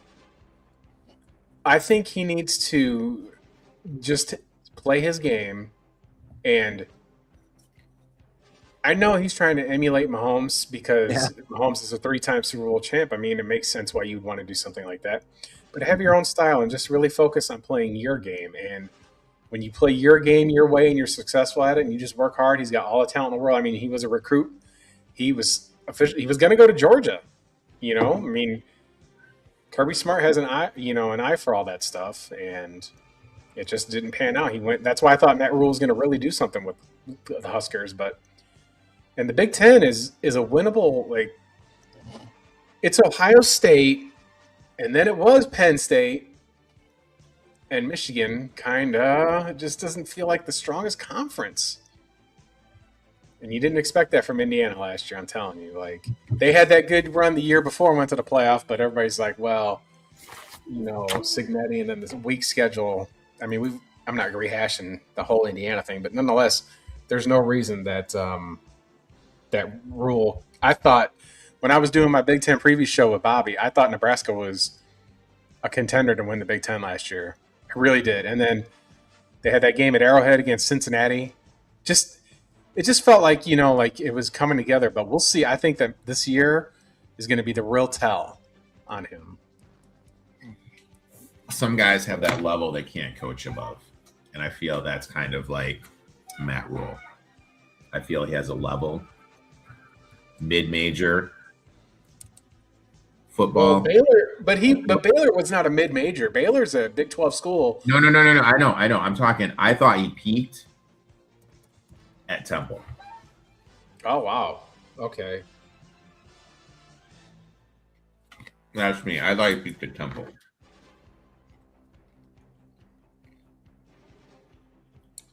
Well, we'll see what they do. I mean, Husker football is just, when Eric and I were young, that was the apex, Florida State was really good. Florida was good. Nebraska was great. I mean, they were great for a long time. They would recruit well. I mean, they had players like Jared Tomich, who I went against in high school. And they had Tommy Frazier and Eric Crouch won the Heisman there. Ends up, going to the Packers in the 5th round, though. They were running that triple option offense and ferocity on defense, though. Jesus, you do not want to play that team. They were men, well coached. And Bo Pelini goes in there, and he did, what's his name? Frank Solich took over and was really, really, really good. And Nebraska said, "You're not good enough," and ran him out of there. Ran him to the MAC. And then they get Bo Pelini, who had a couple seasons, but it still wasn't good enough. And ever since they fired Bo Pelini, Nebraska's been terrible. They had a Big Ten championship appearance in Wisconsin, put the belt to them, if I remember correctly. But it comes back. Some of these schools just have an unrealistic expectation what they think they are and what they actually are. It's kind of like when perception meets a reality. My ceiling for Nebraska, they should look at themselves like an NC State. Every 4 or 5 years, you're decent. Yeah. And I don't think that they ever looked at themselves like that. I'm curious, who were for each of you, who was the in real life #1 receiver in this draft. Who did you think was the best NFL wide receiver? This draft? Yeah, this draft specifically. In this draft, who I think is the best NFL wide receiver? Yes, I thought it specifically NFL. I thought it was Lemon. It's a tough question because a lot of the stuff with all these skill players always depend where they end up. But yeah, I mean, I feel when you kind of look at the total body of work, I think it is Lemon. I think it could be Concepcion if he gets his dropped issue and in the right system. I think it could be him. But he did have a lot of drops. He is going to a what's his name? Mont is that who took over the Ravens OC, who's now the Cleveland coach. Oh, Monken, Todd Monken, yeah. Going to a Monken system, which really isn't wide receiver friendly. No. So I mean, I kind of feel his hands are kind of tied. I'm not the biggest Jordan Tyson guy, not the biggest Tate guy. I think it was Lemon with Concepcion. I think Concepcion could be there, right system, dropping issues result. Long story short. It's definitely understandable. I agree with a lot of what you said for sure. I think it'll be interesting to see the target share distribution in Cleveland between Boston and Concepcion. I think KC, with the projected role of not being their ex, I think she probably went out despite the slight advantage in draft capital. What about you, Justin? Who was your who did you say again? Lemon. Lemon? Yeah, okay. Lemon. Yeah, he was really good against zone and man coverage. Tough as nails, makes crazy catches over the middle of the field. Is it Lemon or is it Lemon? Lemon. So it's funny you say that. I'll give you a little inside joke about that word. So years ago, there was a restaurant in Indiana that a friend of mine and I went to, and the waitress was not American. Let's put it elegantly. She was from somewhere in Central America, I'm certain, and we're eating, and sure, she comes to take the order, and he asks, "What's the soup of the day?" And it's a lemon rice soup, which what they're notorious for. Notoriously good. I can't stand lemon rice soup. I think it's the worst two things. I don't like citrus on hardly anything. I don't like it on chicken, especially. God, cilantro, lime, all that. Like, no. Do not put fruits on chicken, folks. Write that down. No cilantro, no lemons. Just make the chicken with the normal seasoning, and you can do it with other things, but just not fruit, not citrusy. But she looks right at him, and she starts listening to the soup, and then she gets to the lemon. She goes, "Lemon?" And without missing a beat, he said it right back to her in the same manner, and she didn't catch on that. Like, it was like a Freudian slip. Like, he just was. I think he meant to think it instead of saying lemon right back to her. I thought, man, she's gonna spit in your food. But every time I hear lemon, I think of that because it's just like you're in a situation in public where you just like instinctively react as opposed to doing something ridiculous. So that's why I always think of lemon. Respectfully disagree. My old man used to do this thing where he would get a chicken and then he would shove 2 lemons in it. Oh no! And then he would fucking grill that son of a bitch. It took forever, but it was so fucking good, dude. I guess you're not a fan of lemon pepper chicken then, Justin. No, I don't like lemons on very much. I mean, it's good for iced tea. It's good for lemonade. You know, obviously, it's good. It's got its place. I just don't like certain food combinations, and I'm obviously not a picky eater. But like lemon, when it comes to chicken, God, lime, ugh, God, no. And I'm not a shrimp eater either. Like, I don't really care for it. I don't care for like that stuff anymore. You don't like shrimp either? No, dude, it's bugs of the sea. Every time I just like disagree more. But I understand why people like it, and I'm not like it. I can live with that more than I can putting citrus on chicken. There's just a place by me that has a surf and turf taco, which is like surf and turf burrito. Excuse me, fucking phenomenal, dude. Yeah, Soup, shrimp, fucking phenomenal, dude. Living the high life, dude. Oh. Yeah, I like some coconut shrimp. I like shrimp in general, though, too. Had Mexican yesterday and had a shrimp, steak, and chicken taco trio thing. Really Pretty good. Yeah, buddy. You get some churi queso, which is the Mexican beef, and then the cheese sauce, and you pour it on it. That's one of the reasons I'm fat is stuff like that. It's good stuff. Me and This the is America. little lady went to Yeah, it is American. It's the South. we went to like I had like a little fettuccine. I think you cut out a little bit. You said fettuccine? Fettuccine and shrimp. Yeah? Yeah, pretty Yeah, solid. fettuccine's good. I like that. Oh, it looks Italian. like the Bills took a defensive tackle, Zane Durant, for Penn State. So that wraps up round 5. No Katron Allen so far. That is kind of surprising to me, honestly. Interesting.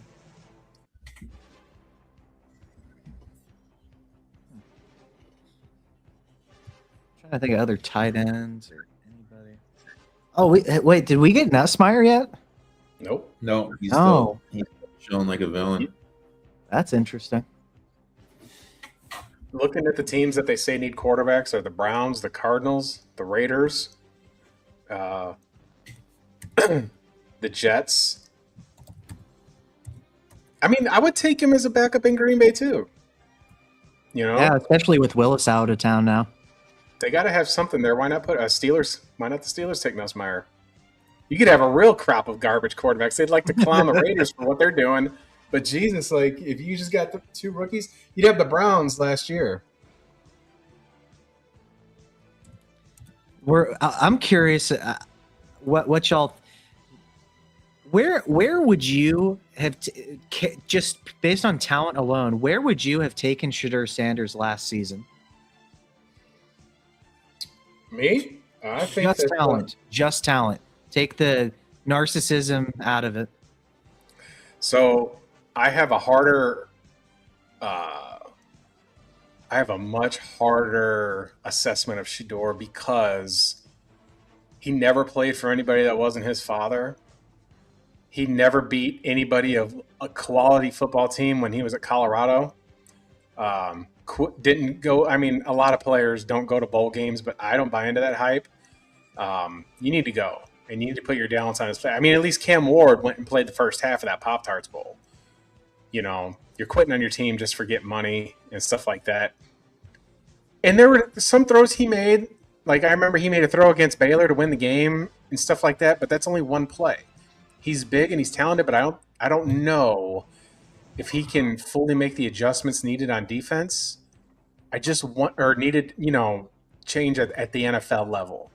Mm-hmm. So I wasn't surprised that he didn't go 1.1. He's got all the traits, but it doesn't seem, but you're telling me to dismiss the brain, and I can't. When you've got a mindset of entitlement a little bit, and there's a difference between entitlement and swagger. Like Deion Sanders backed it up, went to Florida State, and never missed a beat. The second he gets in the NFL, his first game, he runs a kickback, against Washington and stuff like that. Like there's a difference. I don't think that he was the best quarterback taken. And, when you don't have the mentals, man, you really don't want to burn a draft capital on somebody who's got all this hubris and didn't have the collegiate success. He had the tenure, he's had the snaps, but what has Colorado like? And it's kind of a testament. Like, did you see the size of Colorado's football team for last week when they were showing them coming out of the tunnel? They are small. So I'm not even convinced that. Speaking of quarterbacks, the Browns took another one. Taylor Green. That's a good pick. That's a good player. That's a nice player for the Browns to have. I think that's going to be the end of Dylan Gabriel. That pick had been traded 7 times, ultimately. It's a good pick for the Browns here. That's a good. He's a really good player. Like, I like him more than Shador. I like him as their best quarterback, personally. In terms of theoretical, at the very least, you can get a lot of production in the zone read game out of him. I don't know how you could get much worse than what they had last year for their output and skill position players. I mean, the Browns are like, look, if if Deshaun Watson goes down, we're going to have a multitude of options, and I think Taylor Green's got more talent than Dylan Gabriel. I do. I had looking at my list for last year, my quarterback list, I had Dart as the top quarterback, Ward as a second quarterback, and Sanders as a third quarterback, but I gave Sanders a third round grade. Okay. So, completely agreeing with looking at my notes, what Justin said, no big standout, oh, wow moments in college. Is he going to be able to lead? Is he going to be able to get respect? And is he going to be able to be willing to get coached? That's why I really feel that Mike Vrabel down at whatchamacallit was his best, the best option for him. Going to a coach that's going to demand respect. We've seen him come in and demand respect from a, we'll say hard players, so to speak. Like an Antonio Brown, players with George Pickens. So I felt that landing spot was the best landing spot for him. Obviously, he didn't end up there. Ended up in KC, and there's been some issues at the KC front. Not KC, the Cleveland Browns front. But I don't know. I don't think he's willing to get coached at the end of the day, if that makes sense. I know his personality does not suggest that. I thought above and all, besides everything you mentioned, and both of you have mentioned, I just thought the way, after he does his drop back, the depth that he got makes his tackles' lives living hell. He'd be 15 yards, 20 yards behind the line of scrimmage. How are your tackles supposed to hold up at that angle? Yeah. And he doesn't have the athleticism to get in, even in college, to get out of sacks like that. So that just his reluctance to stay in the pocket and stay calm in the pocket, I thought was one of the biggest issues he had, besides all of the hard to coach narcissism, lack of big plays, and everything you guys mentioned. Gentlemen, it is time. I have to wrap up this stream. I have an appointment at 2:00 with some family. I didn't think this was going to take that long. Do you have any parting thoughts? I want to thank you guys for coming on, but I'm going to close out here. James, you want to go first? You got any closing thoughts on the draft or anything that you want to promote? Yeah. So it was a relatively weak class. If the person you're listening to is honest about it or knowledgeable, the landing spots outside of a couple of guys for fantasy specifically, since that's my main thing, as opposed to betting for y'all, have been atrocious. But have hope next year is going to be an absolutely fantastic draft class. Okay. How about you, Eric? Any closing thoughts for the crew? Appreciate you coming in on this Saturday. There's some interesting spots I want to look to bet for next season. Long shot players we're going to take. Who's the wide receiver we talked about? Jesus from Louisville, who went to the Dolphins. Chris Bell. Bell, taking a shot at Bell, offensive rookie of the year. We'll probably take a shot at Nick Singleton, rookie of the year, and Blaine, rookie of the year. Thanks for having me on. Appreciate talking some shop with you guys. And, it's okay. The one thing I hate about the draft grading process, if you read it, everyone has these draft grades as like C or higher. It's okay to give people Fs. Some of these draft picks have been absolute dog shit, and usually teams, like, no one's going to say the Browns did well. I think the Browns have knocked it out of the park. Yeah, I agree with you. Last year too. Last year I thought they had the best draft by a metric mile, and they've been down to do it. They just need a quarterback, man. Like, if you go to the playoffs with Joe Flacco, but we're going to see what they do with the new coach. So anything else you want to promote, Eric? No, I'm starting to do daily NBA videos and my other stuff. So I'm live on my YouTube channel pretty much every day for the next 2 weeks. So check me out there. Yes, check them both out on X. Check them both out on their YouTube channels and their socials. I want to thank you guys for coming in. I man, today's been packed. Like, I didn't think this draft was going to go this long today. We've been on for 4 hours and 20 minutes, no pun intended there, but we smoked the competition out there. I want to thank you guys for covering for me while I had to go to the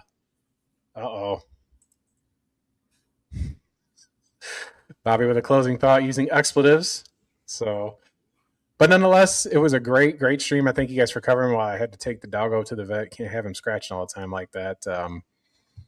It was a lot of fun. I mean, it was really cool, like I said, to see you guys just actually cover and just two people don't meet each other to talk ball and really enjoy it. So I didn't see any dull moments. Sometimes you just never know how that's going to work out. So that was a huge gamble on you guys for doing that. I greatly appreciate it. And with that being said, we are looking forward to going to be some UFL. Tomorrow there's a doubleheader. You should really watch that stuff, James. Unwind, watch some Sunday football, relax, have a sip. You just never know when you're going to have yourself a good time. And I'm going to close this out. Thank you guys for tuning in to Justin Paul Sports. I will have my daily picks. I am actually on TikTok now, and I have uploaded daily Alabama Crimson Tide videos. So we all know that that's the stuff that matters. You know, I'm always going to be a homer for the team that I like unapologetically. And thank you so much for tuning in. We'll see you guys next time.